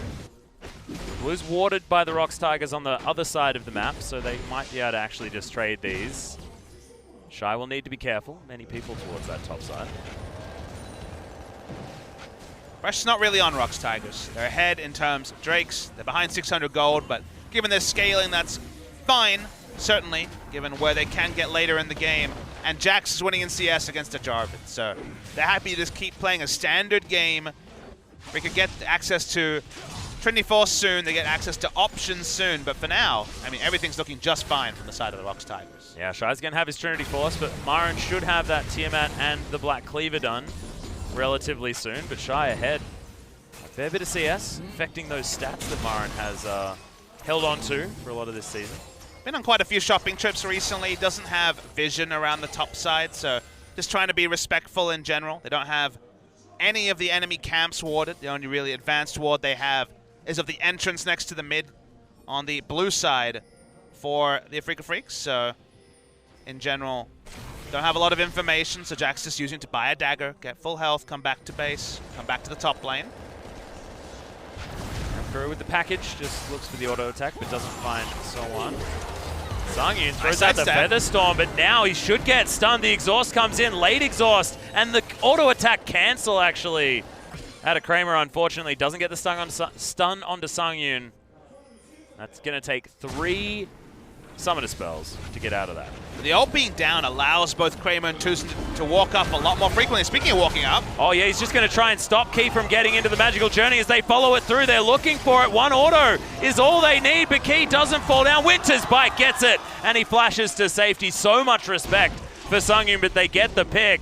Grandmaster's Might comes in. Shy's looking to try and get some damage onto Marin, and they're looking for first brick here as well. Lava turns up. There's the flash. Gets over the top, and Kramer turns that one around. It was looking good. Dissonance comes in, and now Songwon's here. They're looking to try and turn this. It's still 3 versus 3 as Kramer, being a bit of a hero, gets himself the heal, and Lava turns that one around, but it was very, very close from Kramer. Now Shy teleports in, doesn't get anyone as the Cataclysm now for Marin. And look at the AoE damage. The ult comes out from Songwon, and he gets out. Okay, everyone's flashing health bars. They get Kramer. They get able to get themselves out. Can Afreeca get the first blood turret? And they do. The escape there from Songwon was sick. He was able to drop damage and aggro with the Void Rush and then flashed away afterwards. Really clean stuff from him. Sort of mechanic you don't see too often from the Rek'Sai, but that was done expertly, and it gets them out. Just a kill for a turret, so it still goes the way of Afreeca Freecs, but it could have been worse. Yeah, certainly could have. Afreeca Freecs hold on to that gold lead, but you've mentioned time and time again that ROX Tigers are more than happy just to let this game stay. It's something about 2,000 gold or something in the lead for Afreeca. I'll just play it out, get Shy's items, and he's already got one of them. Trinity Force is done. First item spike is here. Lava looking for the 2-item spiking build for the Orianna. Luden's Echo coming in second. Will mean that the flat damage plus the cooldown reduction from Morellonomicon is going to be very helpful. And the theory now is they have a ticking time bomb in the Jax who's already online. Hitting the Trinity Force and Ninja Tabi pre-20 minutes is a success already from the Jax, gotten out of lane very happily. And now you can have more and more scenarios like this where the trades will only go one way. Okay, yeah. Marin has to get his way out. There's Kuro down there as well, so remember there's no turret, so Shy possibly in trouble. There's no package for Kuro, but he gets over with the Valkyrie. There's a leap strike, is going to head onto a tunnel, but now it's on cooldown, and Shy with no flash will just die. Marin picks up that kill, and it's nicely done. What's on the rest of the ROX Tigers, though, with 2 members bot lane, no teleports up. There is a lot of open map for ROX to get objectives. Songwon spotting people, but Sungyun's on the back foot till now. Yeah, in goes Sungyun, throws out the jump in. He's going to get a lot of damage in there. Featherstorm comes down, they get the root, so Tucson, he's very healthy at the beginning, but he's taking so much abuse, and now they're looking for the dive onto Kramer. 4 members underneath the turret, and Lava's going to be the one that picks up that kill. Nicely done by ROX to capitalize, and now Afreeca Freecs looking to try and challenge with 2 turrets of their own. It's really interesting stuff. They get 2 kills for 1 overall as the trade after Afreeca sent 2 members bot lane in order to shut down the Jax. But right now, looking for 2 turrets. They'll give up the mid lane, but they will get the bot lane inner turrets. There still is going to be a turret advantage when it comes to priority, with the inner bot lane turret meaning that the next Drakes are going to be that much harder for the ROX Tigers to claim, with the extra vision being pushed into bot side. Yeah, and that's permanent damage onto the outer turret in the mid lane as well. Arguably the most important one. It's only going to take 1 more push of minions to try and get themselves in there as Spirit. He's down towards the bottom side. They do not want to let Shy free farm at all this game. They're feeling like that the answering play that usually happens post 20 minutes, which is the Baron aggro, is too early for that, so they can continue to try and be the Bruise Brothers together, shut down the Jax, and then, okay, that playstyle won't work at 28 minutes when ROX Tigers can just take down a Baron pretty swiftly. But for now, it gets pressure on the Jax pulls back, they take the Drake. That was easy enough after getting the inner turret bot lane. Freeca making the right moves around the map, but they're kind of emergency moves with how big the Jax is already. And that crew is actually going aggressive onto Sungyun, but see Sungyun does decent damage at this point in the game with his rapid fire cannon done, as well as the Essence Reaver. Equalized on the other side of the map with Kramer picking up his static Shiv. Doesn't quite have as many complementary items though. I believe he sold his Doran Shield that he started the game with. Game is close to a breaking point. If Freeca make any significant mistakes in the next 5 minutes, the Jax should be able to carry ROX Tigers to victory, and hell, there's still an Orianna piling on items in the mid lane as well. But now Afreeca, the spikes are good. where they are at in terms of damage at this present moment is strong. For now, the vision is pretty equal, and that means that largely, ROX Tigers is just trading farm with a team that outscales them. Yeah. Now you can see Marin's looking to try and move up, get some sort of team fight play in there. Lava very close to finishing his Luden's Echo. Jarvan's just waiting off to the side. Tucson and Kramer ready to strike. As I swear that Winter's Bite just went through Songwon. It looked like it, didn't it? Yeah, that still hits him when he's borrowed like that. Generally, his Spirit is going to face check him. Tunnels his way out, and that is going to be the control ward dying. Turret, an opportunity, but Sangyun, good wave clear. He'll be able to get out of the way of that one. Looking towards the Infinity Edge to cap off the item. All right, no stun onto Spirit, who just hillbillily takes down those wards. You just said hillbillily. I did. How would you describe the adjective hillbillily? Where you do something like a hillbilly. It's not difficult. How does a hillbilly take down an objective? Probably just wearing a hillbilly outfit. I see. Yeah. It's a dress-up comment then. Yeah. It's a cosplay. Yeah, yeah. Or a skin, depending on, you know. We're in League of Legends, so I feel like that works as far as the vernacular. Shy not going to get knocked up. Looking to try and turn this one around as Marin just opts in, and he's going for this 1v1. Knows that he's got the whole rest of the team moving on down, and package is going to be delivered. Kuro with a lot of damage, but there's another leap strike, but another Valkyrie's there to answer. And they do not want to give him anything. Oh, mid-leap, and Kuro gets the flash auto. Yeah, we get the confirmation the ward jump is still there, but the ward jump wasn't going to save him. Smartly Shy doesn't use his flash. May be able to use that to be a ball carrier in the later parts of the game. They keep turning onto Shy, with ROX not getting anything across the map, and if anything, they might actually get caught here. Yeah, they're actually looking for this one as Winter's Bite's going to connect this time. Good Tempered Fate gets the Rek'Sai to safety. Although Baron's upset, at least the ROX Tigers are going to be able to make their way out. All right, 14 seconds on Shy, has his teleport, so it's not going to be any Baron shenanigans, but this outer turret will fall down. Marin had a very good flank there as well if they wanted to go aggressive. We'll just channel the recall, like you say. Items on Shy are getting less and less relevant. They really need to start ROX Tigers assisting Shy in his moves, whether that's continuing to contest vision around the Baron and actually being in a position to start it when multiple members, in this case, what, 5 members rotate bot. Something to relieve pressure, not allow free kills against the Jax would be what ROX Tigers are looking to do. At some point, it doesn't matter how strong your Jax is if you can't make anything happen when you have the entire top side of the map to work around. And with Marin picking up so much armor and the Deadman's Plate now on Spirit as well, Sangyun's felt like he needs to go for the last Whisper when it's a BF sword from Kramer, so he'll hit that 3-item spike with the Infinity Edge, the Essence Reaver, and the Static Shiv, an item before Sangyun's going to be able to, so it is important. Spirit going to face check 3 members of the ROX Tigers as there's the flash being used. Good respect for Lava. Possibly could have just taken down the Gragas with the Shockwave. When you have a control ward sticking onto the Baron, that's the sort of pressure that forces Spirit and the rest of Afreeca to walk up. Kind of the minimum standard for the options that ROX Tigers have. 2 control wards in the area, but exclusive vision around Baron is the only way to stop there being repeat gang spot lane, although maybe finally we'll see an assist. Marin spots out the red buff spawning. Yeah, trying this rush is going to safely help Sangyun pick up that red. Now this is smart because they're doing it as the minion wave is crashing onto the inner turret, so an option to get a couple of autos in. They're respecting the potential flanks in Marin. And he's going to flag and drag his way out. Now the pincer move comes in from ROX. They're looking for that perfect shockwave that Lava can now line up. Finds it onto 3, actually. Lots of damage, but good redemption. Gets a lot of the health back. Doesn't stop Sangyun from grabbing Tucson in this fight, though. He's going to fall down, and Lava's going to follow up with a kill on Marin. Now they're streaming through as Kuro and Spirit are solo. Shy just going to back his way out. The team fighting Jack's working out this time. And he wants to teleport in and start the Baron. They've already pinged onto it. There's the teleport onto it from Shy. Beautiful passage of play for the ROX Tigers. They're down 3,000 gold, but you couldn't tell. Skuro's going to jump his way in. No counter-striking. Okay, Shy has to be a little bit careful here. Spirit looking for it. Kramer's going to be able to take down Tucson, and look, he's just going straight through the front door. Spirit wants to be able to get in there, and Spirit doesn't manage to pick up the Baron, and he's going to lose his life for it as well. Kramer, so much damage as Sangyun. Oh, the rip up! It's going to burn him down. Double kill now for the Xayah.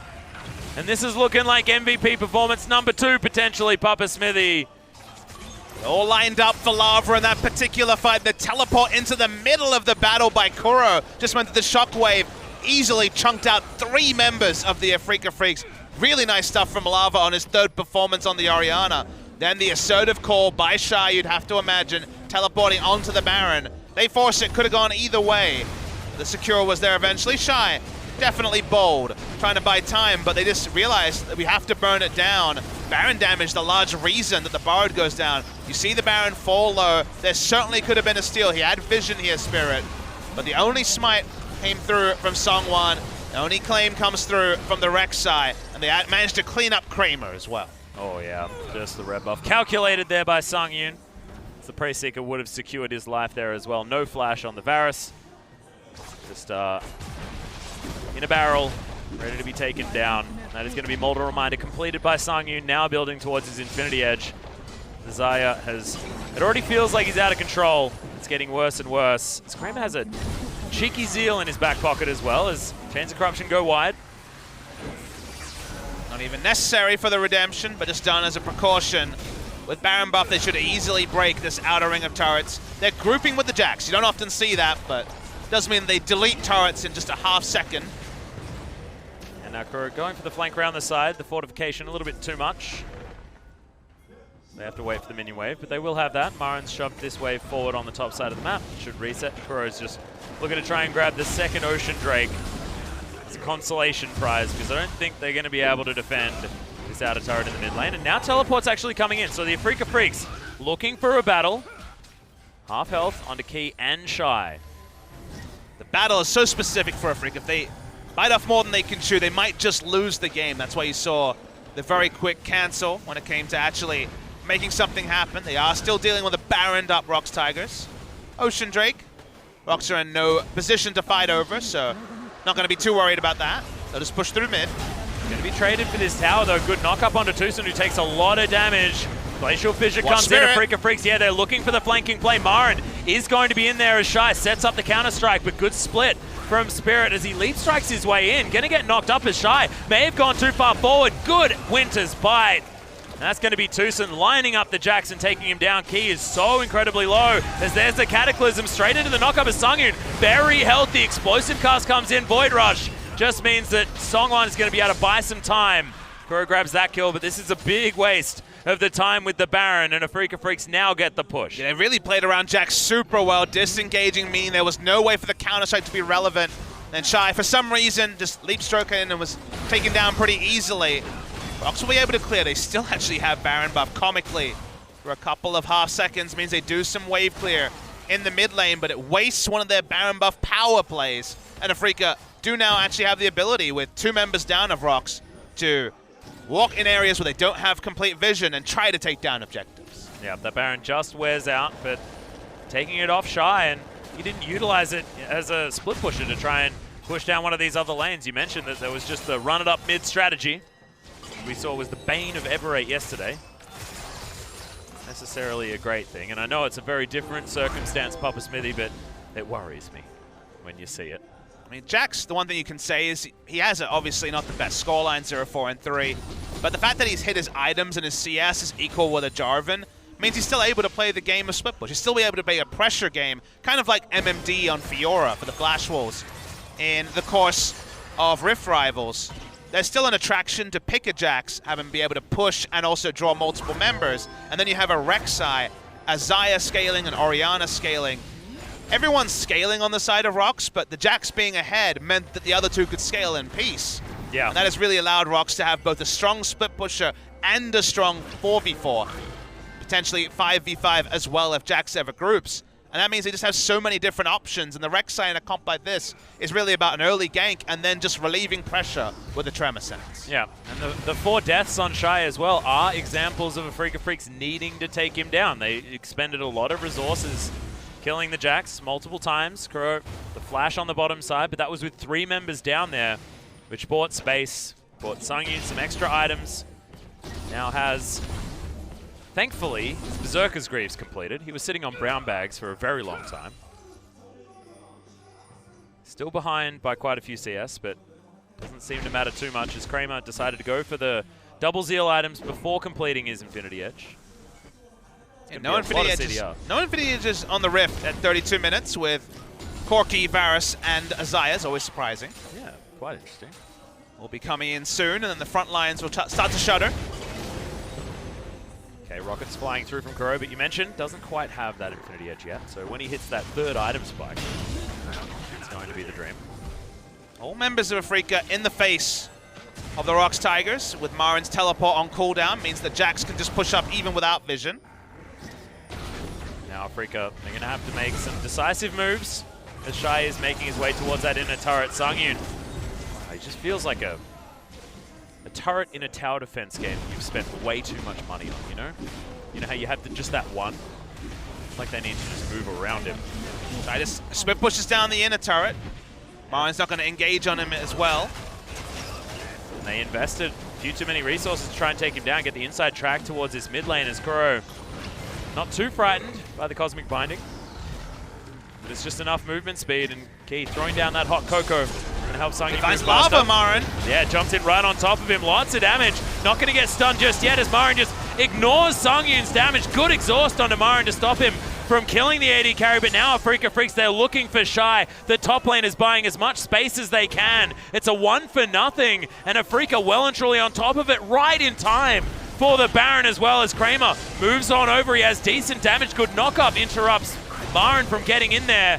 And that is the magical journey that gets ROX in position to defend this inner turret. It was just a magical team fight from Afreeca. Marin won it on his own, assassinating an Orianna and getting out, whereas 4 people peeled for the double AD on the side of Afreeca. Shai wasn't able to take anyone down, and now Afreeca turned on to Baron. Yeah, Songwan is going to be able to get himself in here. Half health now on this Baron buff as the ROX Tigers looking to try and make something of this fight. Key gets himself over the back, and it is going to be Spirit that locks up the Baron. Songwan is going to fall as well, and I feel like this is just a repeat of exactly what happened, just on different sides of the map for the last Baron.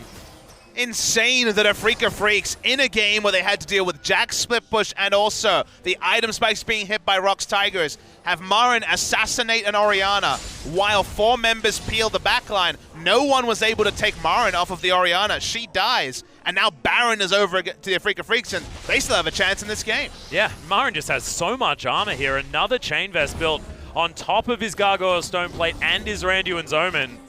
Just felt like Sangyun wasn't doing as much ridiculous damage as he was in the previous game and earlier on in this one as well.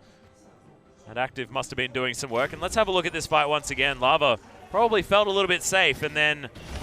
Yeah. Watch Marin come in. Marin comes in, starts to chunk out Lava. Then as the fight goes on, Marin just goes in, DPS is down the Orianna. Meanwhile, Shai jumps in, and they just turn on as 4 members with exhaust onto the Jax.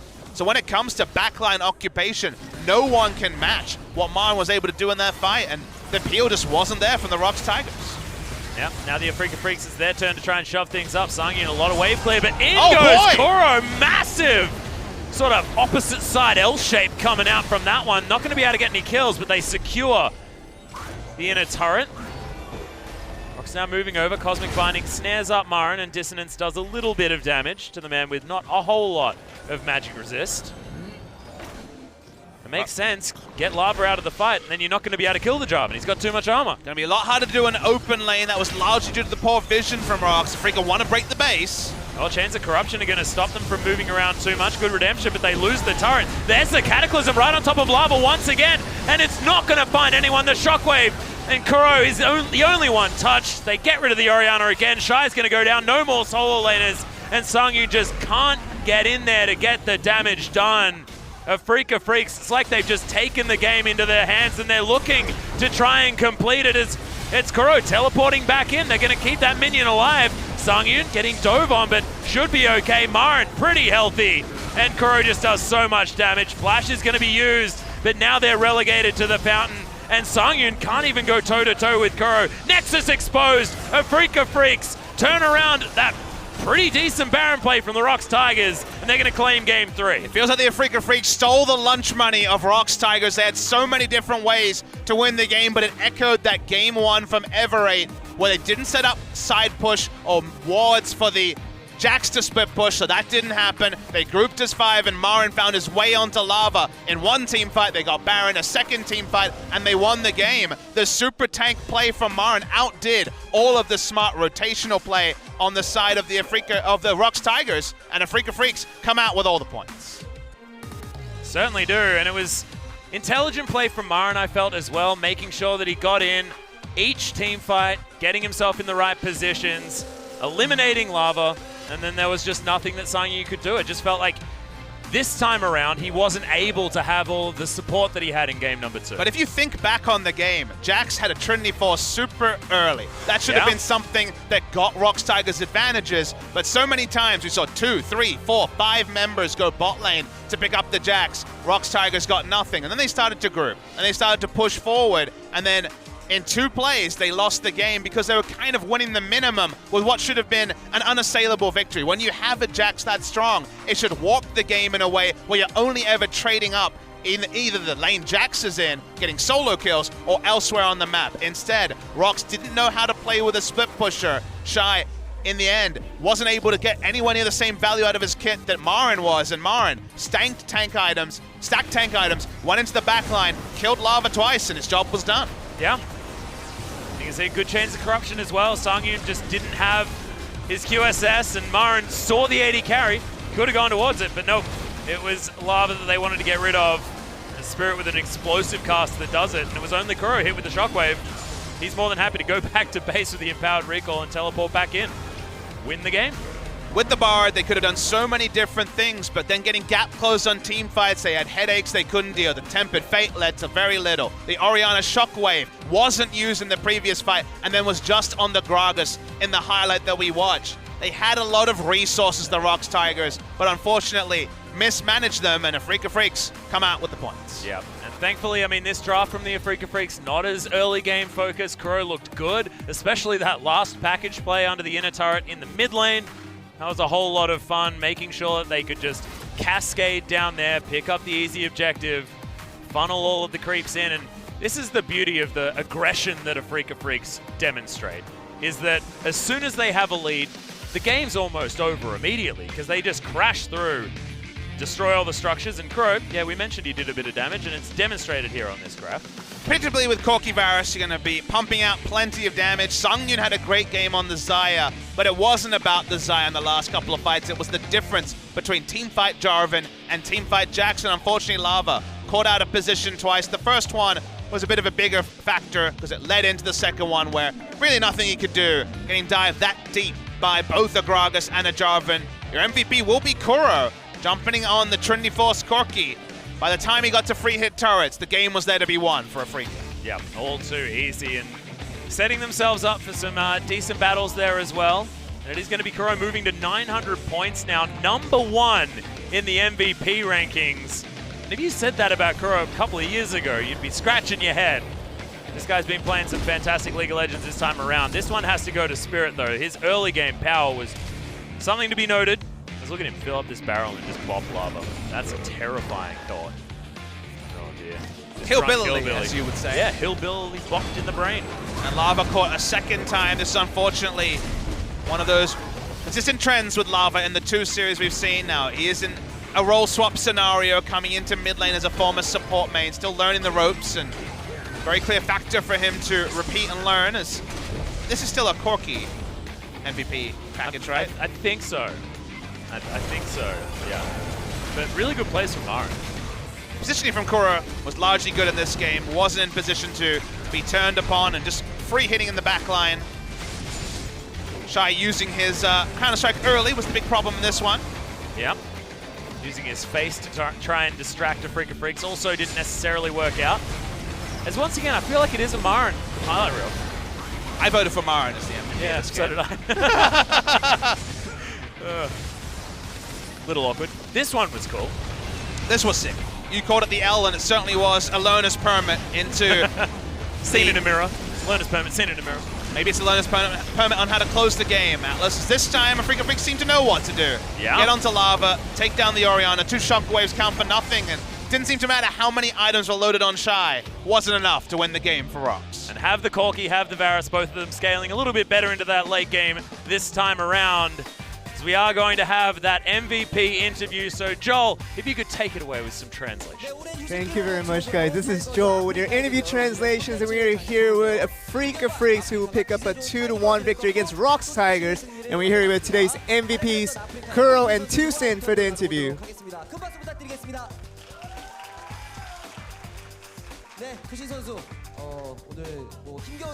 Tusin, you got a tough win this time around. How do you feel?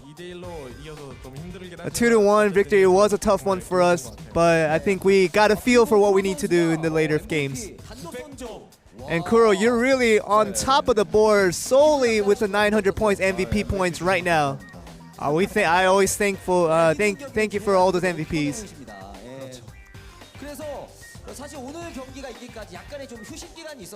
And you guys did have a bit of a break before heading into today's series, but how was that affecting you guys in the preparation?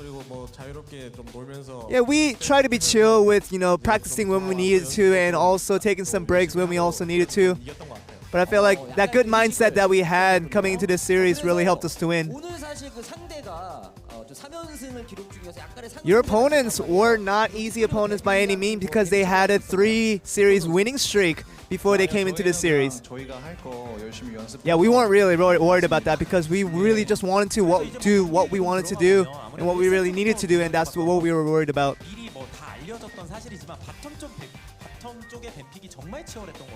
And it seemed like it was something that was predictable, but the bot lane was a big focus during the ban pick phase. But what was the thoughts behind that?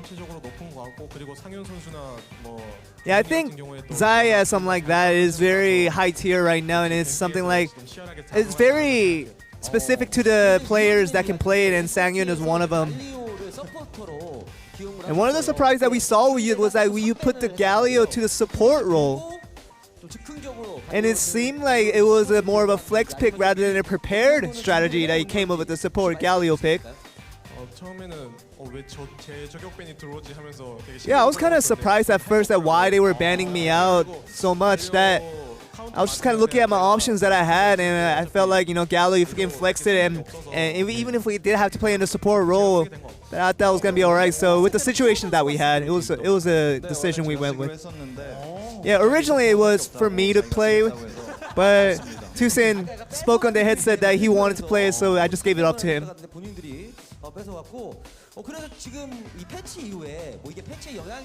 I don't know if it's the effect of today, the recent patch, and it seemed like, and Kalista is one of those picks that are permaban right now. But what is the thoughts behind that? I think it's one of those things where the supports really help out the Kalista's playstyle, and because of those meta changes with the supports, that Kalista just becomes stronger like that.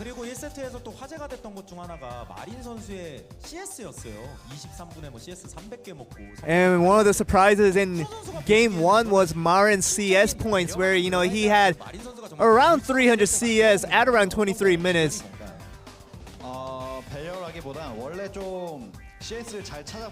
I think, there's not much strategies behind it, but he just likes to get CS. So he just goes around all across the map trying to get the CS, and he's really hungry to get the farm. So that's one of those things that he's really keen for. And I think Kramer is sometimes the victim of, Marin taking all the CS that he has nothing else left to eat. So I think Kramer had to go with the golems 8 times because he had no CS to take.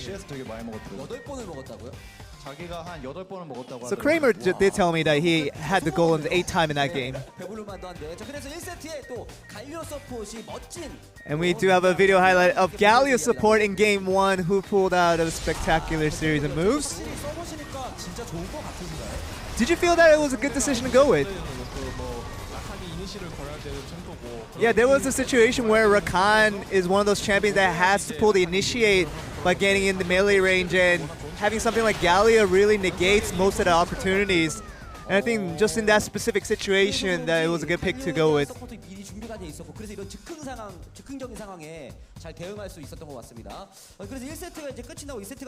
And we did end up with the first set and moved on with the second set.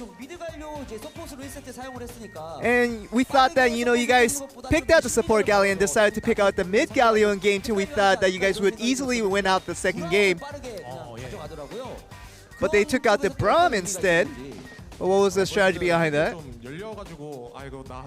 It was just an opportunity that opened up to us, that Braum is one of those picks that are always good for most situations. But I felt like the Galio was really disappointing in the mid lane. It wasn't me playing bad. I think it was problem with our ADC. With Kramer, I don't think he should have played Lucian. Did he put any damage in? I don't think if we look at the damage chart, I think we can see that he didn't put any damage in. So it was definitely Kramer's fault, not my fault. Well, I'm sure he picked it out from looking at from the team's composition. And another question that we want to ask is regarding the Kennen that Marin picked out. But what was the strategy behind how you guys ended up with the Kennen top lane?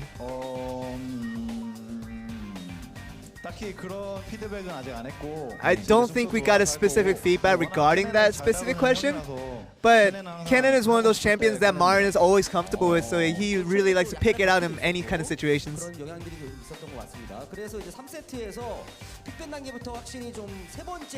And the third game was also significant, starting right off with the man pick phase that ROX Tigers actually came up with a JAG's top. And was Marin's specifically surprised during that pick? Tusin, have you heard anything? Yeah, it's not just anybody's Jax, but it's Shy's Jax, so it's very nerve-wracking to all of us. But it felt like Marin was really less startled by that pick, so he felt pretty chill about all of that situation.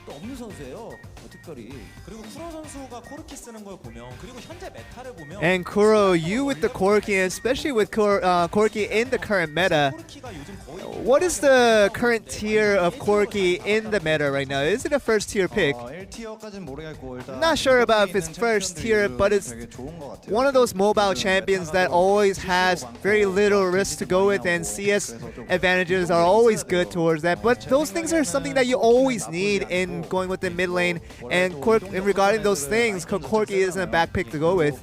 And of course it has its strengths and weaknesses as well. And we do have a video highlight of that decisive moment around the Baron where they decided to go for this.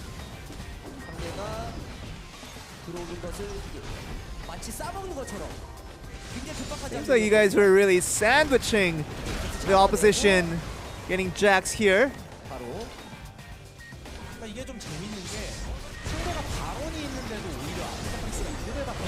And the fact that the opposition had the Baron buff, but you guys still won at the team fight was interesting.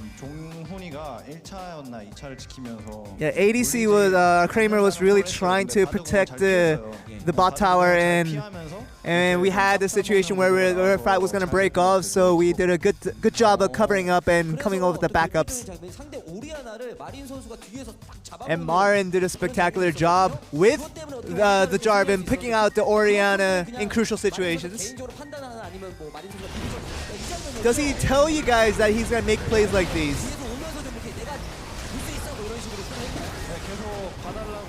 Yeah, Marin was constantly telling us to cover for him because he was going to go for those kind of plays. We thought that, you know, we were going to go for the Jax, but he went alone for the Orianna and tried to kill it.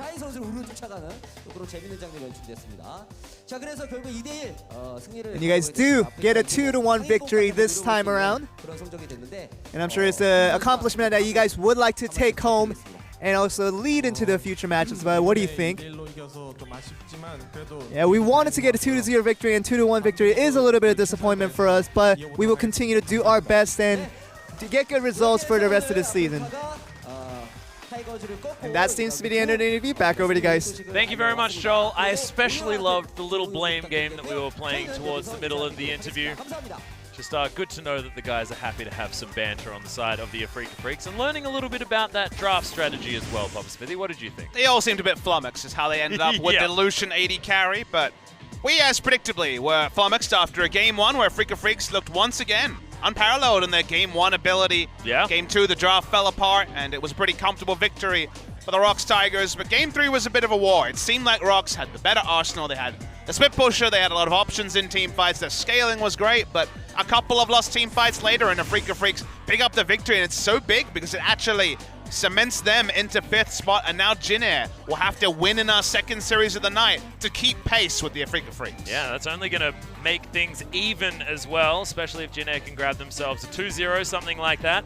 Interesting statistic, Papa Smithy, is that Afreeca Freecs have now gone win-loss, win-loss, win-loss, win. So if they could just lose their next series, it'll continue the pattern, which is very, very important.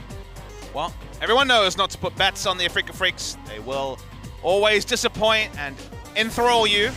Yep. Seemingly randomly at times, but speaking of enthralling you, we have an excellent match 54 of the season coming up next. Yeah, it's going to mean so much as well. Equally as close on the standings as our prior one.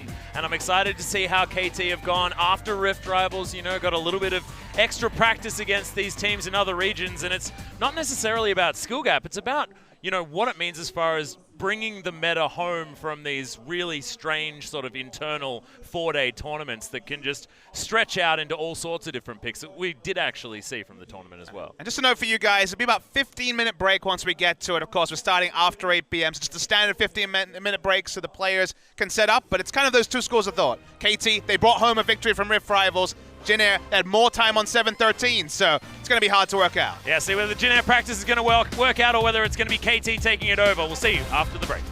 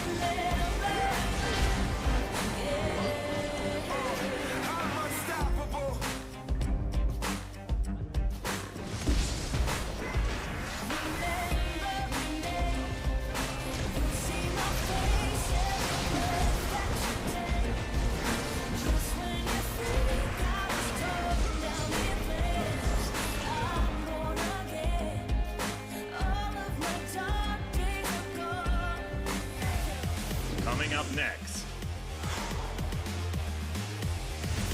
Jin Air GreenWings, KT Rolster,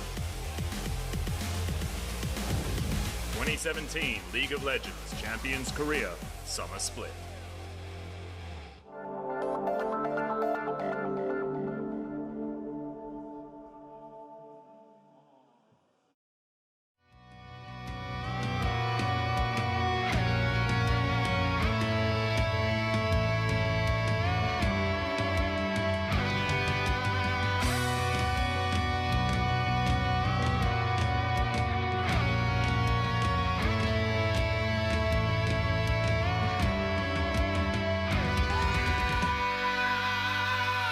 Call down the reckoning, bring back hope and peace, restore our glory to live forever. Call down the reckoning to bring back hope and peace, restore our glory to live forever. Bring down the dark regime, I know how to unleash eternal power. Lead us to order. I am the light bringer.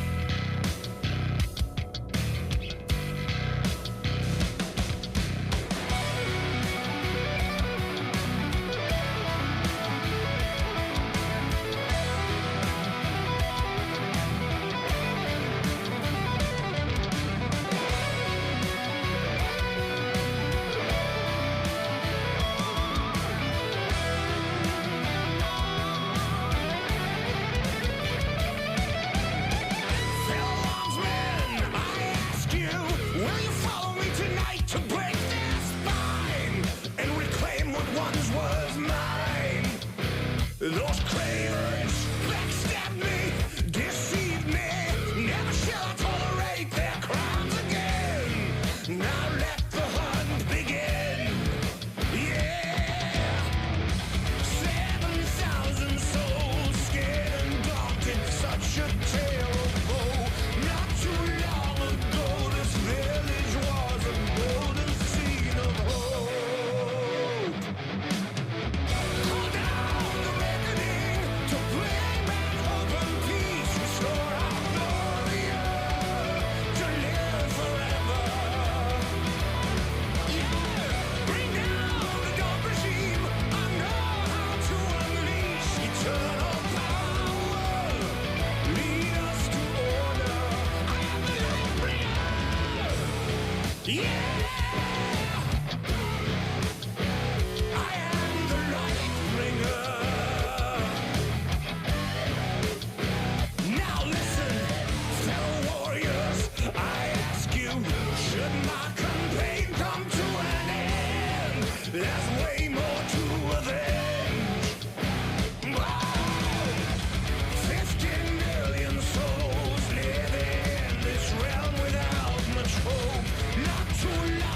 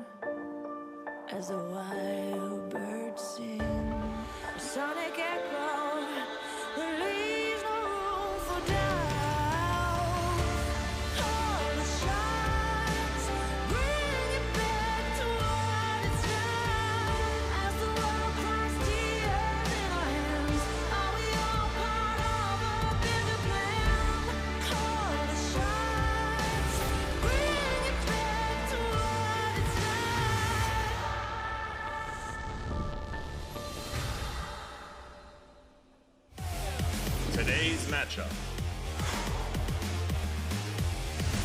Jin Air GreenWings. KT Rolster. 2017 League of Legends Champions Korea Summer Split.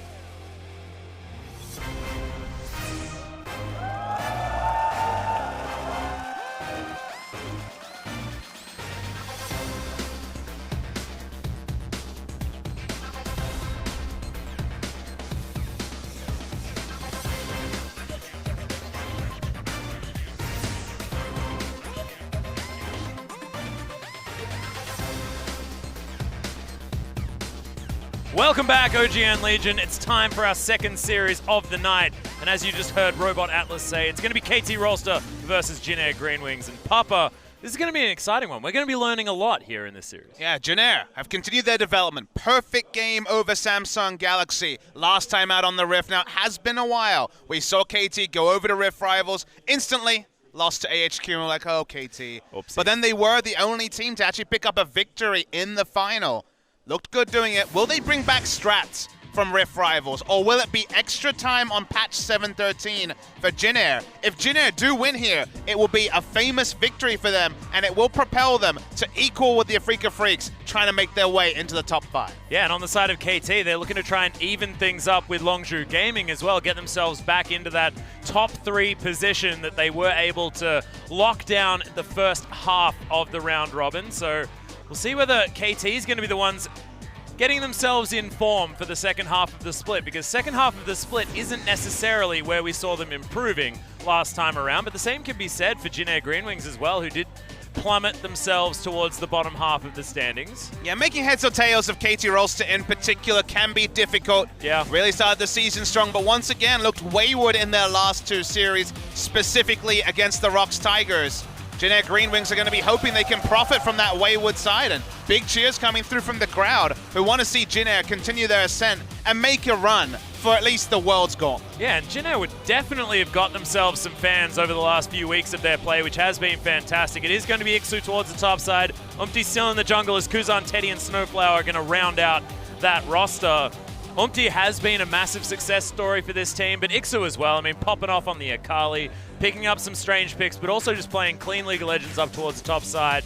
Clean is becoming a bit of a meme for Jin Air, and that is a good sign. Yeah, Clean Air is a cool meme, but a deserved one for how good some of the victories have been for Jin Air. They're going with Ixu to start, but So-On has subbed in pretty frequently and done a good job, especially when he can pick for a lane focus. Ixu's Rumble was actually the star pick against KT Rolster. Not traditionally a Rumble player, but a lot better. Sorry, against Samsung, I should say, a lot better performance on the Rumble from him than in the past. But KT Rolster trying to make heads or tails of how strong, how excited someone should be about KT Rolster is a constant frustration. They may have 6 people on the roster, but Pawn has been in good form this season, so we will not see the debut of Sun just yet. Yeah, not quite. And Pawn was actually playing pretty well over at Rift Rivals at the same time. It is still going to be Smeb, Score, Pawn, Deft, and Marta making up the KT Super Team.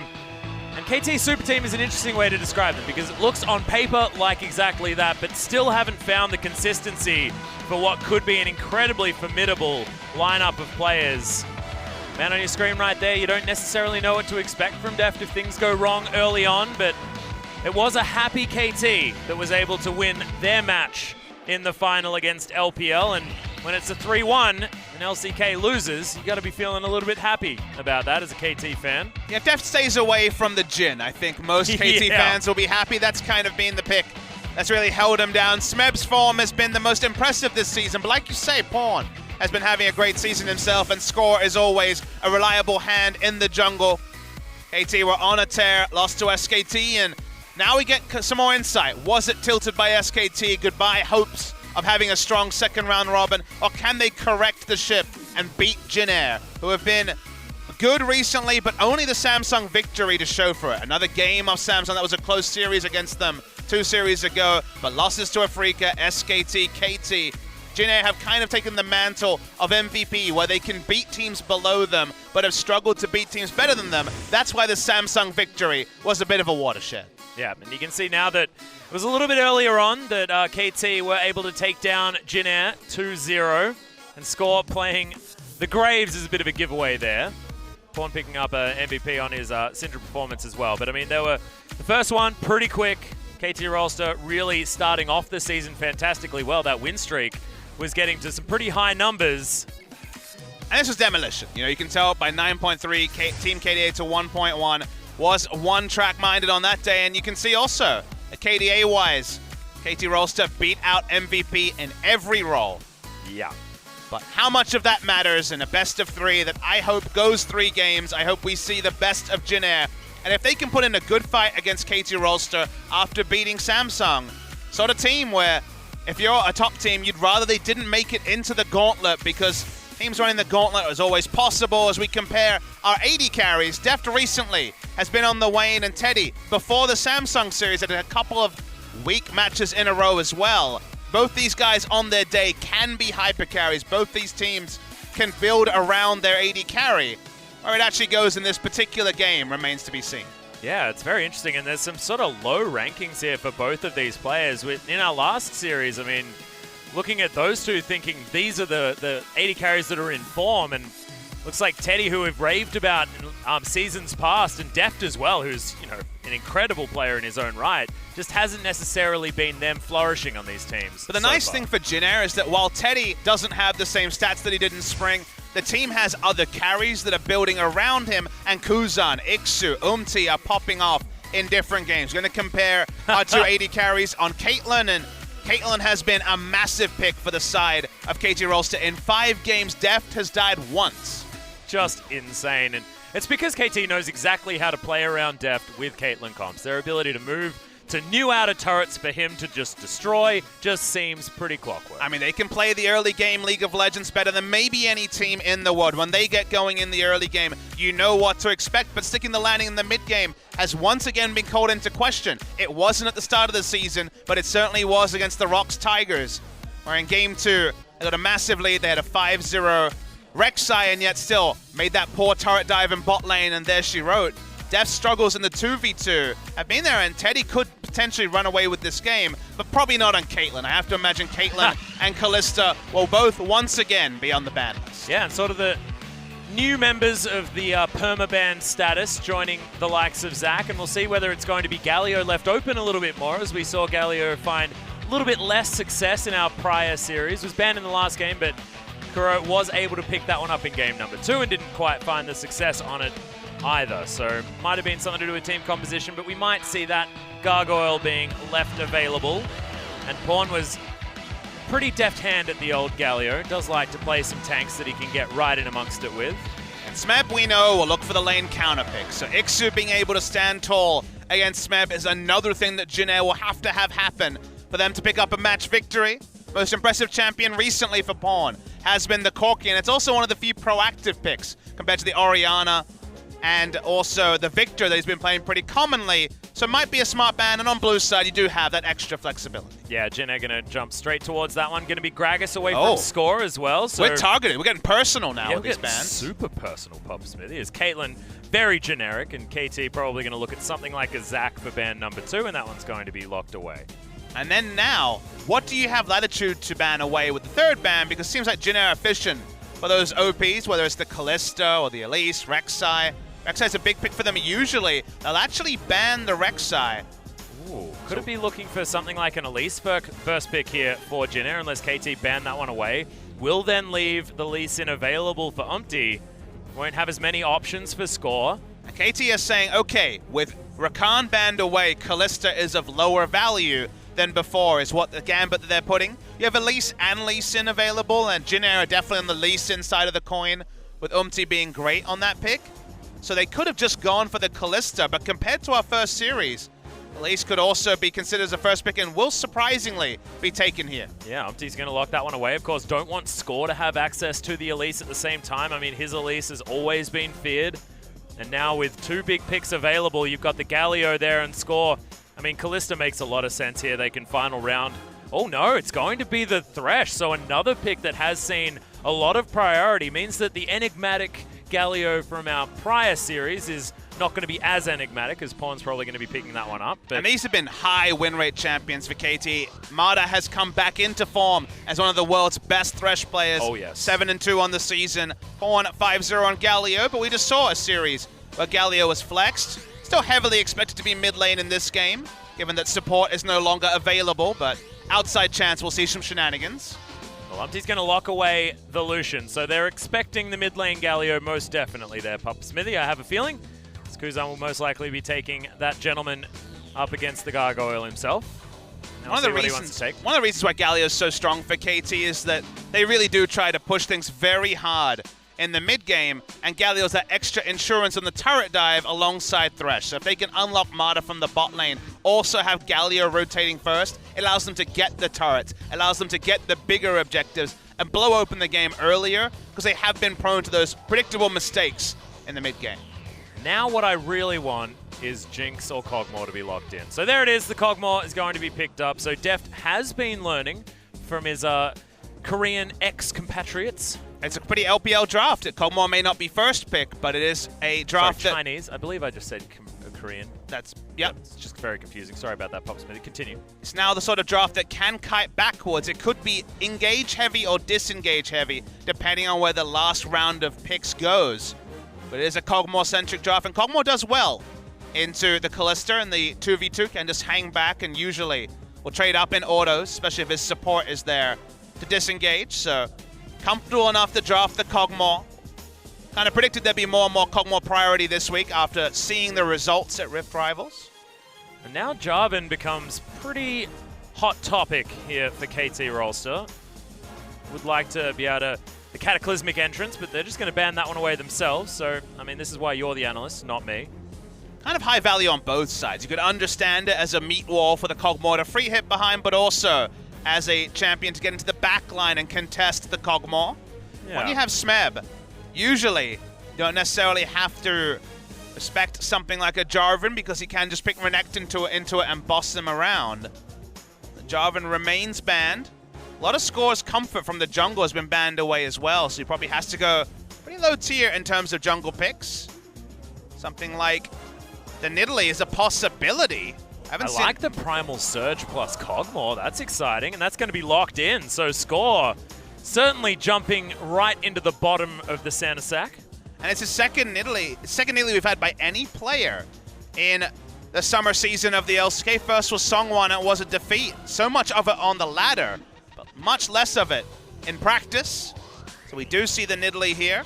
I mean, how many junglers were banned away? You've got Zac, Jarvan, theoretically, Gragas. Kha'Zix, Lee Sin, Rek'Sai, and Gragas. Like, that is most of the jungle pool, and then Elise picked up. So, yeah, you do have to dig pretty far. It's ostensibly a Gnar blind pick on the side of Jin Air, which you start saying the Y word and getting Yasuo excitement, and Trundle now actually being considered.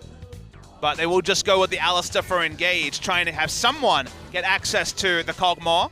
And the Fate's Call as well, plus the Headbutt Pulverize. It's like the poor man's Kalista Rakan. And we saw it was Marta and Deft that made that one work out very well at Rift Rivals, their first game. Could just draft the Rumble and lose lane, or look for something lane dominant, which is usually the way we see KT go. Shen is a pick that they've actually played pretty frequently this season. They're 3-0 on Shen. So give up the wave clear and the wave control in topside. Gnar is a really strong matchup into the Shen. And in general, the matchups here are very good on paper for Jin Air. And KT are kind of saying, screw you guys, we're going late game and Kog'Maw is going to be unkillable. And that's kind of their game plan. This is a very one-note draft on the side of KT, outside of maybe the amount of disruption that a Nidalee can do with her early pathing to try and create some pressure for KT very early in the game. The thing that I really like about this draft for KT is the fact that Nidalee can gank all three of these lanes. As a champion that doesn't necessarily have a lot of crowd control herself, I mean, you've got the Shadow Dash there to get that taunt in. Galio's got the Shield of Durant to also have himself a taunt, plus the knock-up with the Justice Punch. I mean, there are opportunities to get score in amongst it if he wants to get there. It's just really hard to itemize against a Gnar as Shen. You have to deal with physical and magic damage. The Hyper gets a lot of value. All the damage has to come through from Deft unless Nidalee gets a massive lead. and there could be pressure in 3 lanes from Jin Air, which, on the one hand, like you say, maybe that means hunting season for the Nidalee, but on the other side, it could just be the sort of pressure draft that teams have been looking for the better part of a year. Yeah, it's really scary stuff from Jin Air. KT putting all of their eggs into the deft basket. We'll see whether he's going to be the one to take them over the line or whether Jin Air are going to keep their clean streak going. Let's do it. Let's hop onto the Rift. Sonic echo, there leaves no room for doubt.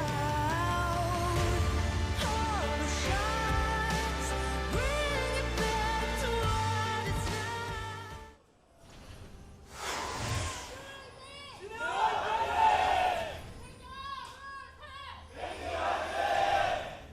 Okay. KT fans out in force this evening. Jin Air fans in full voice as well, and they should be. A lot of the stats here are surprisingly close between Jin Air and KT, which if you told me that in the spring season, I wouldn't believe you. KT #1 for shortest average game time at 35 minutes. Hello, Western fans. But Jin Air, they have short games too, Atlas. They're #3. They're only 35.4 minutes on average. And that's in comparison to what, like 50 minutes in the previous season, you know? It was right up there around 45 at times, so yep, you're correct. Jin Air and KT both have the lowest deaths. KT is #1 for early game goal differences. We keep banging that cowbell. It's so good. It's so good. Oh, no wonder Alice is making a resurgence. He's just got the best skin If only now we had ever. Lee Sin with his bell. Oh my goodness. Are you tilted yet? He asked Pawn. No, not ever. Spectacular. Okay, Pawn's just going to make his way back to the mid lane. He's had his fill of cowbell. We haven't. Who's tilting who, Atlas? Oh, it's definitely not me. If anyone's tilted by that, that's just crazy. Kuzan and Ixu just looking to disrupt over here. Score with a pounce. He's going to be able to get himself in there, but piercing light does a lot of damage to Score. Yeah, steal away 2 of the little raptors. Doesn't actually hit level 2 from the camp, even with the big raptor involved. Bit of a disaster. There's the extra damage for the Boomerang. Doing a bit of damage and work to Smeb. Yeah, because there was no deep vision, they were just kind of able to walk in pretty comfortably and get that little advantage. Just again, looking at the stats. KT, predictably, they have the best early game. 1,200 gold lead at 15 minutes on average. Jin Air's 3rd in that stat as well. So in terms of statistically, Jin Air have been matching KT in the early game in pretty amazing fashion given their earlier reputation. And it's a sort of game where now they have the pushing advantage. Now they have the pressure advantage in multiple lanes. So we'll see if the stats can translate into the sort of early game lead that Jin Air have largely picked themselves into.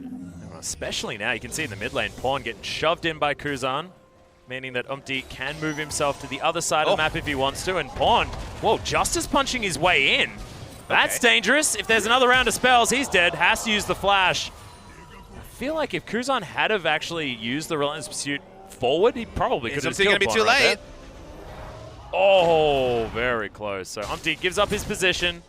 Score knows that he's well and truly safe, but that was very dangerous. Pawn's going to teleport back in. And Pawn's a sort of madman that makes plays like that, which force the enemy mid laner to assume there has to have been the jungler in the area because of how brazen Pawn was. A flash auto and he was dead, and yet he took the sort of trade that very few other mid laners would take.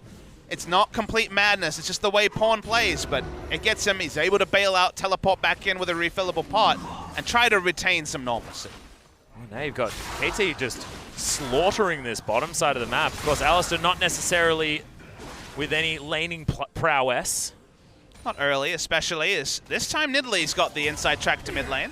Yep, Justice Punch is going to be avoided, but Kuzan, gets hit by the spear, has to flash.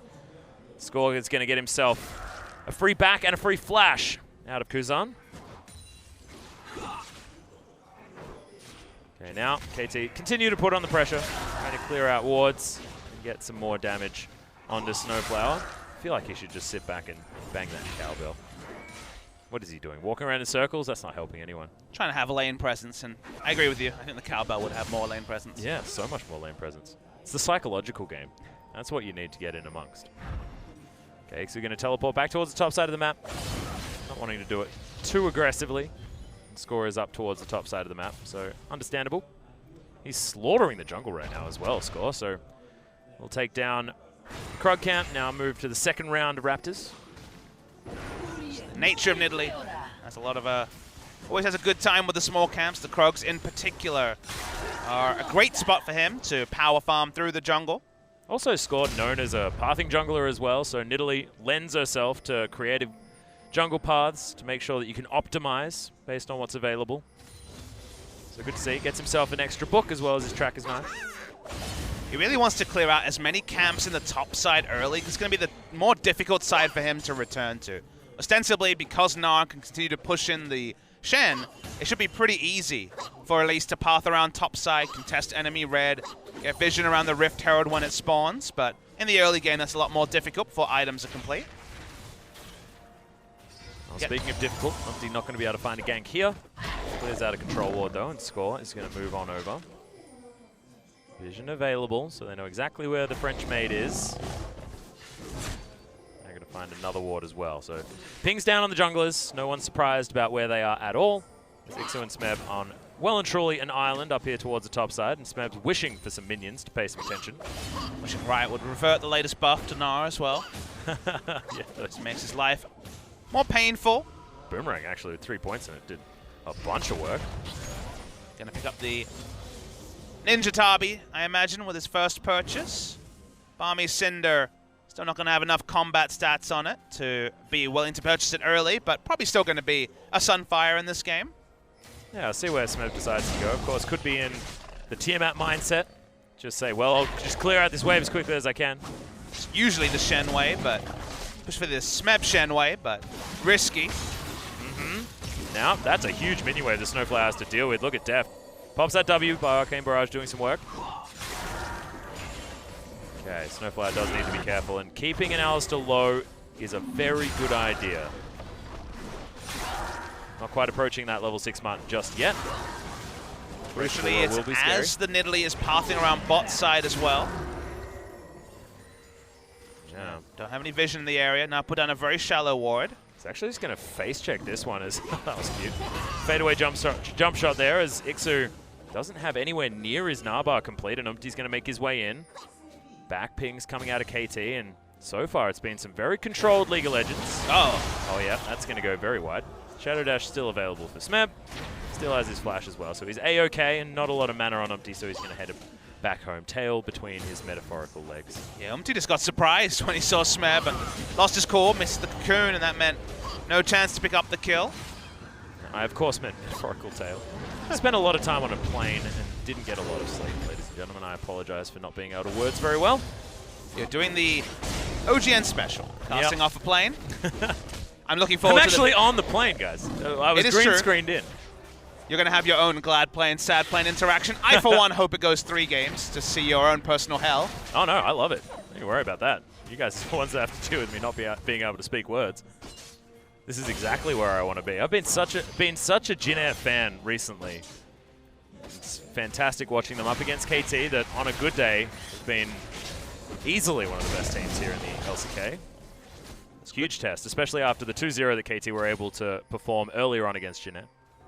Days have been a bit more few and far between recently, so unfortunately, as the nature when you are a top team, you know, a team involved in those telecom wars, a team intertwined with finals, it's always how good are you lately? And the answer for KT has been struggle streak. Yeah.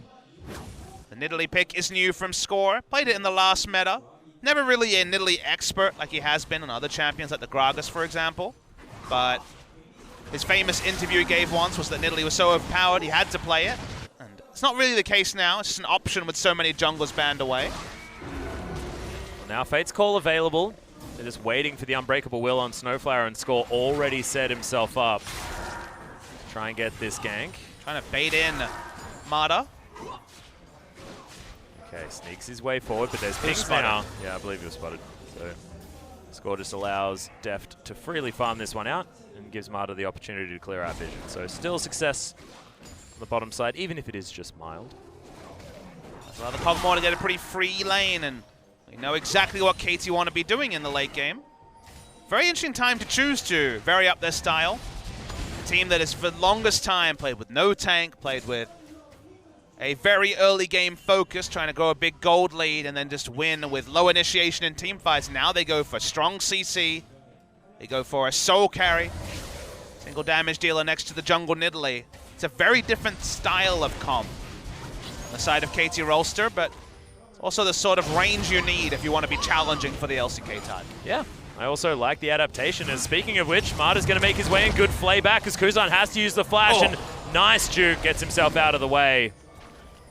That flash seems to be on permanent cooldown, and Kuzan just has to play more defensively. Can't put the pressure on Pawn as much as he has been, but still able to get a 16 CS lead here in this lane.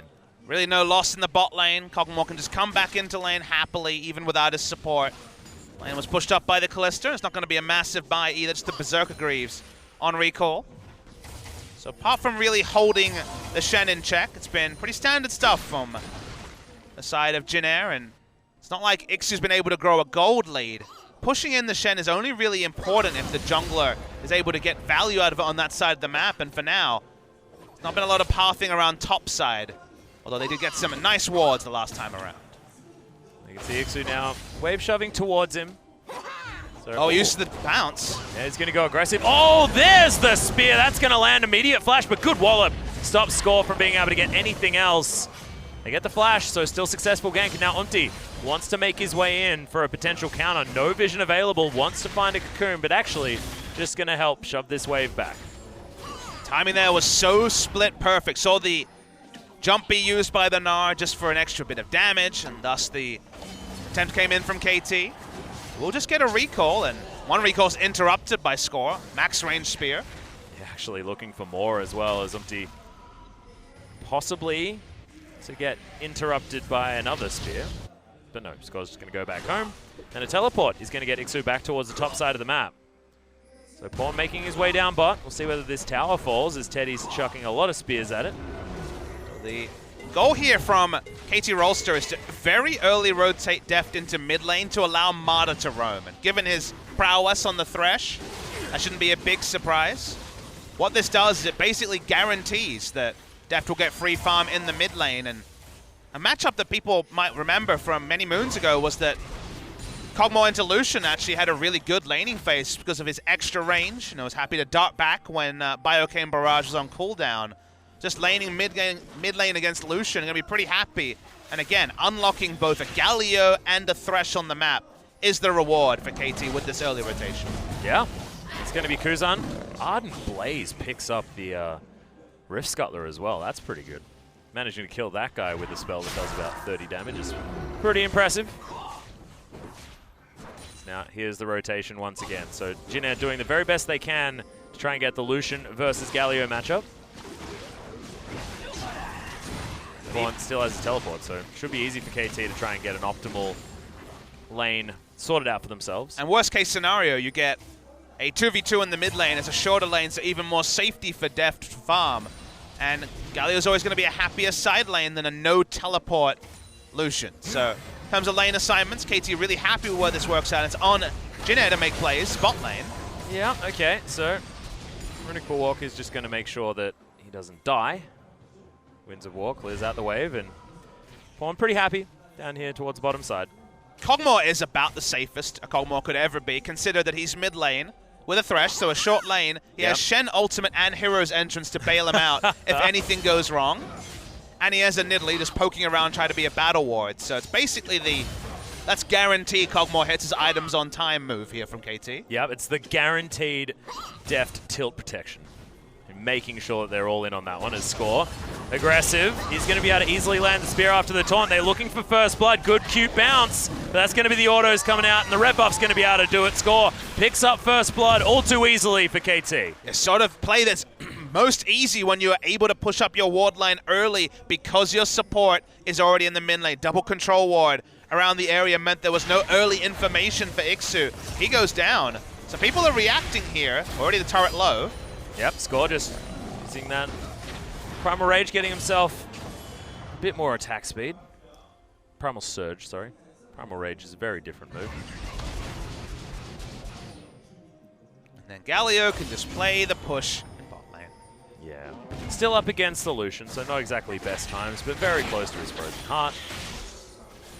He'll just be getting towards that unkillable status. I feel like as far as early games are concerned, it's very different from what we normally expect from KT, but it's exactly how they want it to go, as now Smeb's just going to get murdered. Dove underneath the turret. Just not a lot of respect given to Jin Air, and not a lot of respect given to my point as well, which was destroyed by that particular overstay.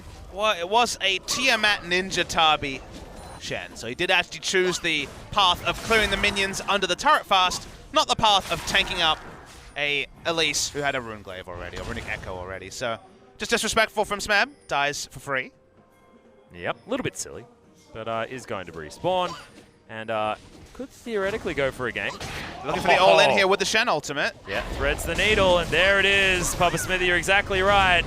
Bit of a jump over, good position of the minions, and he does get the taunt. Marta turns up, just wants to get an auto. The play's in there, and Smeb is going to get the kill. Donates the assist over to Marta, who's in the right place at the right time to get that. Yeah, perfect waiting game from Score. Hit the spear as the Shen ultimate could come through. Proactive play with the Shen ultimate like you like to make is Pawn bot lane, going to get dived.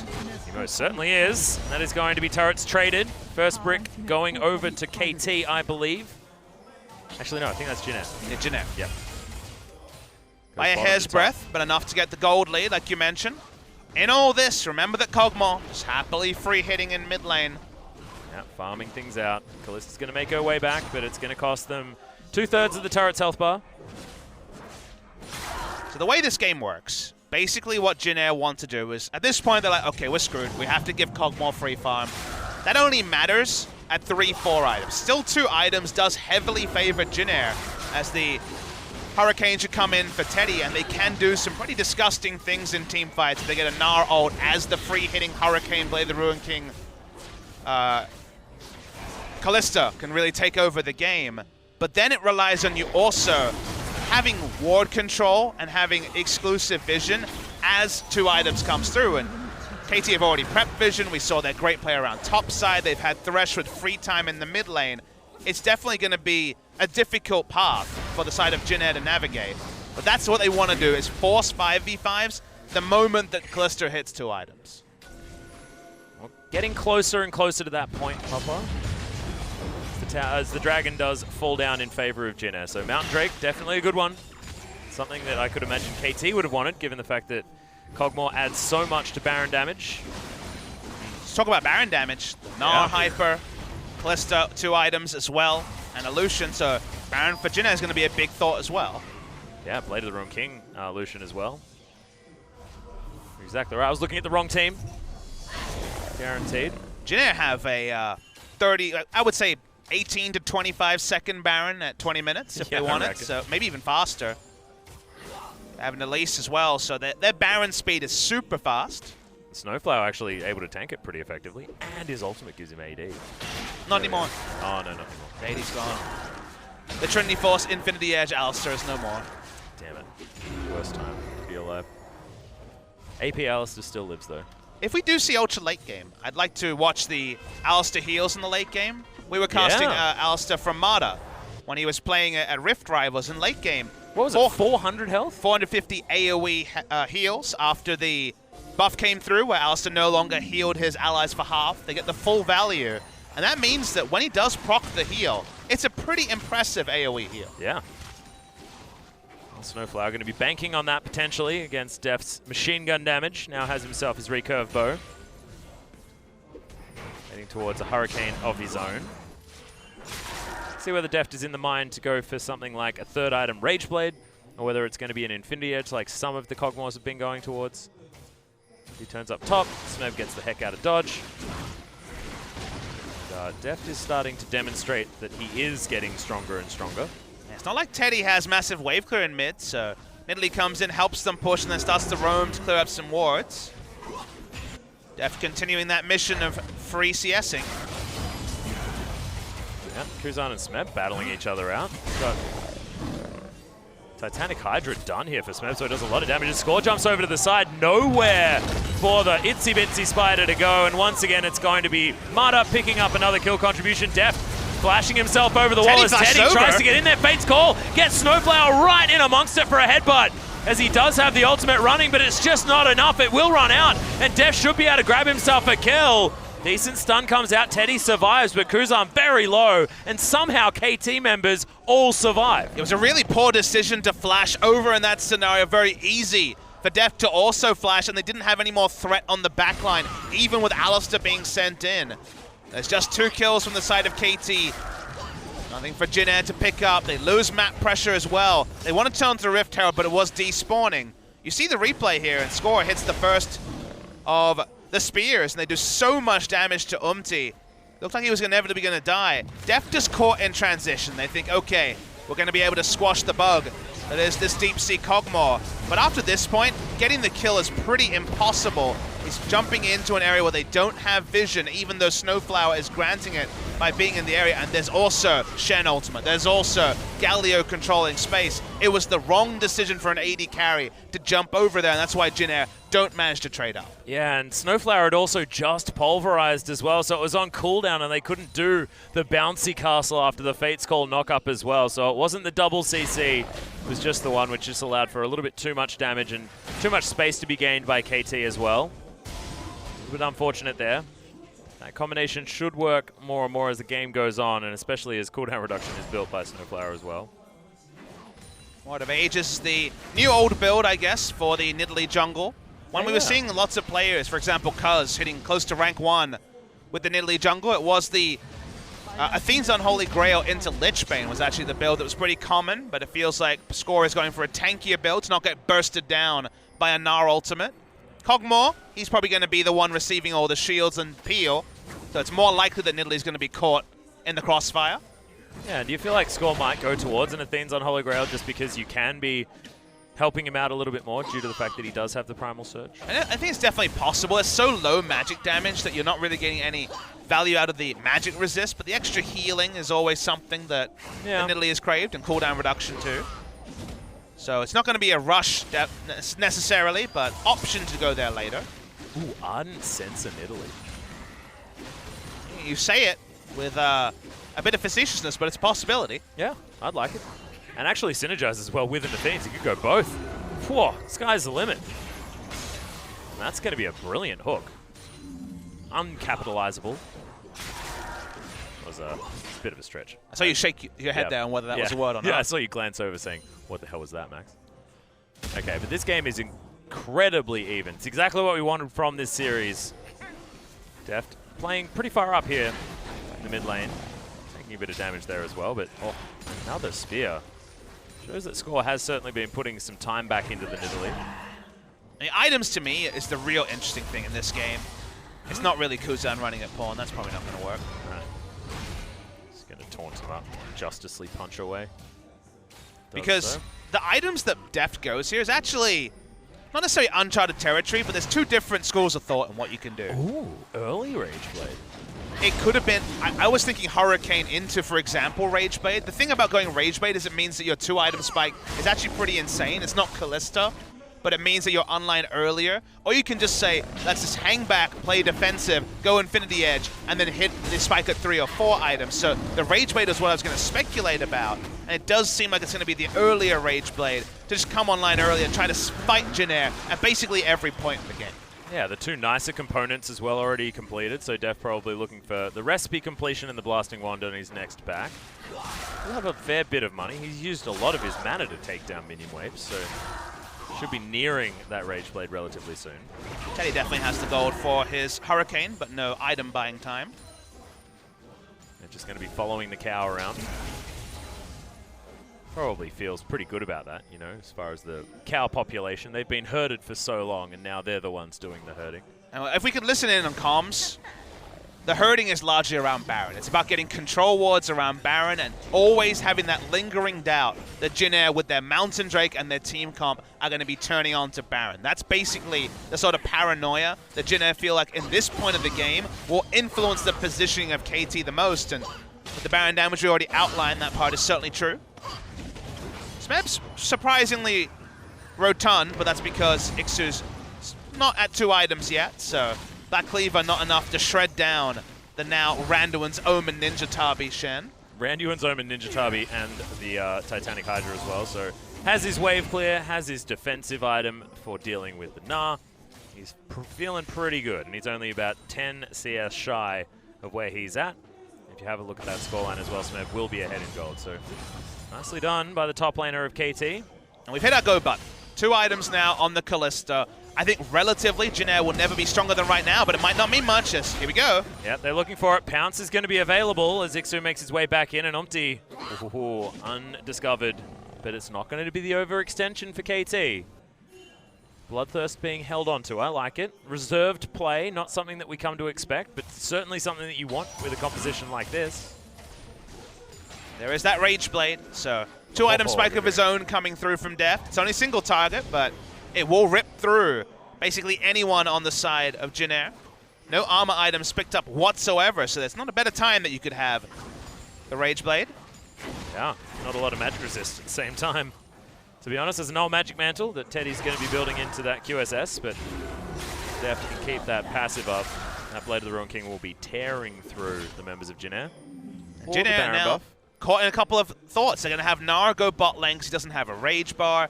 Galio's off the map. Shen has the ability to join at any point. Choosing your fights as Jin Air. The next one should decide the game, so you can understand they're waiting for the right moment. Killing Deft through double summoners, Thresh, Shen, and Galio is going to be one hell of a difficult thing to pull off. Shen's now vacated the bottom lane. Ward now walked over by Umti. You could have KT just walking straight over to this Baron because the Spider Lady, well and truly out of position. Now KT actually looking for some sort of pick as Snowflower going to make his way over. We'll clear this ward out, and KT are playing this one very patient. Many Nara just being transformed into by Ixu, so KT feels stronger and stronger to walk up. Okay, Pawn takes an auto attack. As there's the hook, lands onto Umti. He has a repel, knows that it's not going to be him that's going to be taken down in this fight. Doesn't want to go overly aggressive. Such reserved play from KT, which is definitely not what we expect. There's that heal that we need to be aware of from Snowflower, not necessarily doing so much at this stage of the game, but will be improving. You just want to break the outer turret. Starting a Baron when you have outer turret up is almost impossible. And what the Vision and Minion Wave will provide you, so they finally take that outer mid lane turret. And now all the Baron control that Jin Air had for the majority of the first 22 minutes completely gone. Red control wards all around the Baron. And Jin Air kind of have spiked, but really have no way to translate the early itemization they have. They haven't found an angle for initiation. Then the result is that KT continue to stick the landing, and Deft continues to pile on CS. Yeah, pile on CS as well as get enough pressure to take down that outer turret in the mid lane. Now they're able to move their ward line up, which they've already done, ticking all of the checkboxes of KT. Slow and steady is winning this race, and it's confusing. It's not something that you really come to expect from this team, but it's a good look for them, especially with this composition. There is nothing more cool, Pub Smithy, than teams that can play multifaceted League of Legends. Oh, I mean, it definitely feels like the Matthew McConaughey in True Detective moment where he had been in the romantic comedies his whole career, and he was like, look at my range, I can be dramatic. Yeah. And now it's KT who have played early game all year. And if they're going to follow Matthew McConaughey's career as far as trajectory, it goes well. Oh, it goes so well. What a good story. Fantastic. Although I did like How to Lose a Guy in 10 Days. That was one of my favorites. As Mata, he's actually taking a large portion of his health bar and damage. Thankfully, Primal Surge is there. As the Baron, it's going to fall. The Rend is going to take it out. Fate's Call comes in. They want to keep this fight going as Deft has to kite his way around a Snowflower. Not exactly the best headbutt. And now Deft is going to be able to control this one. Mata eventually falls down. Heroic Entrance is going to get Pawn in there, and Deft is trying his very best to get this one working. Ixu taking a lot of damage, but Deft gets knocked up. So much damage! And now KT have started to pile on. Teddy in trouble. Smeb with the autos wants one more. Ixu, he's now going to fall down, and that's going to be the ace. Triple kill comes in for Smeb. And that's going to be that. Just utter madness at the end of the fight as Shen, of all people, is able to clean it up. Smeb's seen crazier things before, but I don't know if we have everyone so low that the AoE from the Titanic Hydra and the exploding Acathian surprise is enough. And KT win a fight when this was probably Jin Air's best time to fight. We start the replay. Jin Air pull the trigger on the Baron in for it with complete understanding of KT. They rush it down, they have the Kalista, they get the secure. And with this, they get a nice initiation onto Deft, but the headbutt, it was buffered early and actually gets Deft to safety. The fight could have ended here. It was already 4v5, but they're feeling the re-engage because Deft was getting his W cooldown back up re-engage happens, he can hit the front lines, turns on, is assassinated by Kuzan, but then everyone's so low that of all people, Smeb is the cleanup crew. Yeah, and he's just so tanky at this stage as well. It just shows that KT, they don't often have themselves in these situations. Smeb's often on a rumble or something like that. He would have been dead long earlier. And now he's got his Knight's Vow done. He's got his Spectre's Cow there as well. He's 5-1-3. He's ahead in farm. And the Shen, not only is he now going to be a split-pushing threat with a lot of wave clear with his Titanic Hydra, but he's going to be unkillable when he turns up in these fights. Yeah, he's not dying anytime soon. As you say, he is ready to be rotund in a team fight. Def's still not going to play with fire. He knows that his flash and heal are not up, so just goes QSS to have even more ability to free hit. Does delay any future damage from coming through on his side. Jin Air have taken the Baron off the map as an objective, so they got the gold from it even if they weren't able to use the buff to any great degree. So the Baron buff power play pretty much on the embarrassing side as Score decides to really go for the alpha move. Yep, that is some swag ward removal. So Jin Air possibly could have even capitalized on that one, but unfortunately put his tracker's knife in the wrong spot. Instead, there's an hourglass there. Oopsies. But he went for the Zhonya's, didn't go for a funny cup or an ardent sensor, whatever that is. I like calling the Athenes a funny cup, but I don't actually know what an ardent sensor is. Haven't studied the picture enough, I don't think, as Mata is taking a full culling. Stand United has to come in. So many shields, and that's the hook that's going to land. Smeb right in there as Score's the one that picks up the kill onto Kuzan. Teddy trying his very best, but he's slowed. Look, he just can't really dance this one out. As Ixu in the backline, like you were talking about, but Teddy just can't get the damage this time. The flash! Oh, the immediate QSS, and Teddy now trying to turn it on. There's going to be Snowflower falling, but it was very, very close and deft. Now, at full health, they're able to pressure down this inner turret. Yeah, KT are able to fight front to back. That's the thing that Jin Air is struggling to do, as their front line does get mown down by the Kog'Maw. Gnar coming from a fight is only important if his Mega Gnar is on point. It wasn't. He was still channeling it as he got chunked out by the Kog'Maw. So KT play through the front, take the inhibitor, and they can back away. Yeah, this is the KT that we expect, the KT that knows exactly how much they can take after winning a fight. Deft is angry right now. Doesn't have a lot of mana, but was almost able to kill Umpty. Xu trying to turn this one around, but yeah, KT now with double Infernal Drake, and they take down the inhibitor in the mid lane just after a better skirmish. Frontline just a little bit stronger on the side of KT with the 5-1 Shen. 5-1-5 Shen. Goodness me. Yeah, if Shen can isolate Kalista, there's no amount of damage that Kalista can put out that actually kills the Shen. And this is with Mata dying instantly, so it's a 4v5 to start. But Ixu doesn't contribute anything, and Pawn and Smeb in the front line. Look at Teddy, who's putting as much damage into them as possible. There's no Last Whisper yet, there's no Mortal Reminder yet, or Lord Dominic's Regard, which he severely needs. And then KT can finally just open up. Def no longer has to deal with positioning, just looking for closest target. That means he's able to mow down the remaining members of Jin Air. And now he's able to pick up his Runan's Hurricane as well. Remember, he had just a cheeky dagger. Now he has that full crossbow. So even the AoE has to be well and truly respected, and his wave clear is very fast as we have a look at it towards the top side of the map. This is a frightening Kog'Maw now, and that's the Athenes done for Score. And we saw him in that last fight. Actually, what I really loved is that Mata falls down, but Deft still has the buddy. The Nidalee's still sitting there, giving him the primal surges, making sure that the Kog'Maw is always buffed up and healthy, and able to just move forward as a mobile artillery. And we kind of sound farcical because we're, as a colorcaster and a play-by-play, being surprised at KT playing Protect the Deft. But that's what they're doing. It's just a strategy that KT, with this lineup, has never used in 2017, even though it was a famous Deft strategy in 2014, 2015, 2016. It hasn't been the way in 2017. They haven't played around Deft in this way, largely on Varus and Ashe and utility. But yeah, KT varying their speed, playing a lot more defensive, relying on much more sound shot core instead of we must do this, otherwise we won't be able to win in the late game. Now they play the controlled side, and it's pretty heartening to see that going back to an old banger, which was Protect the Deft, works as well. I think it's absolutely fantastic. I mean, if we have a look back to sort of one of the more famous series that Deft has been a part of, was when Pawn was playing the Morgana in Game 5, MSI 2015. I know it's stretching, but I mean, that was utility being picked up elsewhere on the map. It's funny, it kind of makes you smile that KT went to Rift Rivals. They saw teams playing around a Kog'Maw, and they were like, wait, we can do that also. We've got like 40% of that team, so we can just do that again. That'll be fine, right?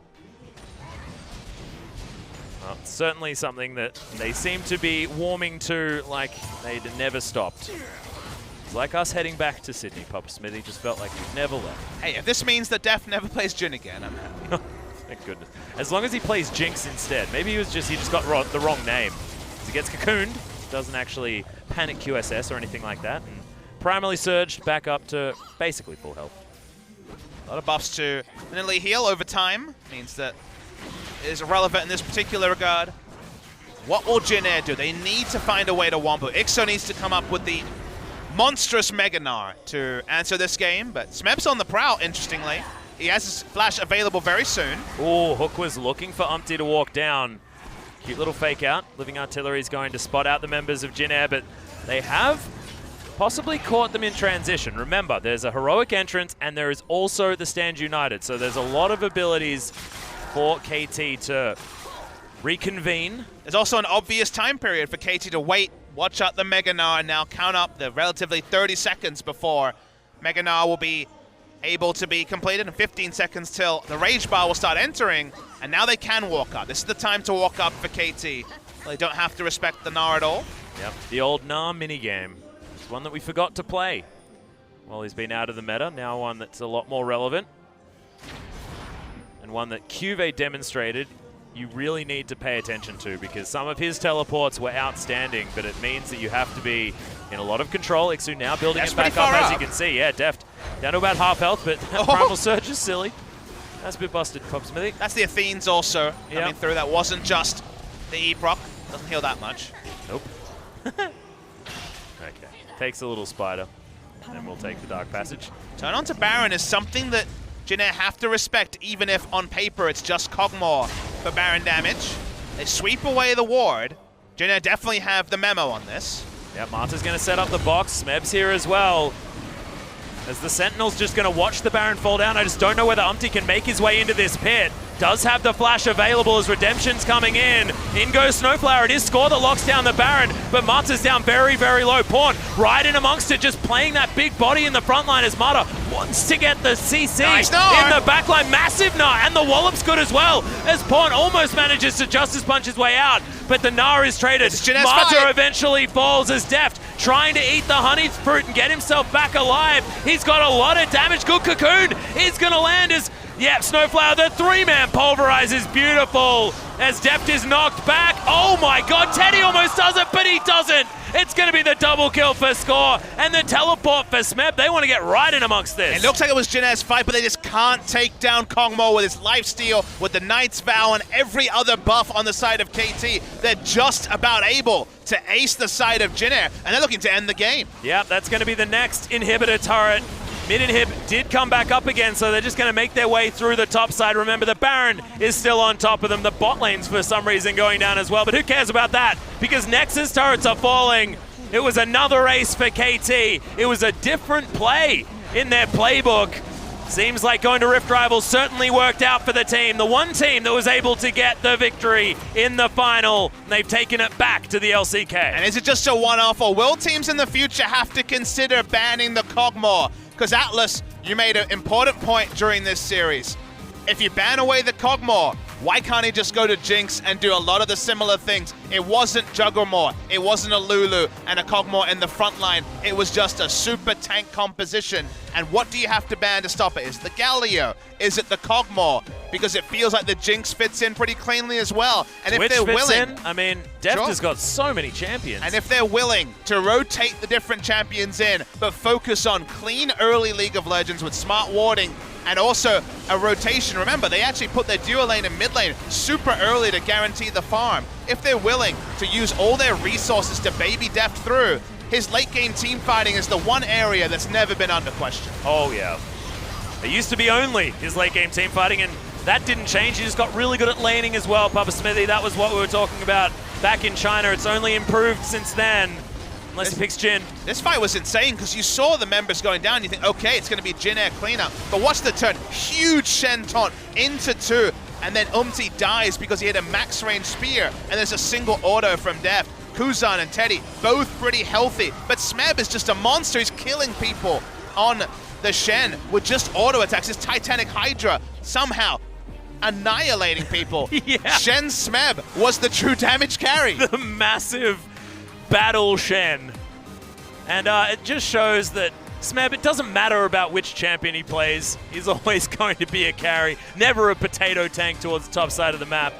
Always able to get the damage down. What I loved about that last fight was that the communication is obviously there. Deft obviously let them know exactly when that Bioarcane Barrage was back up again, because split second and they turned back around, you know? And it might have also been Smeb being able to communicate that he did have that taunt back up one more time, but a lot of questions, and we'll see whether Jin Air is going to be able to answer them when we get back after the break.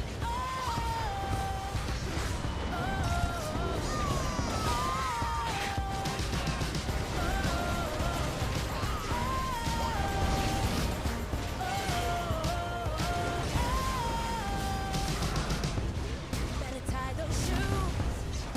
We're jumping fences.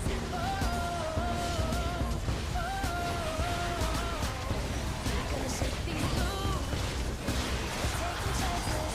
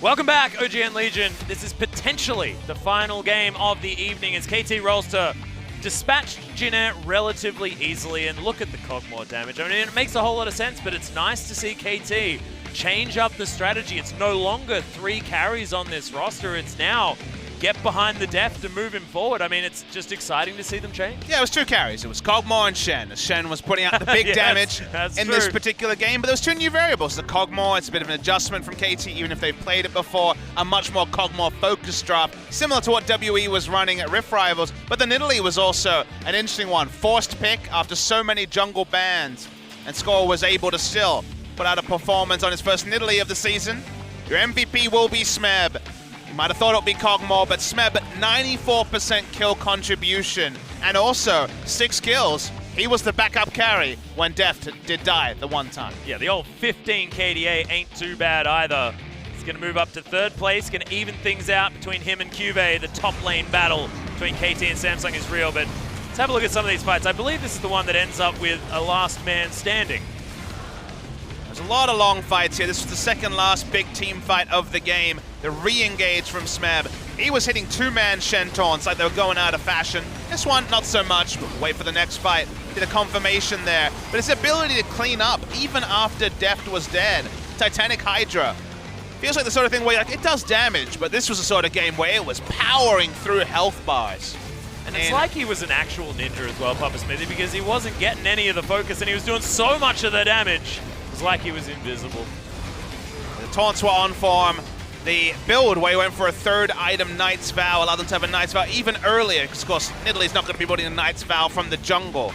Would have probably preferred to go a Gragas or a Rek'Sai and have a Knight's Vow in a different position, but Smeb was able to do his job in very impressive fashion, and he actually moves to 4-0 on the Shen. On the season, as this was that last fight, this was the one where it looked like Jin Air, after the successful Gnar, after DPSing out the support early, this was going to be their fight. We thought this was going to be the one that would allow Jin Air back into the game, but Smeb, Score, and Deft had other ideas. Yep.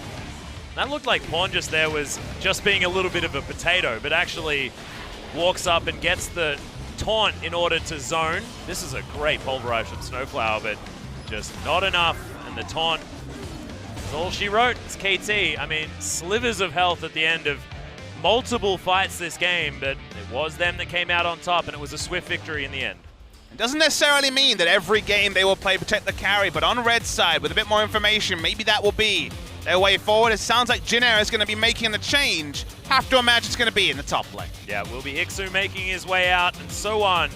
Going to be joining the roster for the top side of the map. Both of these top laners, bit of a redemption story for Jin Air. It's not like Ixu comes in and they all of a sudden start winning. They have been switching it up on their way towards the upper echelon of the LCK standings. You'll be interested to know that So1's big pick has been the Jarvan so far in summer season. Played 4 games. Both his wins are on the Jarvans. It's been the big pick for him, 2-0. He is the more laning focused player. He can play the Fiora. He can play the carries. So yeah. While he can go team fight orientated if he needs to, the big difference between him and Ixu is that more likely to actually take the lane focus. But then you're taking lane focus into the man on your screen, the MVP from game 1. Going lane focused against Smeb has cost many teams in previous seasons. And he's also looking pretty happy as well. I mean, I make a lot of references towards Happy KT, and Happy KT is the scary KT. Smeb often just going to be happy anyway, no matter what. But that was a big grin on his face, so going to have to be making sure he plays to the top of his potential. Good old So1. But adding a fresh face to a roster after a loss is always a good idea. You know, add a variable the KT may not necessarily be able to account for. Just have a feeling that KT is going to play their brand of League of Legends, take it to Jin Air in game number 2, because they don't often really care what their opponents pick up. They can get the champions that they want, and if they can make it work, definitely KT's game that you have to beat. A lot of flexibility for bans on the blue side for KT Rolster. Game 1 bans Caitlyn, Zac, and Rakan. They don't need to ban the Caitlyn, they don't need to ban the Zac. They'll be happy to first pick either. Might actually just ban Rakan on blue side, even though Mata can play it pretty cleanly. So Jin Air, they had a certain task on blue, now they're on red side. And balancing the bans they went for in game 1, where it was Corki, Gragas, and Rek'Sai, gonna have to be a lot less priority, I feel like, towards Smeb. There's gonna have to be the OP's banned by Jin Air this time. Yeah, Yeah, it's going to be desired to be the first luxury ban for KT on the blue side, now that they can throw a few away. See whether Jin Air stick to the script or whether we're just going to have a smorgasbord of champions available. Caitlyn, of course, going to be taken away from Deft. It feels like Caitlyn and Zach are the two that you have the least quarter with, so may have to be banned both on red side. The Galio ban on blue. Is that KT are not reaching for that? So that, as expected, Caitlyn and Zach now move to the Jin Air side of the coin. Where do you go from here is kind of the question for both sides of the draft. First pick Kalista could happen for KT, but with the Rakan banned away, yeah, it does like feel like KT's happy to just say, okay, as long as Rakan's not in the game, we're happy to leave Kalista open. And it might be a Thresh first pick that KT are looking for as well. I mean, it adds a lot of flexibility. It's not like you're jumping down the Kalista path immediately as well, as Jin Air will probably ban that as the final ban on the red side. Elise available, Rek'Sai available, like you say. A lot of priority given to the Elise, so now KT have the question of, is it the Thresh or is it the Kalista? And it is going to be the Thresh. Mata wanting to make sure he's back on the playmaker. He won't be drafting Kog'Maw first pick at least, like we saw from other teams, and remains to be seen if KT want to show that for a second time against Jin Air. They could just go much more conventional KT Rolster, the likes of Rumble is available in this game. Now to Jin Air go for what has been an Afreeca Freecs tactic quite a few times. You mentioned in the previous series, Papa Smithy, do they go for the Gragas as well to try and deny score once again? I think Rek'Sai Braum is the most obvious draft on the red side. Yeah. But Kalista, of course, can be locked away as well. And you are denying away Kalista Thresh with this particular ban, but you start to feel like KT maybe don't prioritize Kalista as high as the teams in our first series and also this game. It's a speculation point as the Kalista is taken away, but then it's going straight back to disengage. It's going straight back to the Kog'Maw. Yep, may as well pick it up, and I like that you say disengage because that explosive cask is going to add a whole new thing to the recipe, the KT Rolster. Smeb may not necessarily jump on something like the Shen this time. It might be some other kind of tank towards the top side of the map, or maybe he just plays Renekton. Tries to jump on top of a Kalista, but Renekton hasn't seen a lot of success into the Dancy Lady on the bottom side of the map. There's a few different schools of thought on how you draft with a Kog'Maw. Could go for a Shen, like you say. Could start for Corki in the mid lane and try to have a bit of a bridging point as Corki can abuse the early items while Kog'Maw to pile on items, but Kog'Maw was going for a 2-item build anyway with Blade the Ruin King into the Ginsu Rage Blade that may not build fantastically, but when it's completed, does mean that Kog'Maw is still pretty fearsome at 2 items. KT also made a big play into reinforcing their mid lane with their duo to allow Mata to roam and Kog'Maw to get free farms, so interesting to track if Jin Air have learned from that and maybe try to attack that particular lane assignment, but remains to be seen. Well, the Karma has been banned away. We'll see whether Jin Air decided to ban away Lulu here as well, potentially. I mean, Pawn has been known to drift back to it, but it's not exactly his pick. Orianna would be the more obvious utility mid lane that could be banned away, and it is banned here. I think that KT might just go for Corki, but that could also be a pick on the side of Jin Air to take in this next round of the draft as first pick on the red side. Could deny it. Talia is going to be taken away, so we saw at Rift Rivals it was Corki and then you picked Talia into it straight away, and then it was Talia and you picked Corki into it anyway, so it is a really clean Corki draft here if Jin Air want to go that, unless they have something pretty special, I think, for the last pick. Could also be the LeBlanc that Kuzan found a lot of success on in a recent series. But the Corki with the Talia ban and with just the tempo of the game is both a denial pick and such a safe blind pick that if KT have to go a Cassiopeia or a Lucian in this spot, it's just not going to be as strong as what the Corki would have provided on a lesser amount of gold. So I do like the Corki takeaway by Jin Air. I love the idea of a Cassiopeia, though, in response. Just because I feel like with this composition, it would make a lot of sense. It's going to be locked away straight away. It just means that if they try and dive on the Kog'Maw in the backline, you've just got a Petrifying Gaze and a lot of damage coming out of Pawn as well. It's a different style of comp, though. It is good in terms of the lane as an answer to Corki. But if you evaluate the 2 picks separately, the Corki would have provided pressure earlier, right? With the Trinity Force power spike. Yeah. That didn't happen, and so we're going to finally see our first blind pick now of the season. What does Sowan have to take into it? I'm not going to say Yasuo out loud until we finally see our first Yasuo. Someday is somewhere screaming at the top of his lungs. Yasuo, Yasuo, Yasuo. Used to be a KT Rolster special in the past. Well, he does have the option of going towards it. Oh, he's going to do it. He's going to do Oh, it. it's happening! Oh, the dream. First it's Ixu. Now it doesn't matter which top lane you get from Jin Air. You're going to get the fun picks anyway, Papa Smithy. So there's the Yasuo, and what a Yasuo composition as well. And it's like the worst possible nightmare of a Gnar because you have Wind Wall and also the Unbreakable to interrupt the boomerang toss. No poking for you, Gnar. We do see it with the Fate's Call, the Glacial Fissure, and just Rek'Sai's single target. We will see our first Yasuo into Gnar. I thought it might be Smeb. I thought it might be Huni. We're going to see it from Sowan. Yep, Sowan's going to pick it up. See Akali first coming out of Ixu, and now Sowan says, well, it's all of the top laners on the side of Jin Air that play cool champions. And like you stated, I mean, as far as Yasuo compositions, this is a smorgasbord. The build path is going to be really interesting. My guess is something like Phantom Dancer into the Frozen Mallet. Still going a little bit tanky, but also having the one-item power spike of a Mallet. Infinity Edge sounds like a dream that is too far in competitive play, but I'm ready to have my expectations shattered. Seeing Yasuo back in the meta reminds you of 2014 Dade and someday in 2015, 2016 as well. We've seen some excellent Yasuo play in Korea, and the meta has rolled around to bring him back. Ho, ho, ho. We've been waiting for it for so long. We've been talking about there's been whispers on the wind. As soon as there was Gnar first picks, it has to be an option. We'll see whether Sowan's going to be able to get it together here in game number 2 and bring this series to a deserved game 3. The hype is high. Absolutely the hype is high, Atlas. Hope we get into it really shortly. It's going to be a really fun one. Still going to require jungle control. Still going to require Rek'Sai around the top. But I think we're ready to go.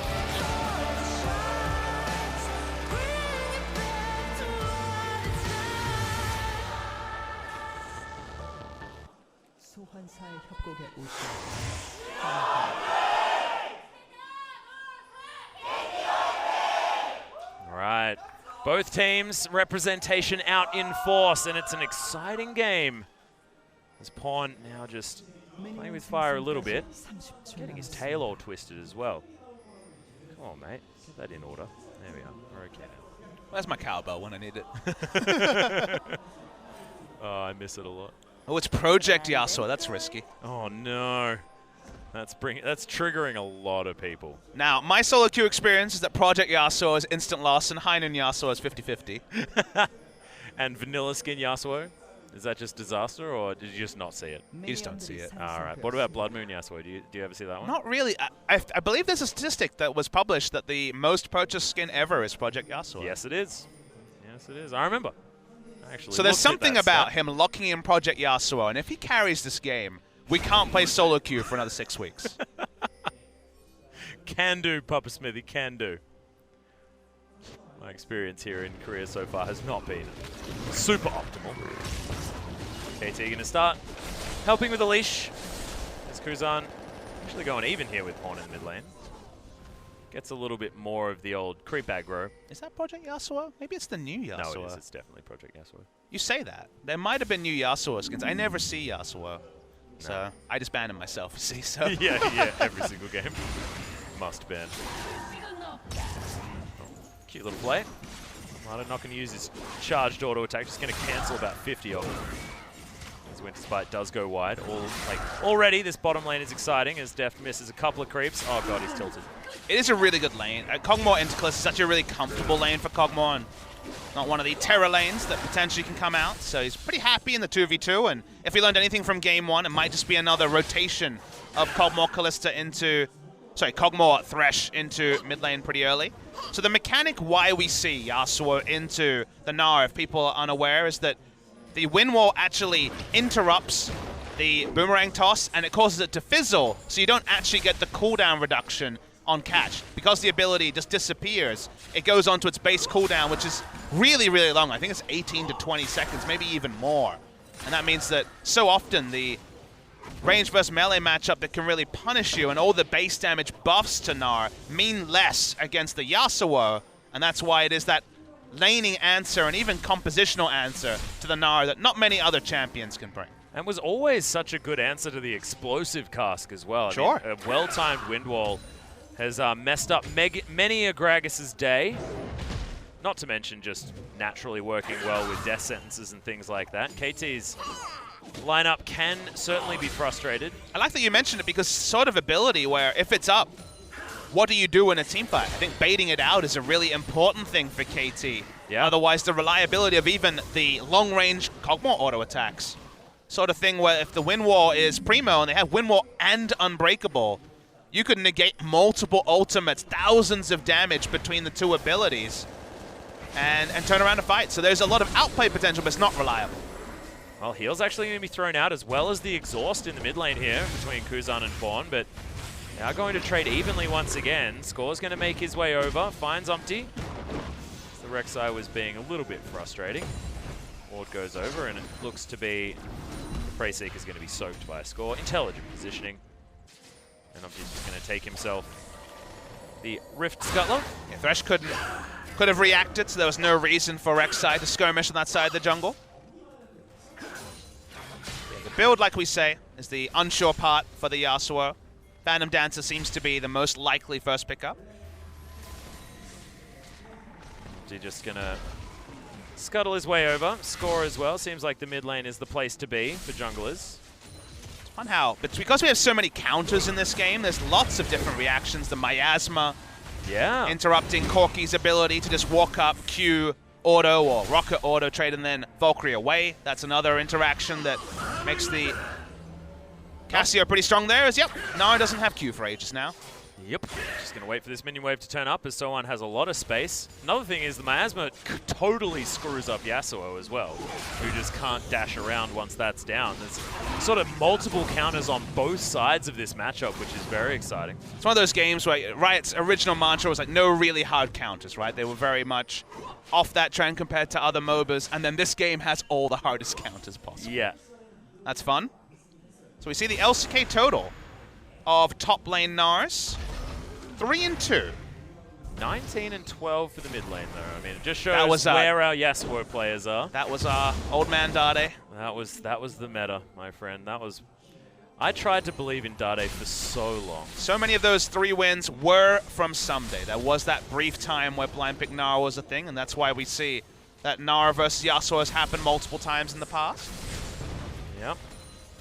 Level 6 being gained here in the mid lane. They know that there's no exhaust for Kuzan, but does still have his flash and the Valkyrie, so will be relatively fine. Pawn's just farming things up, feeling pretty good. Smeb as well is actually ahead in farm as the waves reset. Someone's going to make his way back. You've got a Durham's Fist coming out for Smeb as item number 1. Wants to get towards his Frozen Mallet as quickly as possible. Does seem to be the route that he wants to take. I mean, one of the reasons that you go pretty emergency, or at least pretty safe in this matchup, is that Rek'Sai just tunnels in under turret, and then you get the instant ability for Yasuo to go all in with his ultimate. So you have to go safety first, because you don't want to be turret dive. If you fall behind a Yasuo as Gnar, you can potentially just be solo killed in side lane. So you have to go a pretty safe build, and it feels like Durham's Fist over even, say, a Ninja Tabi is the route that Smeb wants to go.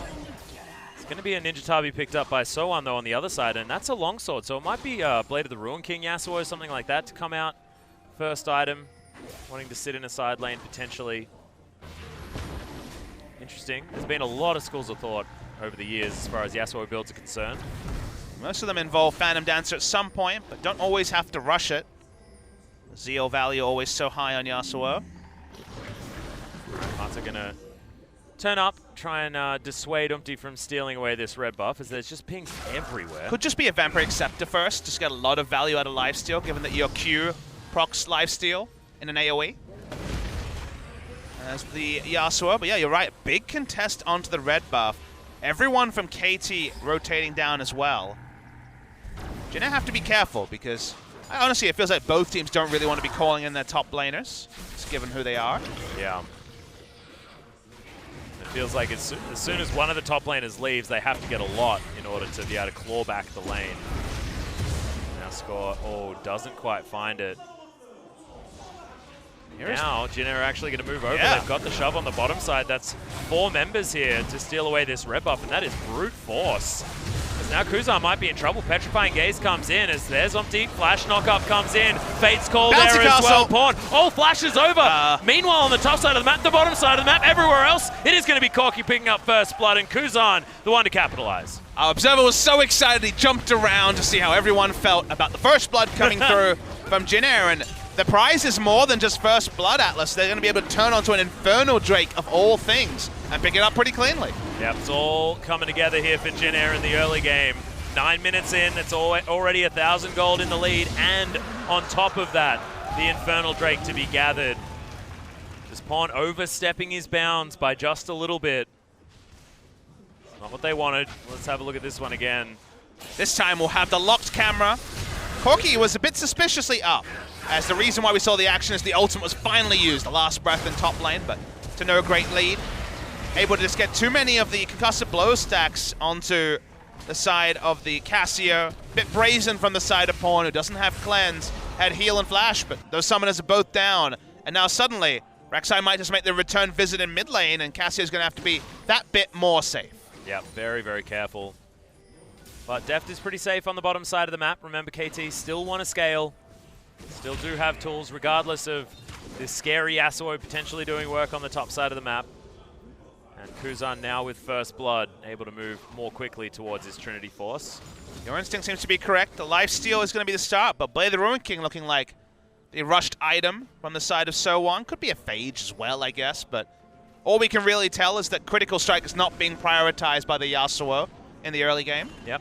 Haven't seen a Death's Dance Yasuo before. Huh. That could be an odd one. Now that you mention it, would be pretty immovable, you'd think. Yeah.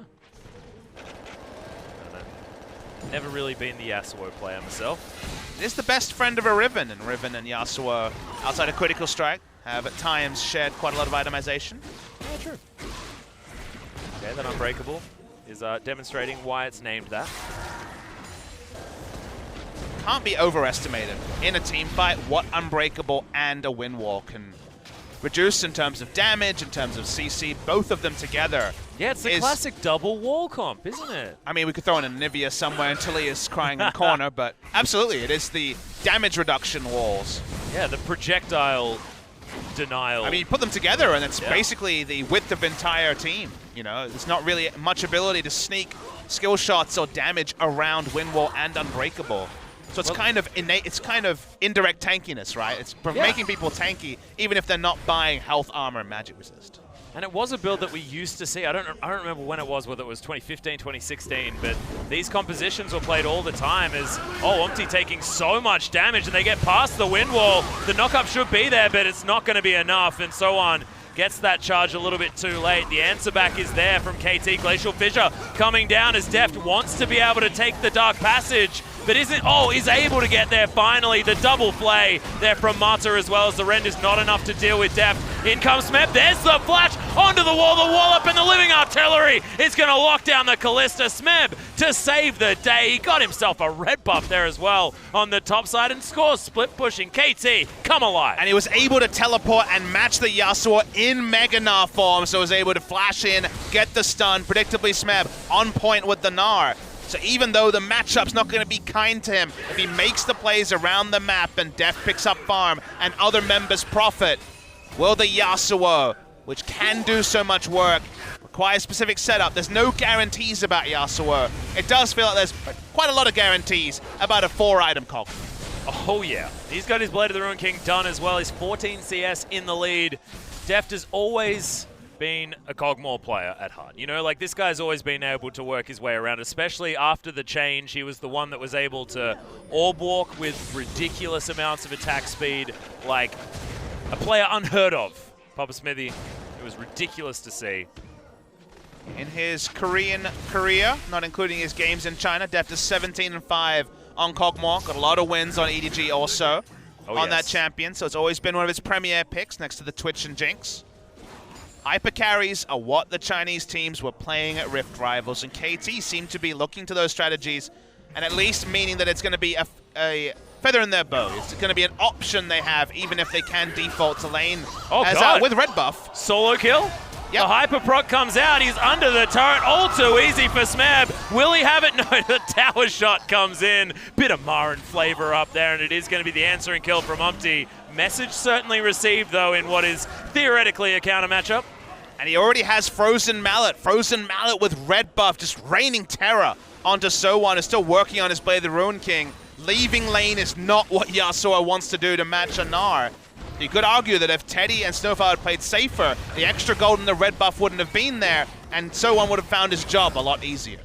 Well, there's some more hillbillying happening on the bottom side of the map, and that's going to gather first brick for Deft and Mata. They will share that local gold. Living Artillery going to help clear out this minion wave as they shove it further forward. So now what does KT do? Where do they go to try and get this one done? Mata, was a little bit worried about his little Cogmore friend, but his deep sea buddy's going to make it home.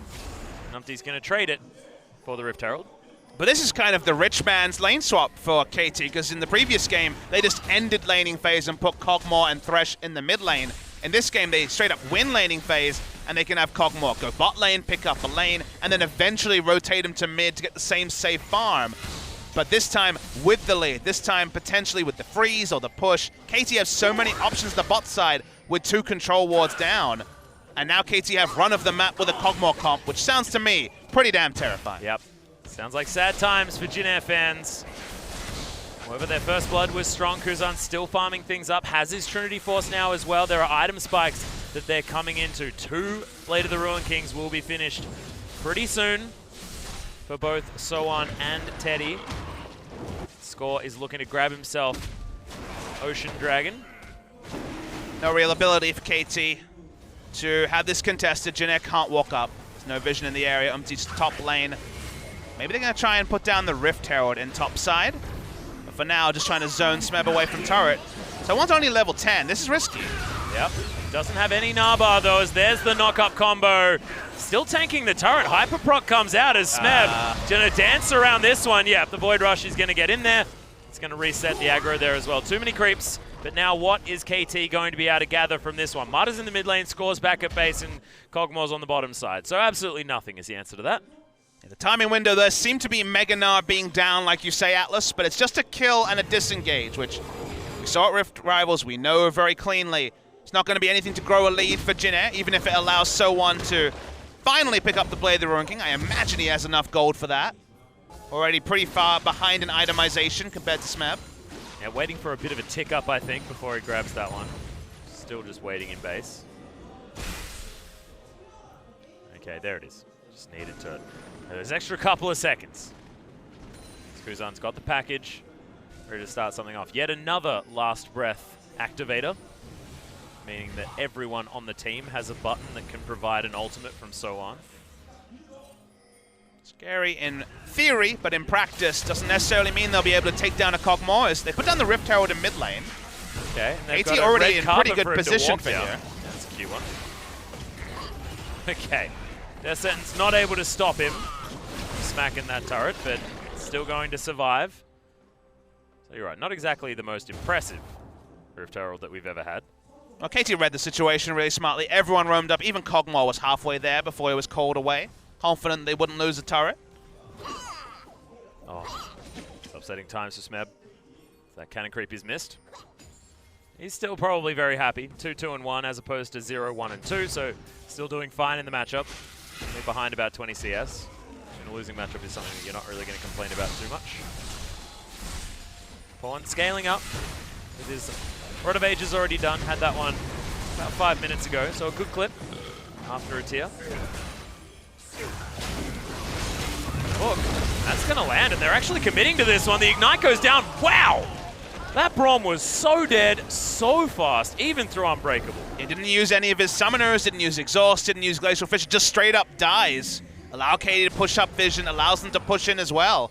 Seems like Jin Air was just as surprised as you, Atlas, that by the speed of the Deft, but they just open up onto Deft. Okay, Exhaust is going to be invested, but Dark Passage does get the Cogmore out to safety. He's slowed down, does have an opportunity to Dolphin his way out if he wants to, but realizes that it's a bit of a tank battle, so no one's really going to worry. Then I mentioned that against Yasuo, KT have taken no exhaust. Some teams would take 2 exhausts against Yasuo's in previous metas. There is 0 exhaust, only an ignite from Mada, so they're clearly not phased by the Yasuo, even in a team fight. Oh, cute little hop gets Smeb out of the way. Not going to get dashed into. Somebody understanding that he's not going to be able to get around here. There's pings going down all over the top side of the map. Smeb knows something's up. I wonder if you see this Yasuo and you just go full offensive items. Phantom Dancer into Guardian Angel into all-ins. Speaking of all-ins. Yep, Blade of the Ruined King comes down, but there's the Mega Gnar, the wallop down as well as so on. Wanted to get himself amongst it. Cute little knock-up, but not an activation of the ultimate as Mata turns up in the nick of time. There's the ult coming out. Yeah, last breath in there, but Score, he's well and truly healthy, and Smeb takes the Dark Passage. Still, might be Score in trouble as he's underneath the turret. No ultimate available for the deactivation of the turret aggro, and Deft is just going to hang out in the mid lane. Kuzan is going to turn up with Teddy. Deft has to be a little bit careful. Blade of the Ruined King comes down. Teddy probably doesn't want to take this fight. Fast Bomb not going to find the damage onto the Cogmore.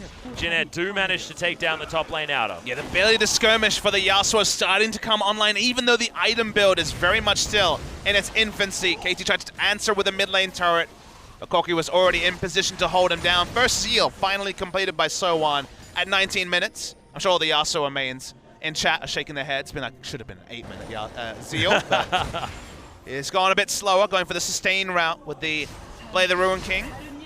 Items starting to roll in on other carries. Still, we are unsure of what the Yasuo will provide in fights, but KT have not teched against it at all. No exhaust from them is super risky because with this many knockup modifiers, it could be a 5-man last breath. It's possible from the side of Soa. Well, Deft now has his QSS, so is able to QSS flash out of that particular ability or combination of multiple abilities. Probably one of the most valuable items in the game against this composition. Baron has just spawned about 5 seconds ago. So we're going to have our next dragon in 1 minute. Will be a Cloud Drake. So Jin Air getting the most valuable one thus far. One's going to turn up and once again go toe-to-toe against Kuzan. Merlin Omicron completed here as well. Sunbreaking was so. Oh, so close. We had an 11 HP turret earlier. It's a 14 HP one now. Yeah. And the Brambleback now going to be donated over to Teddy most likely. That's going to be it. Now finally Deft is able to grab that. So outer ring already completed, but it's only 200 gold now the lead for KT with an extra kill and an extra turret.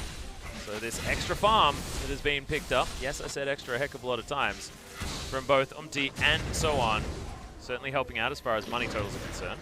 Rek'Sai does spot out how many people are here, so Kuzan has to back away. My read on team fights this early, even when the items are complete, and Hurricane obviously will be coming out very soon for Teddy, is that if KT start a fight with a Mega Gnar or with a Gragas Cask, you probably just explode one of the carries on Jin Air and you win the fight. But if Jin Air is able to dictate which fights are taken, with a big last breath, for example, they very much do have item spikes that make teamfight victories very possible for them. So the end read is that if both teams get the lead in a fight, they win, and thus the fireworks seem to be almost inevitable. Yeah. It's exciting to see what Sowan's going to do as well. At the moment, if this is going to be the Phantom Dancer, Blade of the Ruined King Phantom Dancer, a fantastic split-pushing combination of items, and should be able to go 1v1 versus Smeb with those. But also will be able to get in amongst this. Here's the engage. Mata doesn't find the hook though, and Umti just going to tunnel his way out. It's an unfortunate one as Smeb gets out of the way of the tornado. Everything should be fine. Okay. Not often does the synergy between Mata and Score abandon them, but missing the hook there was pretty consequential. They would have looked for the Baron if they got to pick on the enemy jungler. Been pretty comfortable to take it. Speaking of comfortably taking objectives, Pawn is able to walk up, deal with Corki, and take the turret basically in the face of Kuzan. Yeah, it did so. Actually just yelled at him as well. Get out of the way, I assume, if you want the translation. The turret was definitely falling down. So on. Offers another one, but doesn't throw the ultimate out. Remember, Last Breath has a pretty low cooldown. So often you can see Yasuo's be relatively liberal with them, but not this time for So on. Doesn't have any vision on the red side of KT, so doesn't know who's potentially coming down bot lane to collapse on him. Item builds. Umti almost towards his Black Cleaver. You've got the 2-item spike for Kuzan with his Rapid Fire Cannon done, and especially those Sorcerer's Shoes. Finally, the Phantom Dancer comes in for Soan, and you've got the 2-item spike for the Callista as well. Jin Air certainly at a point where they should be able to fight, but they're going to miss out on this Cloud Drake. Trying to be taken by KT. The plan of Jin Air, I think, will be revealed with the 3rd item from Soan. If it's Guardian Angel, they're fighting. If it's something else, I think they're probably going to focus on the split push. Phantom Dancer, so if you went for, say, Frozen Mallet, that's more of a split push item. Infinity Edge, kind of unsure. It's a bit of a suicide item, but it's a possibility. Yep. But Guardian Angel would definitely be the teamfight item from here. That's a bunch of extra damage too, I like it. Hadn't thought of Guardian Angel in the context of Yasuo for quite some time, given his absence from the meta. 2 items on Callista, 2 items on Corki. Again, if they can choose the time, Jin Air should have the tools to win a fight. Otherwise, we continue to go that inevitability territory. Hawkmoor abandoned his item build to get the early QSS and is working towards the Rage Blade. So for now, is pretty low power. Yeah. Still probably wants a pickaxe maybe as his next buy, but then there's a long time before he has enough money to complete that Rage Blade as well. So this is a definite mid-game lull for the Hawkmoor. Once he gets those 2 items, we'll be feeling good as Deft has a way out. He's now deep, not going to be able to get in there, and Deft, really nice positioning on the Cogmore, always safe. They do take the turret. Jin Air doing some work at this point in the game. Yeah, we only have a 200 gold lead for KT, so we're basically all even. What they've done best is stopped Kuzan from being a 1-3-1. Cassiopeia has had so much pressure on the Corki in the side lanes, even taking turrets in his face. That's been pretty big. Yeah, Mata once again, great position. Not a the great teleport. Yeah, going to be cancelled by Soan.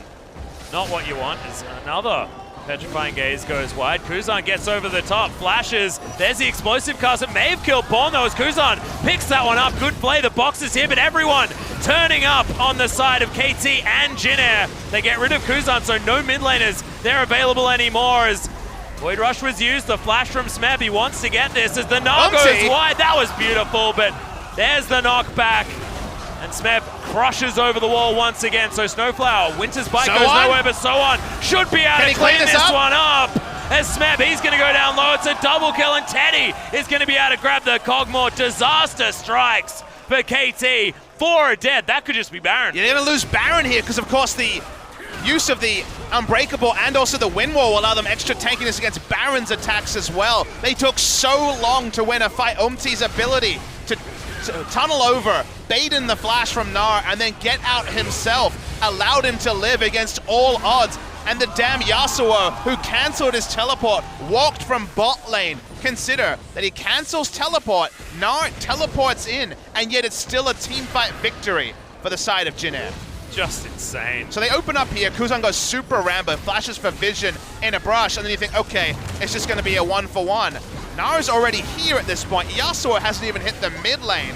As the fight goes on, Umti is tanky, but he drops aggro, then drops aggro again by going through the tunnel, and then flashes over. It's insanity from Umti, but the Unbreakable's off cooldown, so more of this indirect tankiness we talked about, Atlas. They get more and more reduced damage, and there's Soan, who flashes over the wall. They're confident in their damage. The skipping here, the dance moves from Jin Air are just beautiful. They should release a single based on the greatest hits of that fight, and Jin Air just outfight KT. Yep.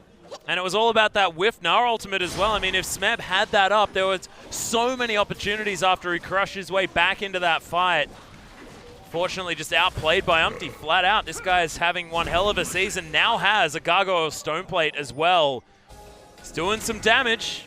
Has that extra tanky build with the Cinderhulk on top of things. So I really like it out of the man.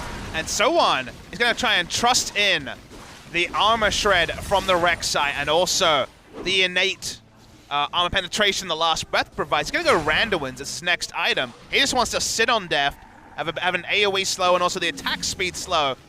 And he already has decent base damages, so he's relying on just living through a fight rather than necessarily trying to burst someone down. So it's a new item build. The Randuin's third is not something I've seen, but it's a new approach to playing the Yasuo in a team fight. Yep, like the idea.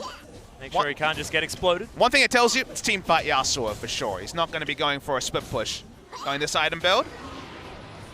Smeb's going to see what he can do as far as getting some damage down. Meganar comes in, and Smeb will be able to defend the inner turret. Kuzan able to lock down the Adder on the bottom side of the map. But that one was a bit of a gimme. Spawn waiting in the wings. Miasma comes in. Marto looking for the hook. Bit of damage onto Umti. Doesn't have a lot of magic resist just yet. Umti not dying in that last fight was literally unbelievable. That was the silliest thing. And the hook. That is going to land. So, bit of damage onto Snowflower, but otherwise he's able to stand behind Teddy, get himself out. Of course, had the ultimate available in the Fate's Call, so he's never really under too much threat, but they want to save that ability to try and lock down some engages rather than use it for defense. With the Baron buff, it becomes pretty unmanageable from KT. They kind of have to engage. They have a disengage comp, but that doesn't help you when you're dealing with your turrets going down. Jin Air don't have to dive onto them, so just take the free objective. Yep, all too easy. And it's going to be the second tower of the push. 5,000 gold now the lead for Jin Air. And Smeb casually wanders out of the way. Someone takes a turret shot. All part of the plan, I believe, is how it works. Project Yasuo might win a game. Oh no. Okay, he does have a Randuin's Omen. It's looking pretty good. Control Ward is now picked up. Somehow I feel like the people that play Yasuo and solo queue are going to skip over the Randuin's Omen part. The other part of locking in Yasuo and building the other items maybe, but somehow I think the Randuins won't come in. No, that doesn't look like a Bloodthirst or an Infinity Edge or a Trinity Force. Static Shiv. Static Shiv. Rapid Fire Cannon Yasuo, that's the dream. The objective control, having lane pressure in a Nara lane is one of the few, Yasuo is one of the few champions who can do that. Kennen on the on-hit build, that can get lane pressure on a Nara, but Yasuo is one of the few that can do it. And they also have the insane secure of a Kalista Baron potential, so there's a lot going on when the next Baron spawns. If Jin Air can be the clean air team that we've seen in fits and spurts recently, get their control wards down. Right now, the map is lit up around Baron for when that spawns, but the vision now will start to fade when the Baron finally comes in. Jin Air have a lot of different options with the strength of the Yasuo on the side lane. But there's still no inevitability about this game as Kog'Maw getting closer and closer to 3 items. Yeah, we'll have that Hurricane very, very soon. And remember in that last fight, it was that awkward recurve bow Blade of the Ruined King stage as well. So they caught KT at a great time to start a fight on the side of Jin Air. Hopefully it means that they're not overly aggressive in their next one, as Zoan and Kuzan attacking this inner turret on the top side. Nothing awkward about Kuzan and Teddy's items, though. They're both in a really strong spot, so you just give up outer turrets, inner turrets. Nothing KT can do at this point to walk up to those. Pawn's able to split on the bottom side of the map, so at least buy them some pressure relief. It's a big minion wave that's going to be crashing towards that inner turret as well. 2 minutes now on the Baron buff for that one to come back up. Even on Dragons, now the next Ocean Drake was taken by Jin Air, and the next one going to be the Elder, so equally as useful for both teams, if not a little bit more for Jin Air, I guess, given the fact that they have at least one Infernal Drake. Another Vamp Scepter from Sowan, so Bloodthirster definitely a possibility in this case. Could also be the Death's Dance that we've been talking about. Ravenous Hydra potentially as well, who knows? Possible. Kind of was the meta build for a hot second and then was passed over, so Tiamat Yasuo seems to have died a death. Doesn't necessarily need to auto-reset and certainly doesn't need the wave clear.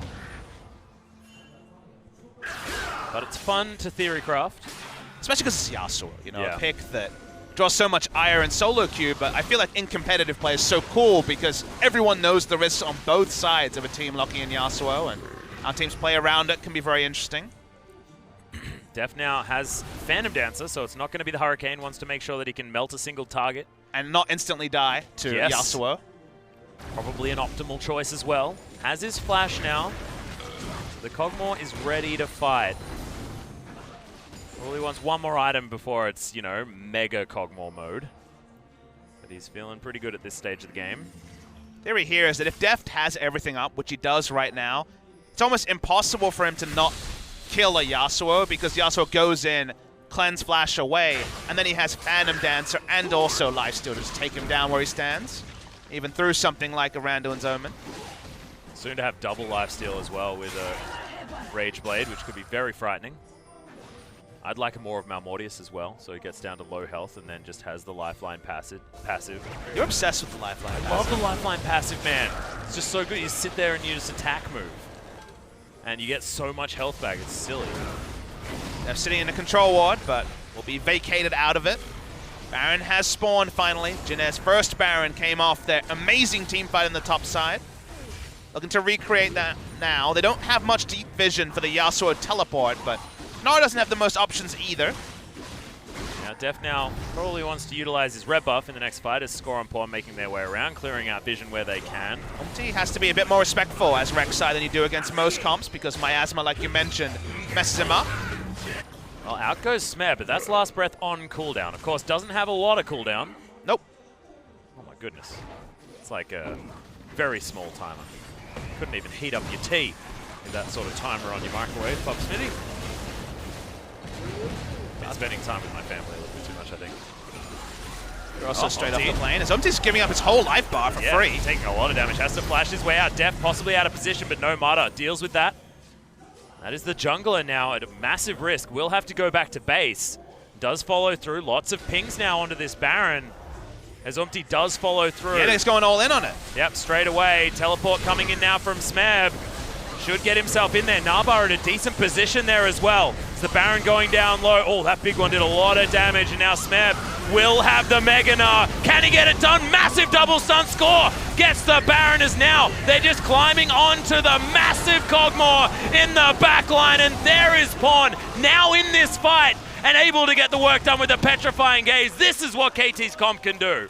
First time they were actually able to disengage Atlas. They didn't have to follow. They fought around the Baron, got the buff, could kite back, and there wasn't 5 members of Jin Air to try and profit from the fight. So KT blow open the game. They have been the onlookers. They have been the reactive team for the first 35 minutes, but taking Baron now means that Jin Air have to bring the fight to them. This was a true 4v4, 4v5. They didn't actually have to have Rek'Sai fully back. She was low health, so they kind of cut their losses. They thought bringing up the Yasuo was enough to disrupt the Baron from being started, but bouncing in Teddy meant that Kalista couldn't bounce around herself and do damage. At the same time, they weren't able to commit early, was Jin Air, so the end result, Baron to KT. Yep, Smeb just jumping over the wall, getting that Gnar, getting the stun. Umti having to go back to base, and just shows that one tiny little mistake can mean so much. Umti taking his whole health bar in damage, even if he didn't die, is what led to this KT Baron and KT's avenue back into the game, and possibly even this Elder Drake. There's been no vision around the area. A couple control wards put down as they walked into the objective, and Jin Air just have never played around this area, so only now do they get the bad information. Yeah, I mean, you mentioned objective secure. The damage out of KT's composition is definitely there. Jin Air, yes, certainly. They've got the Ren damage to try and secure the Baron and the Elder Dragon, and they've got Kuzan with a lot of damage as well as so on, but Cassiopeia Kog'Maw, I mean, there's, as far as duos are concerned for consistent DPS, I'm pretty sure they'd be up there with the highest. Yeah, Rageblade, Blade the Ruin King, does so much damage from the Cog side, and Cassiopeia doesn't even need explanation.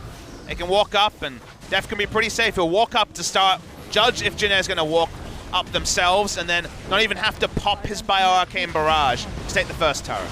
He's got a Durham's Fist there as well. Might be a Steric's Gauge for the Kog'Maw. Just wanting to make Frozen sure. Mallet, also a possibility for Kog'Maw. Hey, that's true. Certainly something that would ruin Sowan's day. He doesn't have his dash off cooldown or a minion wave. Speaking of items though, Teddy does have his Maw of Malmortius completed as well as his Mercurial Scimitar and Blade of the Ruin King. The lifeline combo, Papa Smithy, that I was talking about before. I do like it, but he's just not been able to get past Def's incredible range. His health bar's not high. Now just trying to make sure that he can get damage on this turret. So one's near. Jin Air at some point have to hard engage, as they will have Smeb just free autoing onto the inner turret. He's going to move himself over. Okay. Flops himself out. Pawn thought he was going to press his R button there. He's been a bit trigger happy with that one so far, but Big One does a lot of damage from Kuzan as Def moves his way back towards this mid lane. Good hook lands onto Umti, and fantastic cast delivers him to Deft's open arms. Snowflower now living artillery, chasing him down. They'll just take the inhibitor turret though, and KT look to have taken over the game. It's only 1,000 gold the lead, but breaking the base with this composition is really important. Yeah, with Baron, Elder Dragon, KT can just play front to back, bounce in whoever, instant kill him. It doesn't matter how much wombo damage someone like a Yasuo or even just a Corki free hitting can do. There's no front line for them to do damage. And now fights are being fought on KT's terms. The one thing Jin Air couldn't allow, and that means their base is almost completely gone. Yeah, and I know this is a little bit of an aside, but it's just fantastic seeing in this series Smeb demonstrate that not only is he in form on the carries, on the split pushes, but he's still such an incredible teamfight tank player. Like the Gnar has looked fantastic in, like especially the last team fight. He was splitting just then, but still would have been able to make his way over. KT, this is another facet, another side to this team we hadn't seen for quite some time. And it's almost like training wheels for their other comps, because you have to get a lot better at playing the early to mid game in terms of clean play, not just aggression, not just snowballing leads, but also, okay, we actually lose out on the trades, on the push in multiple lanes. How do we play around that? How do we react around that? I love the lane swap in game one to very early force a farm lane for the Kog'Maw. And in this game, it's just been a lot of control play where, sure, they lost a fight around the top side and lost the first Baron. But otherwise, they've been pretty flawless and not losing bonus objectives to the side of Jin Air. And now Jin Air, because they're losing out on the Vision War, because they're losing out on the Pressure War, getting to the Kog'Maw through Knight's Vow, all the other peel on the side of KT Rolster, and in general, overdiving the backline when KT can just fight front to back and kill their enemy front line. It's so much more straightforward for KT to win fights, and it needs every bit of setup to go right for Jin Air to win on their side. Yeah. And Score is just the bane of So1's existence as well. Frozen Heart, as well as, like you say, the Knight's Vow, Gargoyle Stoneplate, so he's just not going to die. Pretty frustrating. Deft happily tanking up a turret, just utilizing the Kinsu's Rage Blade to have inane amounts of lifesteal. And remember, Super Creeps are now moving their way towards the Jin Air base. Doesn't matter that this minion wave is dead, because the Super Creeps will be just too much to deal with, and the Snake Lady, the little Gnar, making their way in for the flank around the side. Deft is just being such a juicy target, and he knows that Marta will get him to safety if he's ever out of position. 5 flashes up from KT. Every single player a playmaker. Speaking of flashes, This is not when you start a fight though. Smeb just gets his ultimate. Will make his way out now. They are going to be able to take down one. Pawn is going to fall down, but Deft in a good position. Teddy is the one that grabs that kill, but Umti, he's jumped on top of Smeb. Guardian Angel is now down, and the base is getting torn apart. So1 has to get himself out, and Deft, once again, just staying behind his tank line. KT just looked like they were happy to sacrifice Pawn because they knew that they were going to get more. As Kuzan has to use his QSS, and Snowflower will bear the brunt of the damage. Good Unbreakable. Living Artillery gets around it though, and another Dark Passage. The bottom lane of Deft and Marta has never looked this in control. yeah, Smeb just teleports back because he knows they will lose their third inhibitor turret as they chase into Smeb. He's just buying time as the rest of the team is deciding the game around him. Yep, kiting it as well. Will have that Mega Gnar. Doesn't have the Gnar. Oh, he does. He's got the ultimate, the double wallops there, but okay, that's the whole base in tatters. Yeah, it's a decent trade from the side of Smeb. It guarantees the third inhibitor turret. So few teams have come back from 3 inhibitors down, and it's also 3 inhibitors down as Baron spawns again. KT, I'm going to have to respect this being rushed. You could try it if you're Jin Air, but KT with 4 members and also soon-to-be super minions hitting the base has so many options to delay Jin Air. They have to take it right now if they're going to be able to take that one down. Vision is cleared though, and Jin Air, they're going for it. Everyone on KT that's alive is going to be able to make their way into this pit. It's 4v4. Oh, package. Oh, Kuzan, he probably didn't want that. Has to flash himself all the way out, but they've got some weird pincer maneuver, but it's not exactly where they want to be doing battle. Deft well and truly in the backline. So1 has to get himself out. Fate's Call, but Deft flashes it immediately out of the way and still safe, but Pawn once again dead. Marta going to be the follow-up death, but Super Creeps are crashing forward. This is so dangerous. They have to rush it down right now, instantly. They can't respect the Smite Steal. They need to take it or they will just lose the game. Well, Deft is trying his very best to try and hang out over the side. Living Artillery is not going to be enough to out-damage Rend. and he doesn't want to sacrifice his life. So I think this will be the end of a Nexus turret. I played this game on my mobile phone before. I think it's called Tower Defense, Atlas. Yeah, I recently downloaded a new one. I'm not very good at it, and neither is Jin Air because they lost their last remaining turret. The Nexus now well and truly exposed, and congratulations, you got a purple buff, but you have nothing left in your base. I mean, Jin Air's read was that if they gave up the Baron, they would lose the game anyway. I'm not a fan of overforcing Barons when you have no base to defend, but they've got the Baron. Does KT just delay because they can just wait till the next Baron? They're under really no obligation to make things happen now. Still has kept the game alive for Jin Air, though. And despite the fact that they haven't necessarily been winning fights, they still have a gold lead. Jin Air GreenWings hanging on by the skin of their teeth. It's 11 turrets to 5. If Jin Air move up into the base, I mean, this gold lead will be out of control. Elder Drake going to be up relatively soon. Teddy grabs himself a red buff, and Papa Smithy, this is pretty close. Let's talk about what Jin Air have. They have 2 inhibitors back up. That's pretty big for them, as with Baron buff and also 2 inhibitors up. The base is not so much of a forced playground for them. They can actually duck out of the base for bits of time. They also have a lot of damn damage on this team. Infernal Drake, even though it's a single one on all these carries, a 5v5. If you get a clean ace here, or even just a pure ace, you probably win the game. So they're happy to walk up. Oh, I don't want to walk up and take damage from Deft, though, especially when that Rage Blade gets stacked up. You can see Kuzan has to dodge out of the way of these living artilleries because he may just die. He's trying to lifesteal it back up. Score getting himself back in here, and this is on a knife's edge. Smeb trying to go for an engage. Does get a Valkyrie out as now Score's moving forward. Now losing health bars. Kuzan going to deal with the top lane. Super minions pushing in. Not going to take him very long. He is Corky. Yeah, the pressure seesaw, you saw it happen just there. As KT get the pushback, they know where these lanes are. Bottom lane is pushing forward for Jin Air. That is important for them. They'll be able to rely on that moving forward, but Deft playing with fire. The importance for KT is we again come back to the comp. What did we say they have? Disengage. They are a disengage comp. Engage is only possible from basically an amazing Gnar play, which at this point in the game, with where the terrain is being fought, is very difficult to pull off. So KT, they want to fight around Elder Dragon, spawning in 50 seconds. They want to fight around Baron, spawning in a couple of minutes. In the open, they're actually going to find it really hard to do more than just poke at Jin Air. Well, they're trying their very best to do that, and Snowflower's trying to utilize the lack of Dark Passage available for Deft, but he took half of his health bar in damage, which is definitely not what you want. See Deft trying to play up just to stack that Rage Blade as quickly as possible, and the bottom lane is something that is starting to really become a problem. But the bigger problem for Jin Air is because they've been in the face of KT in their base. KT know there's no way there can be vision around Elder Dragon. They know that that pit is completely going to be darkness for the side of Jin Air. So they have the option to start the Elder Dragon when it spawns, or actually push up a ward and maybe look for that big Gnar play, which is certainly a possibility in terrain like that. Pawn for now. Going to be looking through one of the passages. There's going to be a 3rd inhibitor spawning here for Jin Air.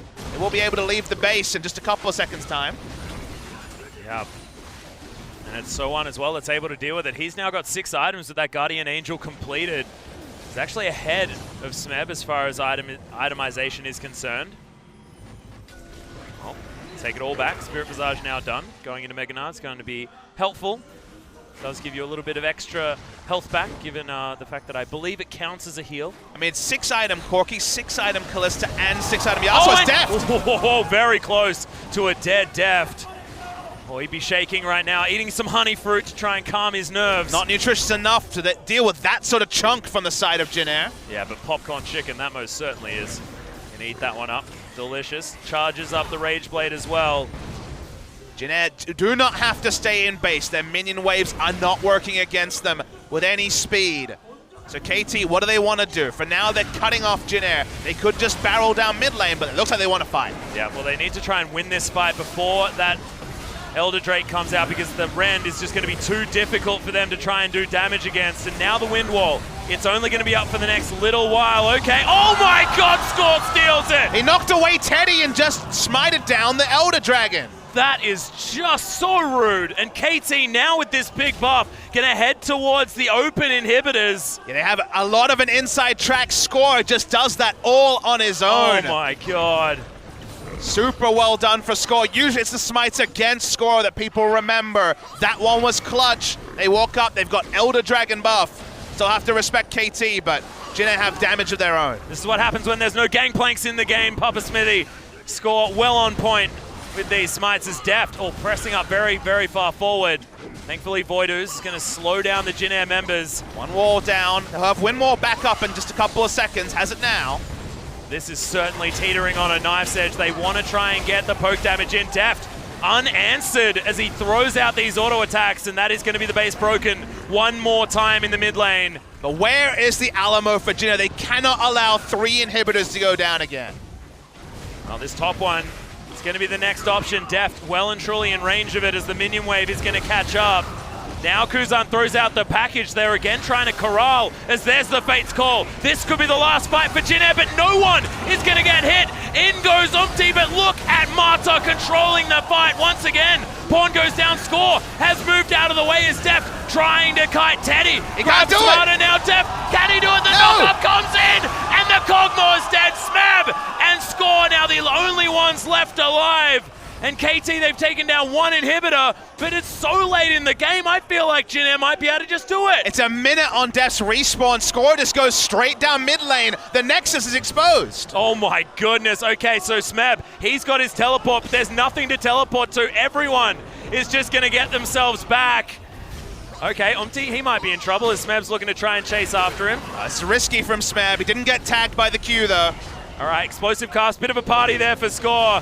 As Smab will need to work some heroics to try and deal with Kuzan. Once again, another crush gets himself out of there, but remember, they're buying time. Pawn's going to be up in 15 seconds. It's no longer end of the game territory. They have bought enough space.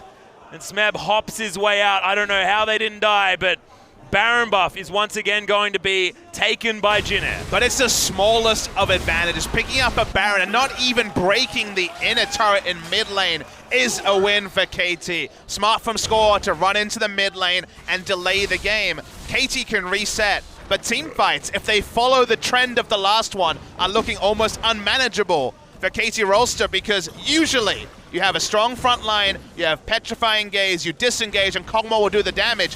But there's so much damage on the side of Jin Air, and they also have the double walls to disengage some of the Kog'Maw damage, so no one's dying, they're life-stealing back up, and they're winning the fights. Yeah, it's working out so well, and now Teddy, he's got a Rage Blade of his own. This is a wannabe Kog'Maw build on Kalista, but it does work. It means he can dance around so quickly. And there's just not enough, it seems that there's not enough armor to really be respected. So hasn't even gone for any sort of armor penetration at all in this build. Okay, Windwall goes down early. Oh, Eaton, it's got a ludicrously large width. It does, and it gets a much lower cooldown as the game goes on as well, Atlas. It's only down to a 18-second cooldown, so every second fight. Yeah, Hook is going to land onto Snowflowers. Kuzan, you cannot be doing that, buddy. He might Another die here. one. That's going to be that. He's taken down to the Guardian Angel. Redemption to come in here as Smeb looking for that Narbar, but the wind wall is so good. And that saves Kuzan's life. Umpty now completely out of position. And Jin Air is out of position in general. Mada throws out the hook, doesn't find anyone. He's going for the optimal target there in Teddy. Snowfall's backing in vision, but he'll get out. No, he cancels his channel. Teddy's also caught here. Yeah, what's happening? Snowfall in vision, now sees the ward go down. Deft is just striking through mid lane. Remember, this Nexus is exposed. Yeah, they just need to move him over there, and Teddy, he's going to get distracted. They're just trying to play the move them around game as they're moving towards the Nexus. Teddy's not there! Teddy, he just can't get out of the way. Deft needs to just be set up. He's in the playpen. Just shoot the Nexus, Deft, but so on. He wants to stop him, but the lifesteal is massive. The knock-up, it lands onto the Kog'Maw, but he's still alive. Snowflower with the Unbreakable. Where are the walls? Smeb flashes his way out. He's still got the GA score. Finally gets himself over. Umpty, he's going to come in, but he's going to lose his life. Deft picks that one up. Oh my god, the Cogmore. Could it be Penta time as he's just going to turret, trying to take down the members, but no, Teddy is going to be able to pick that one up. Pawn trying to pop up, but he's not going to be able to do it. How are they doing this? He's trying to get in there. He's going to. Inhibitors are dead all over the place, but Jin Air once again, hold on. Holy crap, this Ginsu Ragebait Callista and the Yasuo are murdering everyone. Jin Air managed to win a fight again, and the game keeps going. Oh my god, I'm going to pop a blood vessel in my face, Papa Smithy. This game, if it goes to 3, I might die immediately afterwards. So the Yasuo used the ult way earlier while we were watching the fucking yakety sacks, and yes, I said the F word, happening in the backline. It kept on going, the fight keeps on going, and so many times you think the game is going to go over. You see Cogmore getting the first 2 kills after the Guardian Angel is popped, and you're like, okay, Corki's dead, the game is over, but watch how much work they're able to do as the fight goes on. Teddy is doing insane damage as they're fighting 2 on 4 for the majority of this. Insane lifesteal coming through because of the Ginsu Rageblade, and the game continues. Yeah, and so on as well. I mean, able to get on exactly the priority targets. They're now all trying to shove down. The top inhibitor being dead is a bit of a problem for Jin Air, but now Deft has respawned. And we're back at it again, Papa Smithy. It's 55 minutes in. We're closing on an hour. KT just trying to finish the series. Jin Air trying to hold on. Yasuo has an Infinity Edge. He has not had one the entire game. Redoes his items and now has IE. And guess what he sold to get an Infinity Edge? What did he sell, Papa Smithy? He sold his Guardian Angel. That's the dream. That's 3 Infinity Edges, actually. We could have another game in this series. Oh, yes, we definitely could. It is insane how long this has gone. We're once again encroaching on an hour. There's been a huge battle between the teams, and it feels like KT doesn't have enough damage, insane as that is, with an item-capped Cogmore and an item-capped Cassiopeia. We're in really uncharted territory because the Yasuo is so infrequently seen. Once again, Deft walks up. Once again, Jin Air move back. No flash on the Nara, so won't be initiating. Because KT need to disengage, do they have to wait for a Baron or an Elder Dragon to actually get value out of their comp? That's kind of the madness that we're seeing at the moment. Well, once again, Deft should be able to take down this inhibitor. It's 2 inhibitors dead. Remember, with 3 inhibs down, Nexus exposed. It could just be the PvE style that KT employs to win this game. They're going for that. They're putting their big front line right in front, exactly like they should. Miasma's down there as well. Pond needs to be really careful with that cooldown. It could be so important as Snowflower jumps his way in. Might be now or never for Jin Air. That's what they're feeling. KT walk up, the walls are down. Jin Air pull back. They only have an exposed Nexus. And it looks like they're giving up 3 inhibitors. Yep, so that's the 3rd inhib down, and now Deft playing far forward, but has the Dark Passage once again. Remember, Marta died very early in the last fight as Deft playing with fire, flashes out of the way. The Glacial Fissure could play back as that is the fight. Disengaged now from Score, who threw down the cask. Redemption. Okay. Mercurial Scimitar coming in there as well as Jin Air do get their health back from that redemption, exactly. Remember, they have to make a decisive call. Super minions in all 3 lanes are pushing in. The moment KT disengages this far, Jin Air need to pull back. Yeah, and look at the creeps just cruising on into the base. Jin Air now getting chased, and this game is on such a knife edge. At some point, Jin Air have to fight against 3 super minion waves and 5 people, including Deft, who outranges all of them. It would take just the most insane defense to not die here. A couple of shots on the Nexus, it's already at 3/4 health. And that was only with his Ginsu's barely charged at the same time. Oh wow, that static shift starting to do work. There's a package that's been picked up by Kuzan. You can't help but let your heart stop a little bit here as Jin Air trying to find their way back into this game, trying to get the engage that they want. Oh, so on. Just easy on the trigger when it comes to that last breath, and they move back as a team to try and defend this Nexus. The Nexus cannot be left alone. The longest game record is now exceeded. Another memorable one for the summer season. Jin Air know they have to fight, know they will lose if they do not fight. Put down the wall, 1 wall down, Unbreakable's still up. Oh, Here there's it is. the Black Snowflower. We're going. Wants to find it. Pawn, he's been exhausted. There's another huge cast, and Deft has Watch been Teddy. eliminated. Score now, trying to play play frontline and they're trying to just What's create the Nexus? space Nexus, for the Nexus. base. Exactly right. There are super creeps on it, and 4 members of KT do disengage. 5 seconds. Elder Dragons back up. You got a Baron buff available for KT, but Jin Air are still not out of it.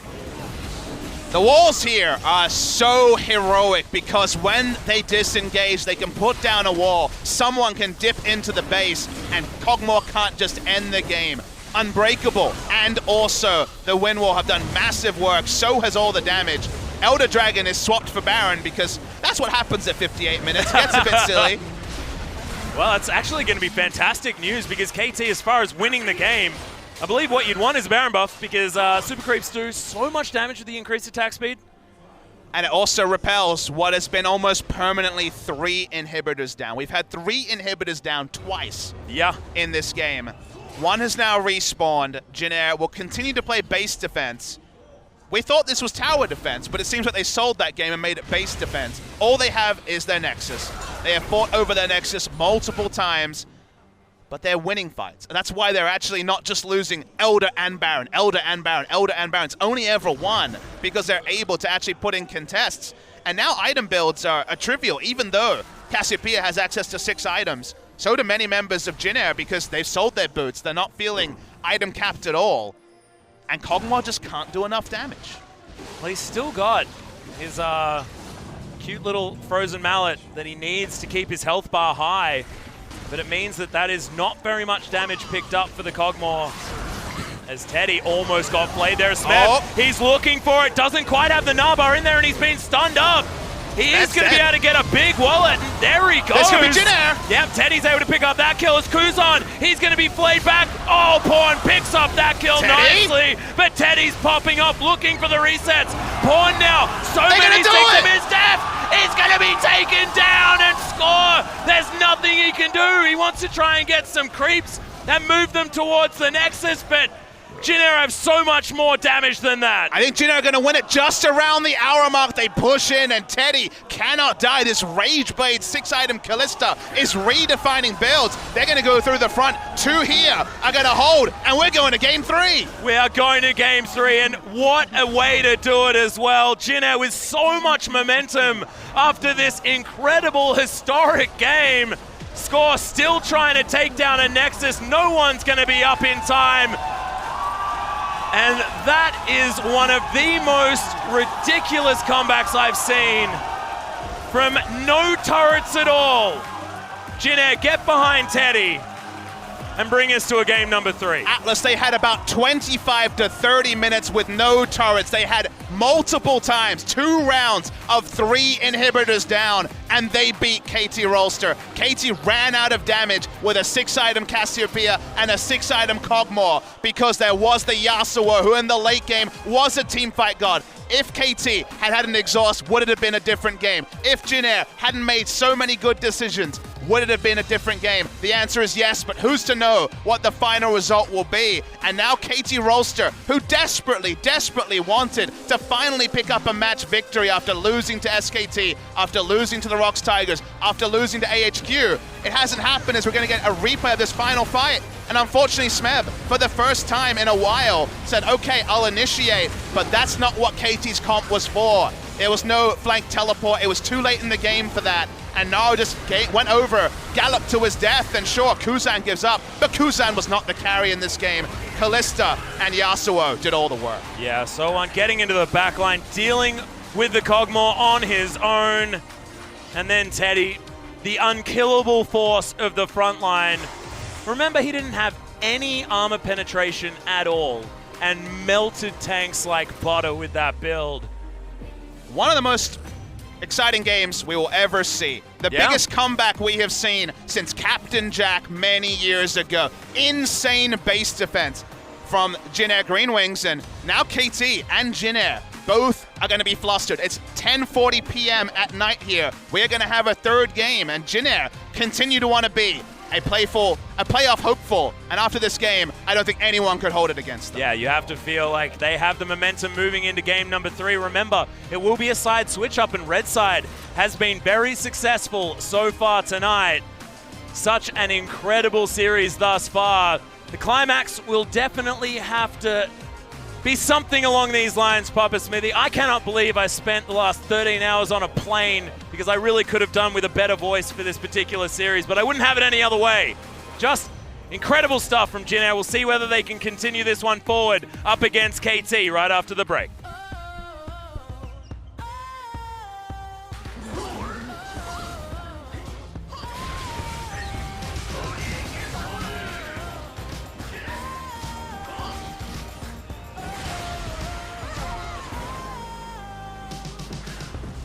Better tie those shoes.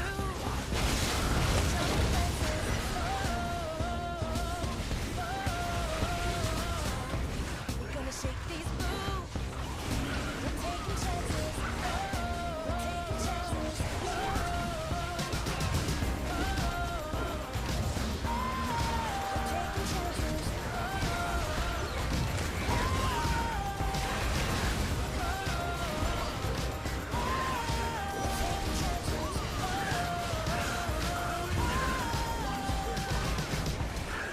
Tie those shoes. We're jumping fences. We're gonna shake these boots. We're taking chances.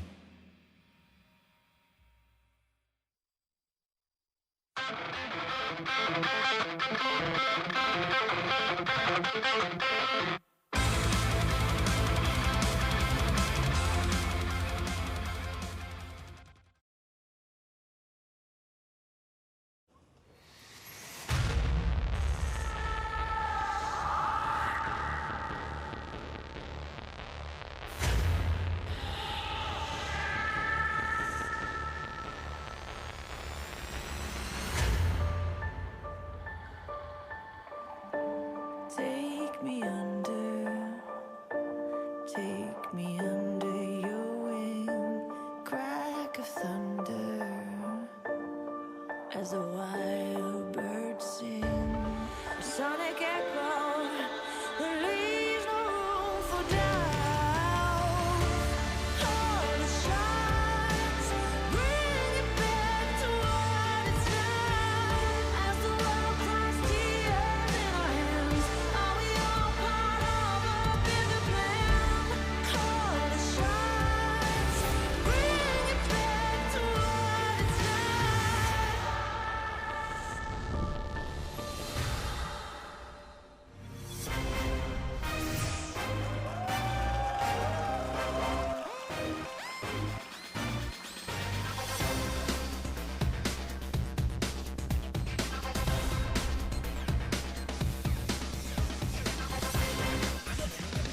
Welcome back, OGN Legion, and yes, we're still here, still ready to cast the third game in this series between KT and Jin Air, which has most certainly delivered. Look at that damage graph. We're getting up to 100,000 damage. Papa Smithy. We had 6 people over 30,000 damage. So many carries on both sides. By the end, the Kalista and Yasuo were doing most of the heavy lifting. The poke from Lakorki still puts him ahead by a hair, by 500 damage in a almost 60-minute game, longest game of 2017 summer. Insane stuff, and it means that we get another one, Atlas. The MVP could have been a lot of people on the side of Jin Air. Let's see who it goes to. I'm not even going to speculate. It's the Yasuo. Yep, there it is. That was where my vote went, Papa Smithy. 5-2 and 14.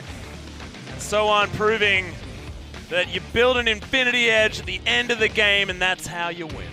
Proving that Yasuo is science as well. So we had maybe the biggest comeback ever. Is it the biggest game for there to be a comeback? No, it is just a regular season best of 3. But what it represents for KT, desperate to finally find a match victory after being the only team to win on the last game of Rift Rivals, and what it means for Jin Air, who started this season as a joke, who've ramped up, beat Samsung with a perfect game, and now so close to making it actually through to the top 5.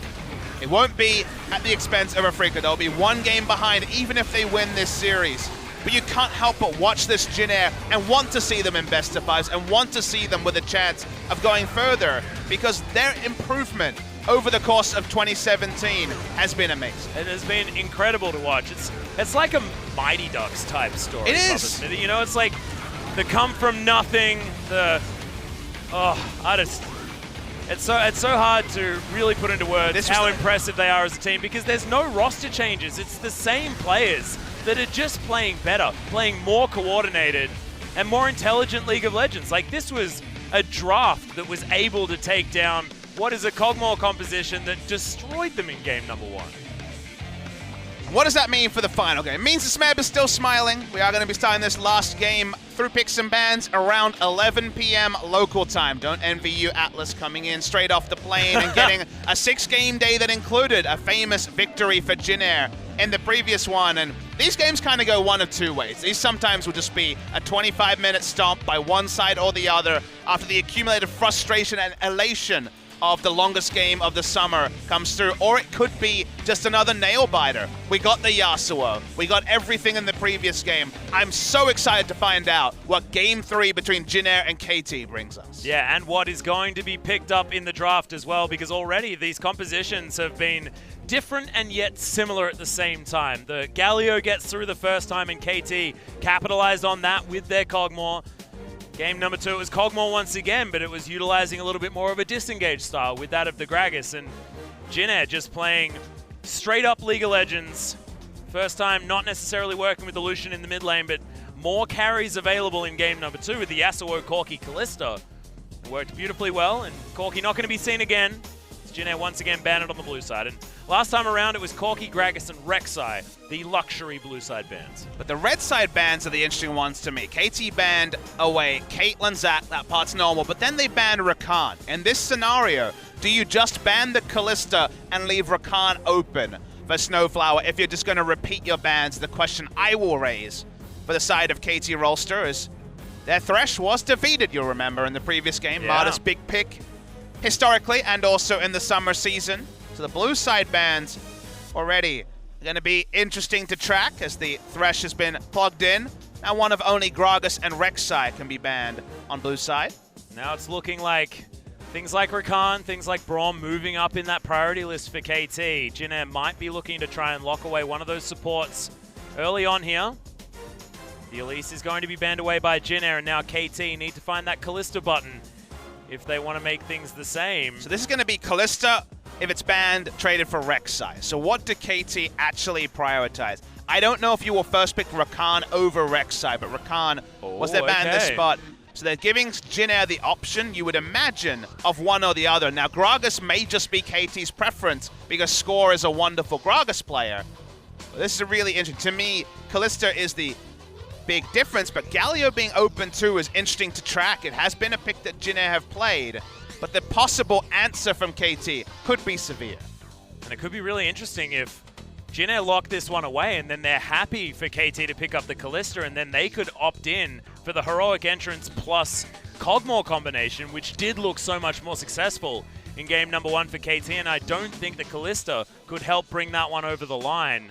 How high is KT's Kalista priority? Because there's a lot of different schools of thought in how you approach the draft on red side. Rek'Sai, to me, is a must take away from Umti, who not dying in the earlier fights, and in general, his comfort on the Rek'Sai means good deny on it. It seems like the premium on Kalista is not just Rakan, or a function of the Rakan. It is just Kalista being respected in the LCK. So they do go for the most predictable draft, take away Kalista and Rakan on red side. Yeah, makes a lot of sense.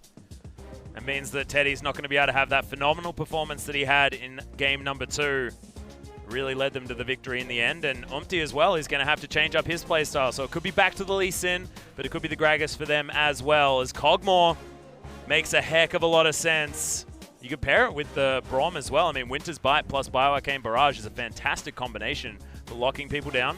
They'll give themselves a bit more time to think about the Braum. It feels like they are going to be running a Kog'Maw comp very similar to what KT put together in game 1. And, well, anything KT can do, Jin Air can do better is the general approach to the first part of this draft. Well, it's beautifully orchestrated thus far from Jin Air. Like the combination, Braum was fantastic into KT last time around. Snowflower had a really good game.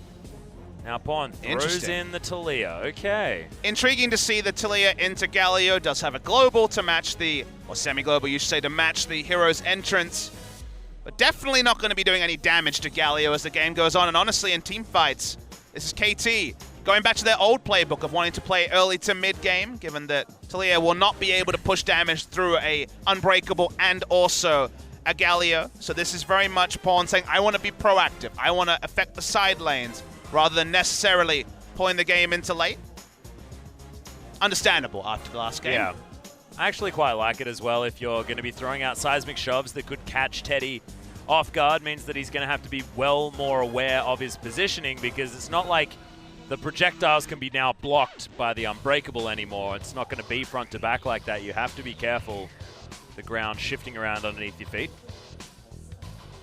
This feels like the sort of game where Smeb will play Rumble. And the reason why I say that is that to get to the back line, you're going to need a Jarvan. And if you go Jarvan, I feel like Jin Air will be able to answer it pretty cleanly. So it's a sort of game where going for an early to mid-game power smite might be smarter than just drafting the strongest engage available after Alistar is banned, after more engage will be banned on the side of Jin Air. Focusing on the champion pool of Umti, Rek'Sai, Lee Sin, and Elise have been his big pick, so it might have to be something new from the side of Jin Air in terms of the jungle pool, as Bard is another interesting ban. Yeah. When you protect a hyper carry, Tempered Fate for 2.5 seconds means the carry's doing no damage, and thus you win a fight around. So intriguing to see some different options banned, even if Bard doesn't have the most synergy with the Kalista, and maybe those focus on laning and go for the Kalista Zyra. I like that. Of course, Marta now wanting to opt in for capitalizing on the melee support on the bottom side of the map and trying to just win their way through the Kog'Maw matchup. Because remember, KT sort of got a free path in the laning phase in game 2, and it was Deft really dominating that one with his added range. Oh god, is Solon going to do it? Is Smeb, He did. Is Smeb Is gonna Smeb do it? gonna do it? It could happen. Oh, I need it to happen. Oh, my jungle. god, OT's okay. been playing this in solo queue. It is a pick in other regions. Of course, Unicorns of Love have been loving the jungle Warwick. Okay. We've got that happening here. That's the new variable. Smeb looks a bit dumbfounded after a second. He's looking for his Yasuo button. I really hope he finds it. Camille is being considered to be taken into the Nara instead. Another way to win the game, but Rumble. the Rumble was my first impression, and it will still be Rumble. The basic theory here is that KT want to do it early to mid-game. Access to the backline was almost impossible. Yasuo only really hit his stride 5 to 6 items, and I think at that point KT have already given up. They already lose the game because they don't have the ability to power through the super tanks, so they go Rumble, the original plan.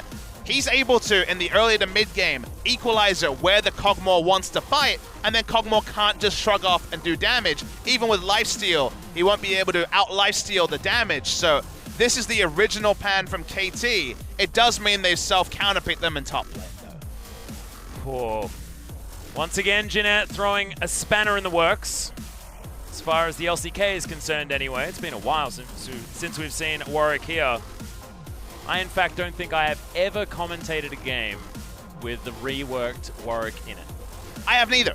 We just haven't had it in Korea. Yeah? Again, it's been since 420, the Weed Wig patch that everyone loves to make fun of, since Warwick was a pick in Korea. And that is the only time, apart from one-offs, that it's ever been meta in Korea. So who has played a lot of Warwick in solo queue, it's why I was prepared to cast this in previous weeks. He was assaulted. And with all the assaults done to the champion pool, the Warwick was one of the few champions left up.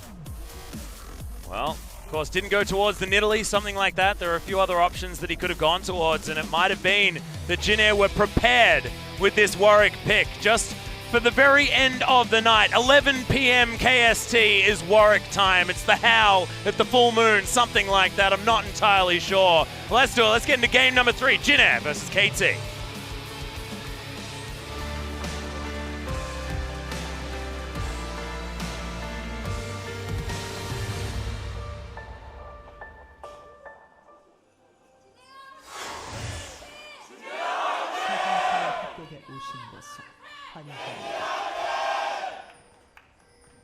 Okay, here we are. Game number 3. It all comes down to this, and the test is going to be with KT. Has their mental fortitude been redeemed after what has been some difficult times? A lot of loyal fans here saying very late into the night. We had a 3-game first series. The second series starts late. We have the longest game of the summer season in game 2, a super memorable one that if you missed it, please go back and watch the VOD. It is one of the most famous comebacks of all time. And now we get into game 3. Jin Air fans are pumped. That was a late Jin Air chant. Yeah. They're feeling like this could be their time. But what would it mean for KT if they couldn't get it done again? This is cheeky. He's hiding.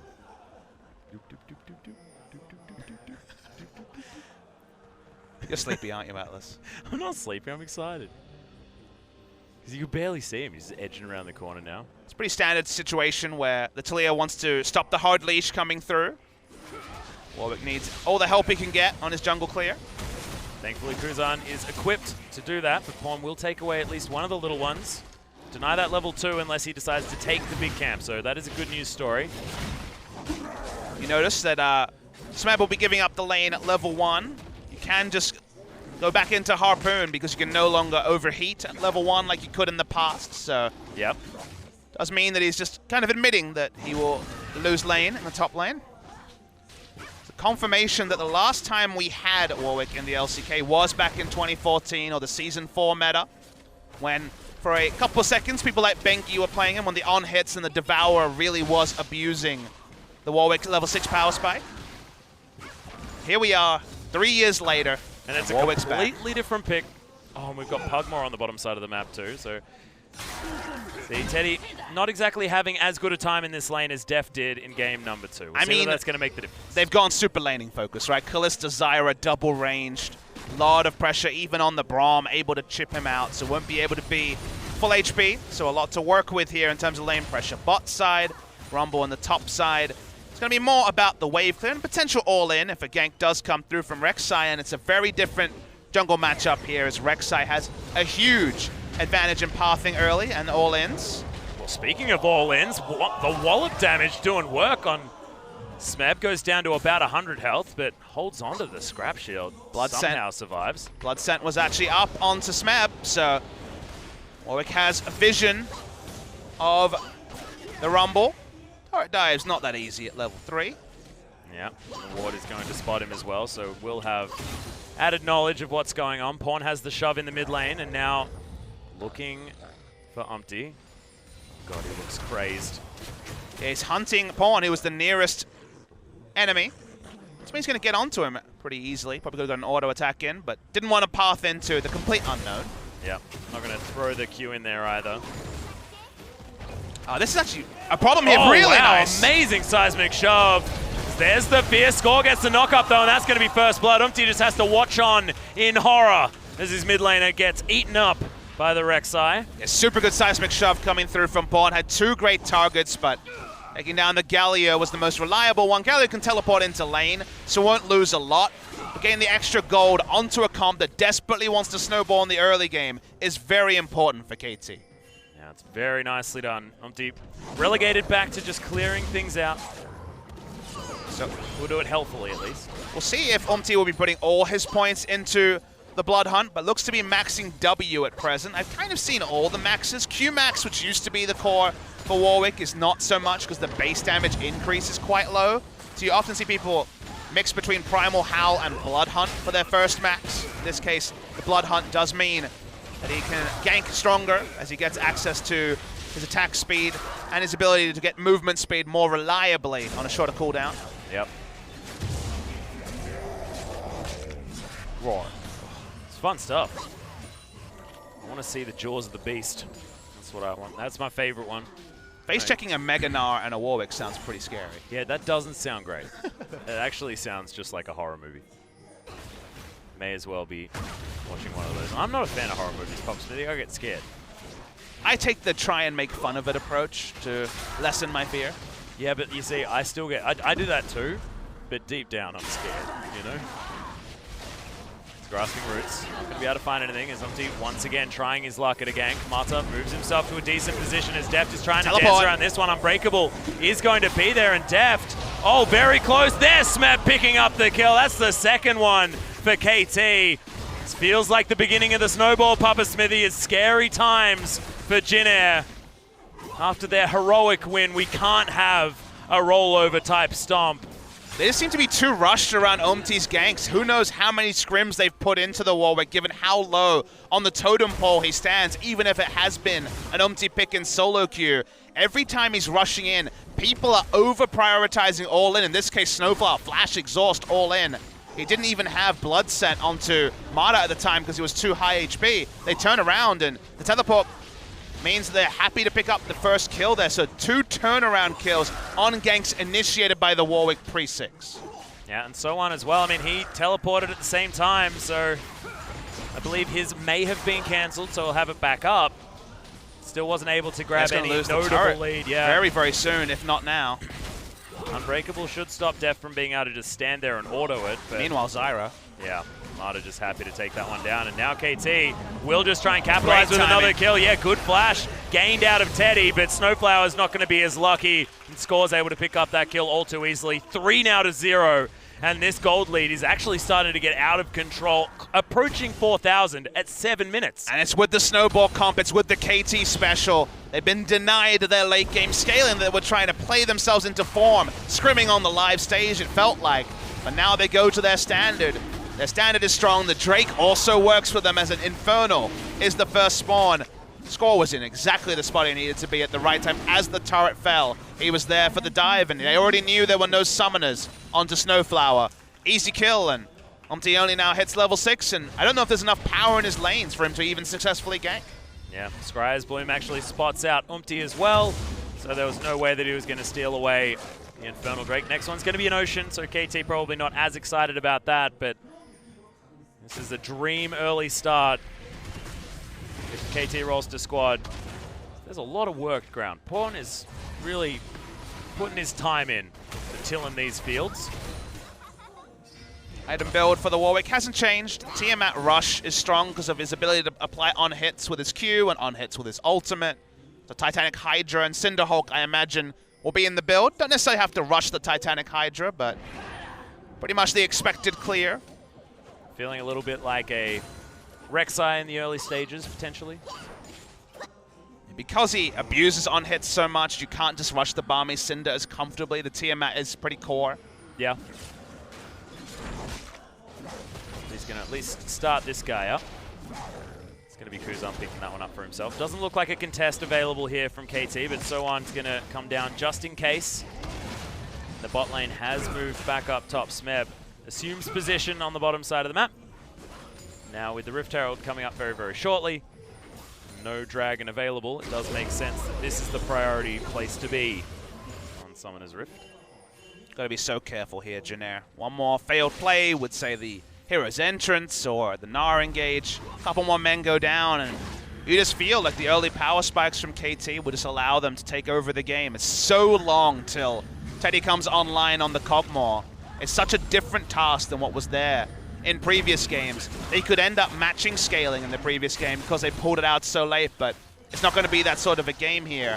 And KT breaking bot lane so early means that Warwick will lose camps because they won't have enough jungle control. There's matching globals from Pawn to match that of Kuzan. So much available to KT to answer what Jin Air has drafted. Thankfully, Umti is even on levels with Score at least. KT is still going aggressive, trading Bilgewater cutlasses. Almost said cutlie, but I don't think it's like cutlery or something like that. It's strange. And Umti is just walking on water ground everywhere. Nowhere he can go without being spotted. He's going for a lane gank, but was previously spotted. KT, predictably, lots of wards where they are. Find Kuzan, but they still get a flash. Pawn able to lock that one down. Yeah, there's just so many wards. It's insane how many wards are down this early. Oh my god, there's the flash. Grasping Rootsman, that's going to get enough.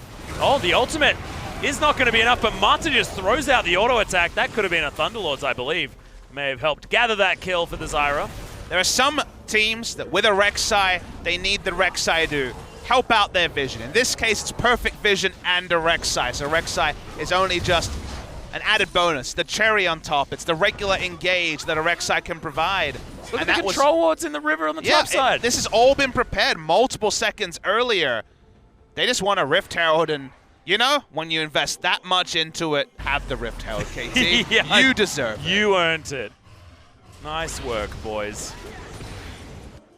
Bought the right item. Snowflower is going to come over and spot Score doing it. Try and take down one of them, but I think that Mata's going to be pretty mad at him, and he's got double dose, so gonna want to let that one happen. Knock up onto Umti, who doesn't have a lot of health. Thankfully does have that fear. Get out of the way. Starting to alternate points, so 3 points into Blood Scent, then maybe maxing a different ability is the way that Umti's going. The solo of the Rift Herald, that proved to be a little bit too difficult, but for now, they can return to it at any point. If they invest their AD carry onto it, they'll get it as well. Rift Herald well earned by KT Rolster, but Jin Air just trying to slow the game down and forcing the Elder Dragon, sorry, the Rift Herald to be frequently contested and then backed off is a way to buy time, and that's why they do it again. Yeah, well, Score's just going to hold on to it here. Can just tunnel his way out. Actually looking to try and start a fight, though. Weaver's Wall means that it's a bit of a Thunderdome to come in. Oh my god, Smeb. That is stunning placement once again. The heroic entrance to basically a death party for Kuzan, who's going to get melted down. This could be close to an ace, but Soan is nowhere in sight. He's like, nah, guys. Sorry, I'm not going to sacrifice myself for the cause this time around. And that is 4 for nothing. Mata might make it a bit more of an even trade as he's going to try and die to Harold, but Score is going to set himself up to take this one down, and KT now 8-0. Send a postcard to the afterlife, Jin Air. That was the perfect setup for the equalizer. No one ever doubted Smeb's equalizers. Everyone there was burning. If they were playing a game, they lost a game. In that particular case, KT, crazy thing is they're actually on course for the perfect game. Yeah, they are. It's terrifying. And heroic entrance, Papa Smithy. I mean, what do they say in all of those movies? A hero is just someone that wants to get himself killed or something like that. You hear that so often, and it felt like that was exactly what Kuzan was opting in for there. I mean, the play here is just beautiful from KT. This time, Smeb's already teleporting. This was coordinated in advance before. And look at the ultimate there. It's just ridiculous. They're all sitting on it for the entire duration. There's nothing they can do. Let's clean up Umti on the backside as well. Kuzan takes a while to die, but KT Rolster. You know, they could have just given up the Rift Herald, you know? It would have been probably a good idea. And that was the first time we've seen the new Infinite Duress come out of Warwick, the LCK stage, and it was used to get over a Weaver's Wall, which is just flat out not what you want to be doing. You want to be jumping on people's faces, clawing their eyes out, stuff like that. That's what the big, scary, big bad wolf guy wants to do. So we have heroic exit. Can we have infinite cowardice? Infinite leaving. No, that doesn't work. Come on, yeah, cowardice. Infinite cowardice is pretty good. It almost rhymes with duress, so I'll take it. I like having names for the exits. Yep. And it seems like Jin Air's going to have a grand exit from this particular game, unfortunately, with 6,000 gold lead. They can just keep trying to keep pressure on the map, but teleport up for Smeb, that's going to lead to a big lead. Rift Herald, that's just going to grow the lead for KT. Goodbye mid lane turret. You can't lose the minimum when every lane and the jungler lost, Atlas. Yep. That's a big old headbutt from Mr. Rift Herald, man, who's going to get a second one as well. Good damage on the inner turret. KT just looked to be able to do no wrong. And this has not been the case. It certainly wasn't the case against the ROX Tigers before KT left for Rift Rivals. This is a KT that is now hungry after a loss as opposed to demoralized. And you can see Jin Air setting themselves up to try and get anything they can wherever they can. Here's what you should take away about KT if you're watching this series, because I think every KT series people are watching being like, is it over? Is it still there? Are they going to win Worlds? Are they going to even qualify for Worlds? I think KT are one of the most scrutinized lineups because they were the story of the offseason. Stack a roster with the biggest talent around the world. What I take away from this series is, let's remember a lot of the Telecom Wars series that KT lost. They would lose 2-1, they would win a game, and then they would keep going for the early game. The Talon Top was the biggest example of that, right? They would always find new ways to win early game.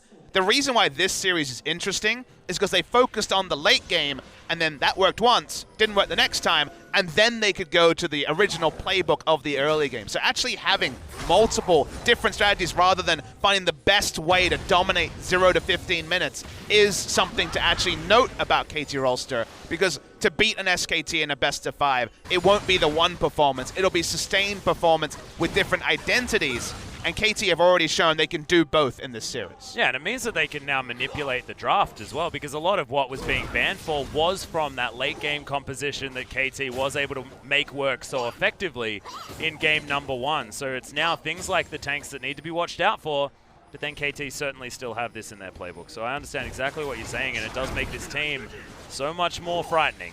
But we always knew they had this potential as well, Poppy, you know, like, we were just waiting for the KT to come online as Def doing battle with Teddy, but actually taking a lot of damage. Living Artillery, last one is going to miss, so thankfully going to survive for the moment, but Score waiting to find his way in. Weaver's Wall is going to set this one up interrupted slightly. by the nice, Unbreakable. He's going to slow things down. Smeb can teleport. He's hanging back from the Gnar. He's already a level behind. So while we do feel like this is likely to be a KT victory, there is the experience lead for Gnar, and that's at least something to talk about on the side of Jin Air. Yeah. Building towards a few items at once. Wants an old Frozen Mallet, I think. Maybe it's been a while since he's played Malphite. I reckon he wants an eventual Black Cleaver and Frozen Mallet. Yeah. That's the most likely takeaway there. It was a funny story for a little moment there for me, though. So I was just Stay with me, Atlas. I'm barely with you, mate. I'm so sorry. I'm so sorry. Oh, dear. It's not my fault. No, it's not. Well, Pawn wants to try to make So1 pay. And he doesn't have a turret to go back to either. Oh, that's an equalizer that goes down. We are going to peek towards a different side of the map. Ooh, fancy footwork here for So1, and they do get the heroic entrance. Love the Commando Galio as well. Looks extra cool when he comes down. He's going to save his top laner. Flash down on the Gnar is something. This goes back and finishes the Frozen Mallet, so we'll start with just trying to boss around Smeb in a long lane, even if killing him will take a little bit too much time. Mata has so much control of that river. It seems like it was his house, you know, and he's telling people to get off his lawn. Well, his lawn does extend and roll into the Baron when it spawns into a minute 50, and I think that's why he's playing the Vision game as hard as he is. Because blocking off the entrance to this outer turret as well, meaning that easy damage for Def to be able to gather. Does KT have both Baron secure and also the Weaver's Wall and Equalizer combo that we saw demonstrated just a few minutes ago? So Baron buff is the terrain they want to force Jin Air to contest them on. Not to mention double Leandri's Torment, Blade of the Ruined King as well. So it's like, yes, secure, but just so much damage on top of it, and already completed now as well. Smeb was going to come up and actually help them out. Weaver's Wall. The surf towards the bottom side. So1 in a lot of trouble as he gets slowed down. They do get themselves a teleport, and Smeb's taking a lot of damage. Oh, big that shove. seismic shove. Really big from Pawn. Smeb flashed anyway. Does mean they are able to get out alive. Lumpty as well. He was making his way down there, so Smeb not wanting to get infinitely duressed upon. I would love to see Infinite Duress actually affect an enemy champion That would at be some good. point this game. It is the Cinderhawk into Tiamat we spoke about. Yeah. May delay the Titanic Hydra quite far behind, otherwise he will just kind of die in an instant. Yeah, needs to start building some of this tankiness, especially against this composition. Interesting that he's gone for the armor first, with a heck of a lot of magic damage being on the table here for KT. Ah, okay, donated over to Teddy. Doesn't have a lot of mana right now, but just shows that they do want to be getting behind this Cogmore. Settle themselves into the late game. Yeah, this is real hard. Again, it's all about Jin Air buying time. They have a lot of great options with this sort of a gold disadvantage at 50 minutes, but at 20 minutes, it represents all the core items to allow them to team fight. The job of Mata, keeping this rush completely clear, is still winning. Well, we're looking for another grasping root so we can get him, but Void Rush is going to be enough. Score takes down Snowflower, and now Baron is an opportunity. Umpty, half health. So1 looking to try and get his way amongst it, but Pawn's just playing catcher.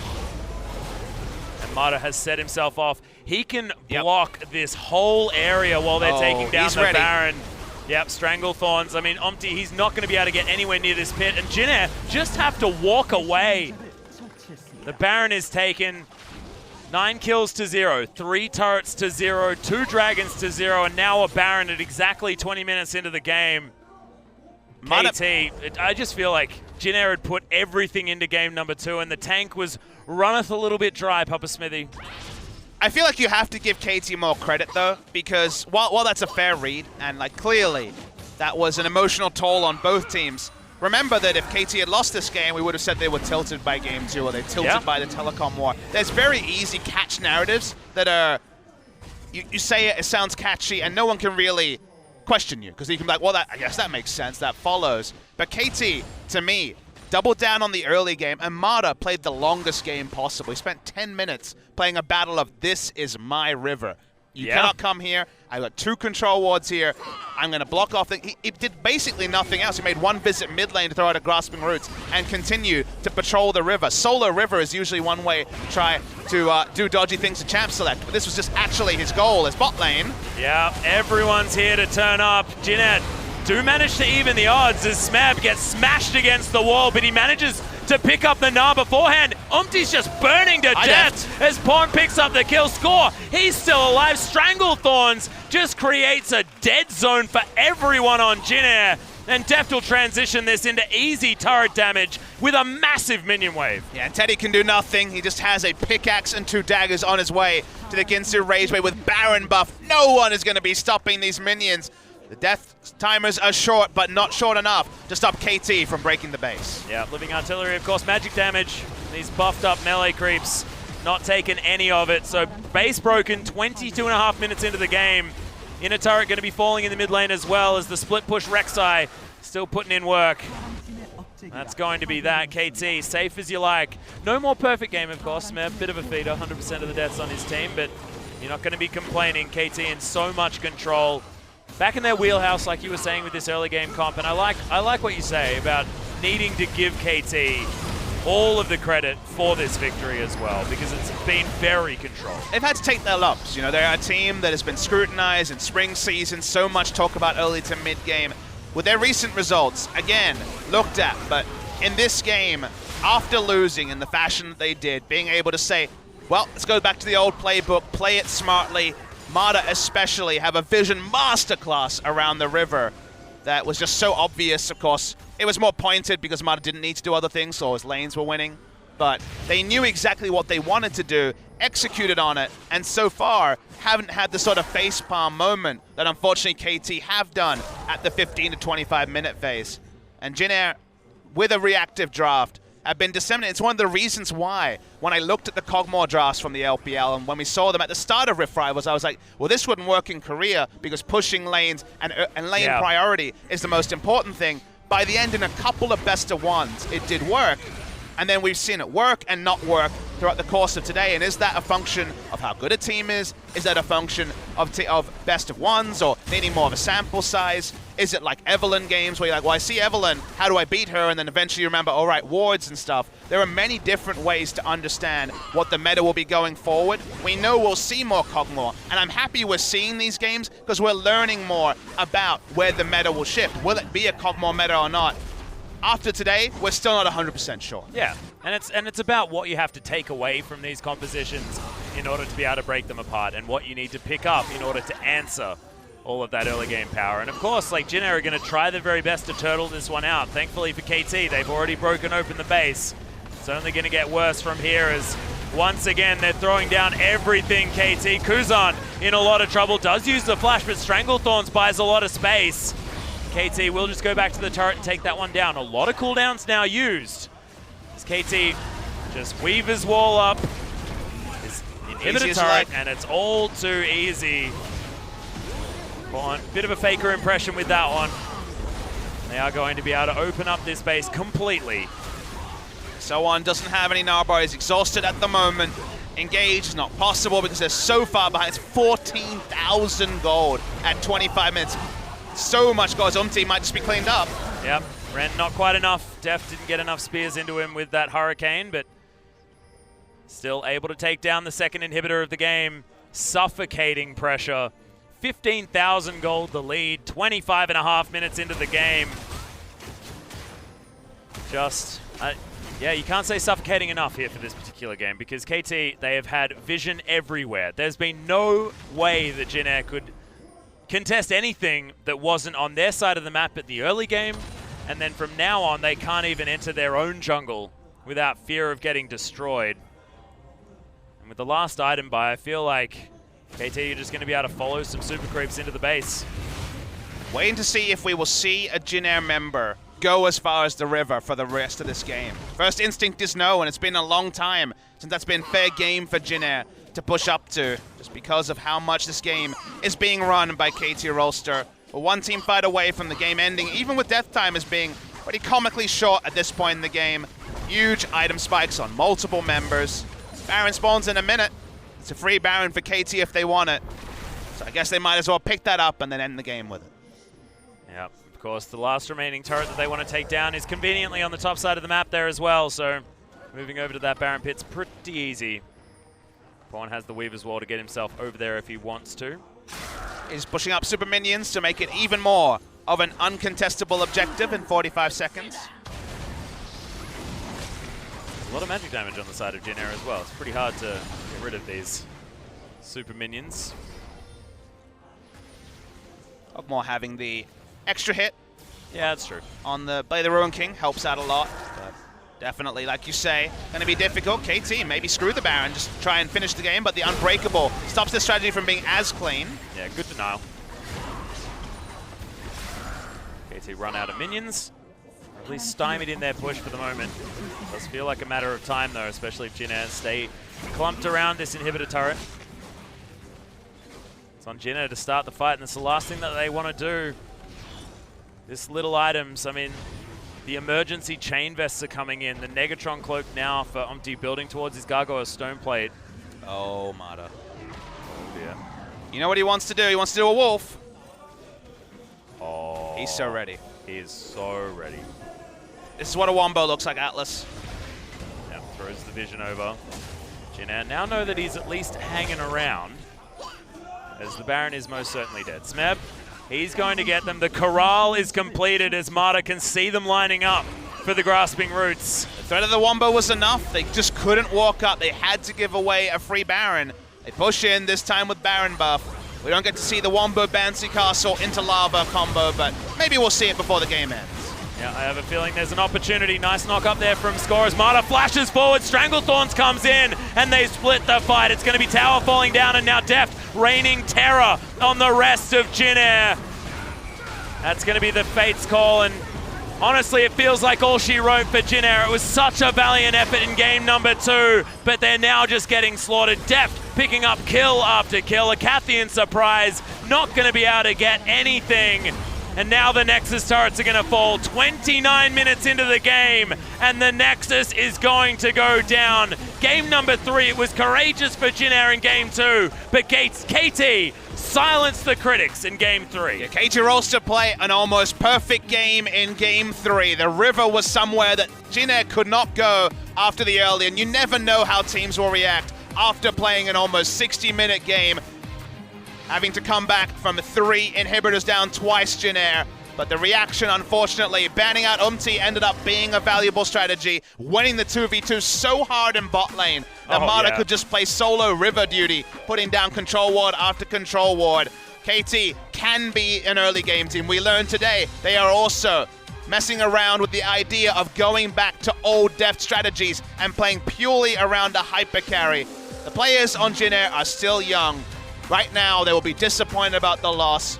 But remember that the second tiebreaker in the LCK is game score. They do not go down 2-0. They do win a game against KT after winning 2 against Samsung Galaxy. And who's to say that they might go into something like the Gauntlet in 5th spot with the game score earned from their game 2 victory. And they've shown that they have the resilience to be able to play that style of League of Legends as well, Papa Smithy.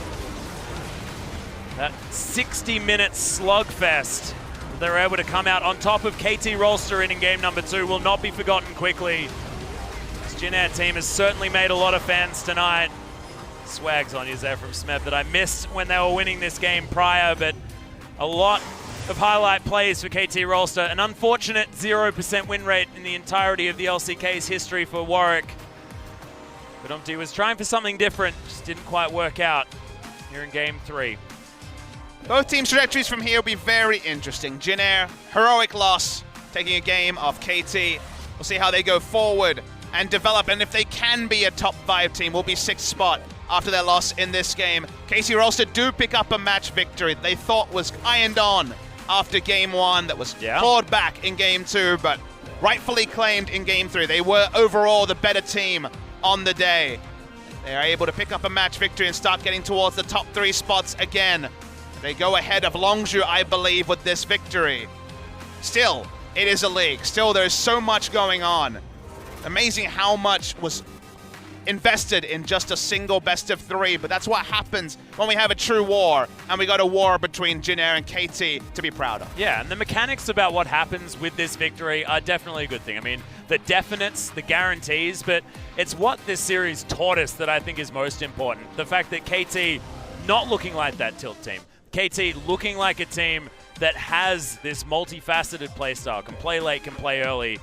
It's those learnings that are going to be so important. And then Jin Air, of course, on the other side of the rift, teaching us that as a young team, they can still play scrappy, late-game, high-pressure League of Legends like the best of them.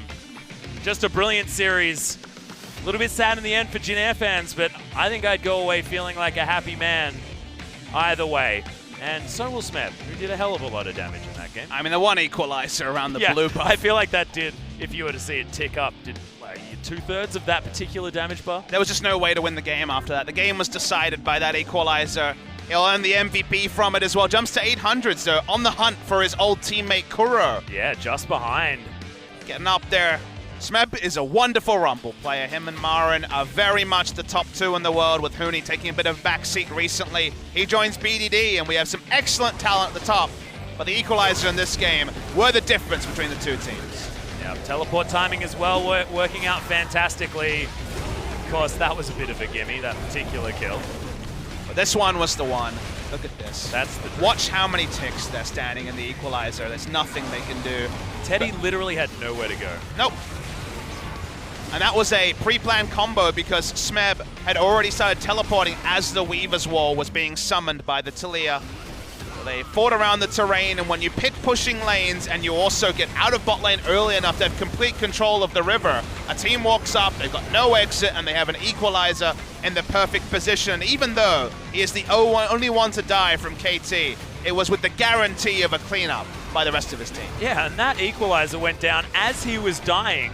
So no one even knew it was still killing them. So much damage out of Smeb. The rest of the team certainly need to be spoken about. Mata as well, with his incredible vision control that he's always had. He always buys way too many wards, but this game just took it by the balls, one could say. I would never say something like that, Atlas. You said it before. I'm a very nice person. I don't say Yeah, you don't say words. square words. Not a square worder kind of guy. Yeah, I know. And this is only the start of our week. We have some excellent match days that we'll get to. I thought you were going to say, we've got some excellent swearing to get into. I'm hoping I can stay away from that. I'm going to try and keep my nose clean after that one. But we've got some excellent games going on. We'll talk about that in a bit, though, as we've got a bit of talk time with KT Rolster. Yeah, so let's throw it over to Joel for some translation. Thank you very much, guys. This is Joel with your last interview translations of the day. While everyone probably would have wanted to see the Yasuo man himself, but we will get KT Rolster, who gets a 2-1 victory in the end. And we are here with the only MVP of the series. We have Smeb for the interview.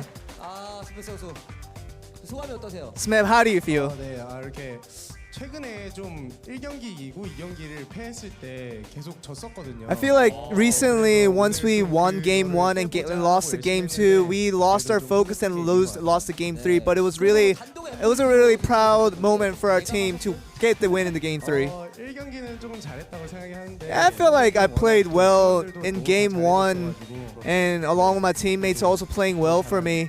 제가 받은 것 같아요. But I feel like that's kind of the reason why I received the MVPs today. And a lot of people were considering the fact that you guys haven't been back for a while, and with the recent flight back. Yeah, I think really right now with the recent flight back, I think we're feeling a lot tired, and each game is a struggle for us. We want to go with game 1 first. Is a Shen that is in the top lane, and you're undefeated on that right now. And it seems like Smeb, you're one of those people that really uses the Shen well. Yeah, actually you don't use Shen very much during solo queue and during scrims.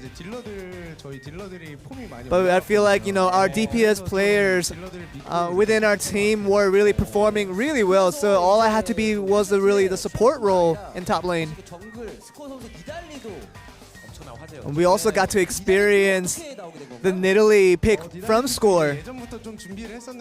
Yeah, it was a pick that we prepared for a long time, and we wanted a good opportunity to show it, and we felt like today's game was the one to do it in. We have a video highlight of where Smeb had many instances where he used this Shen properly. This is one of the plays. How did you feel about that team fight regarding the positioning? Yeah, if you see right here, the only DPS champion within our team is Kog'Maw, and the biggest biggest goal we had, biggest objective we had was to protect Kog'Maw, and And I felt like in the midst of this fight that we felt like we could have lost it if we weren't careful. But I feel like, you know, the skill shots went in properly. And really, one of the highlight of game 1, I don't know if we have a video highlight prepared for that, but this is where it could have really went against KT's way, but the last few skill shots really saved it all. Yes, whatchamacallit, Pawn thought he was really invincible during this series of plays, so he went in fearlessly, but we realized that he wasn't invincible, and we at the later part of this team fight, we were really scared as to how this would turn out, but we were very fortunate with how this ended.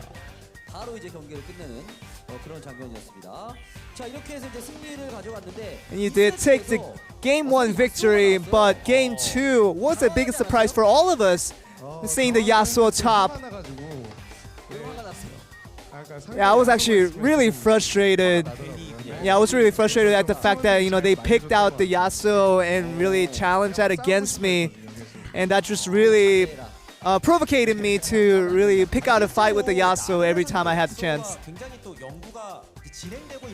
And a lot of people are studying the Yasuo as to which situations are the best situations for it, but what do you think about that champion?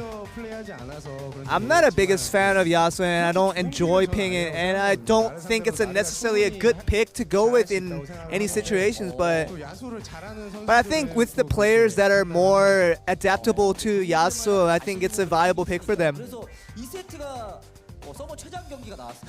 And you guys got the longest game of the season with the Yasuo. And it felt like it was going to be a never-ending story, going back and forth, and never really getting to the end. Weren't you really startled after you guys lost the inevitable game 2? Yeah, I think most of our teammates were really hurt mentally and really struck at the fact that we lost the game that we thought we would never lose.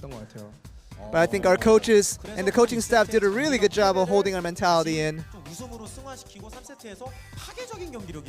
And it seems like the anger really provoked out in game 3 as you guys really dominated in the way you guys progressed through the early game all the way to the pretty easy win that you guys showed. And Kalista is one of those things that we want to talk about as well. Yeah, I think one of our strengths of our team is the early laning phase. And we try to pick out various picks in forming our composition, and Kalista was one of those things that we thought about it, and we thought that, you know, our early game will pay off in getting the Kalista big enough that we can get the win in our way. And we want to talk about how Shen was an undefeated peak for Smeb, but also this Rumble, you only have 1 loss on this entire season. And we have a video highlight of example of why that is so.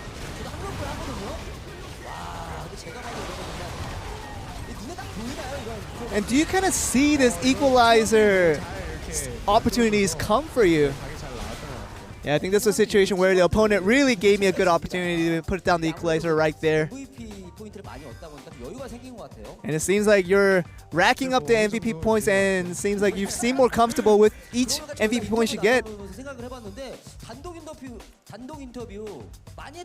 And it seems like Smeb is here for the solo MVP a couple times this season.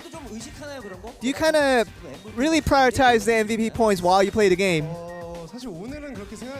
Today, I wasn't really worried about anything. I was really worried about just winning and getting the win for our team. That was the biggest priority, obviously, but I try not to worry about it. But I think, and what do you regard Score today in his performance that he showed? Because all of the things that he did was really spectacular. Yeah, I feel it's a little bit disappointing that Score couldn't get the MVPs. And Score is one of those guys that really takes care of us all the time, even outside the games.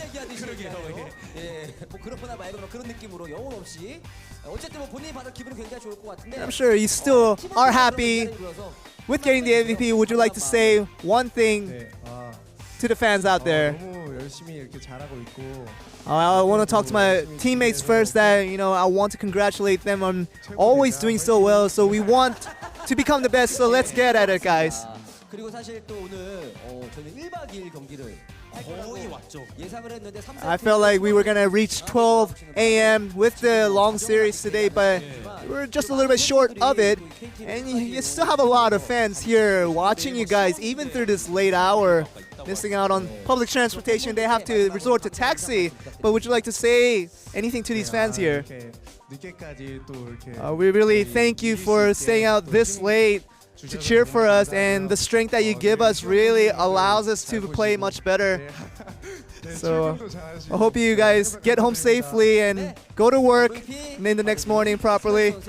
We thank you very much. And that seems to be the end of the interview. Back over to you guys. Thank you very much, Joel.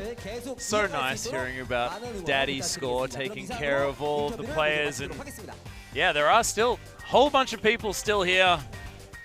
And they're going to be joining us, attempting to try and find a cab in order to get home. That's right. They do have the inside track, though, Atlas, and they're staying for some sort of post-match meet and greet.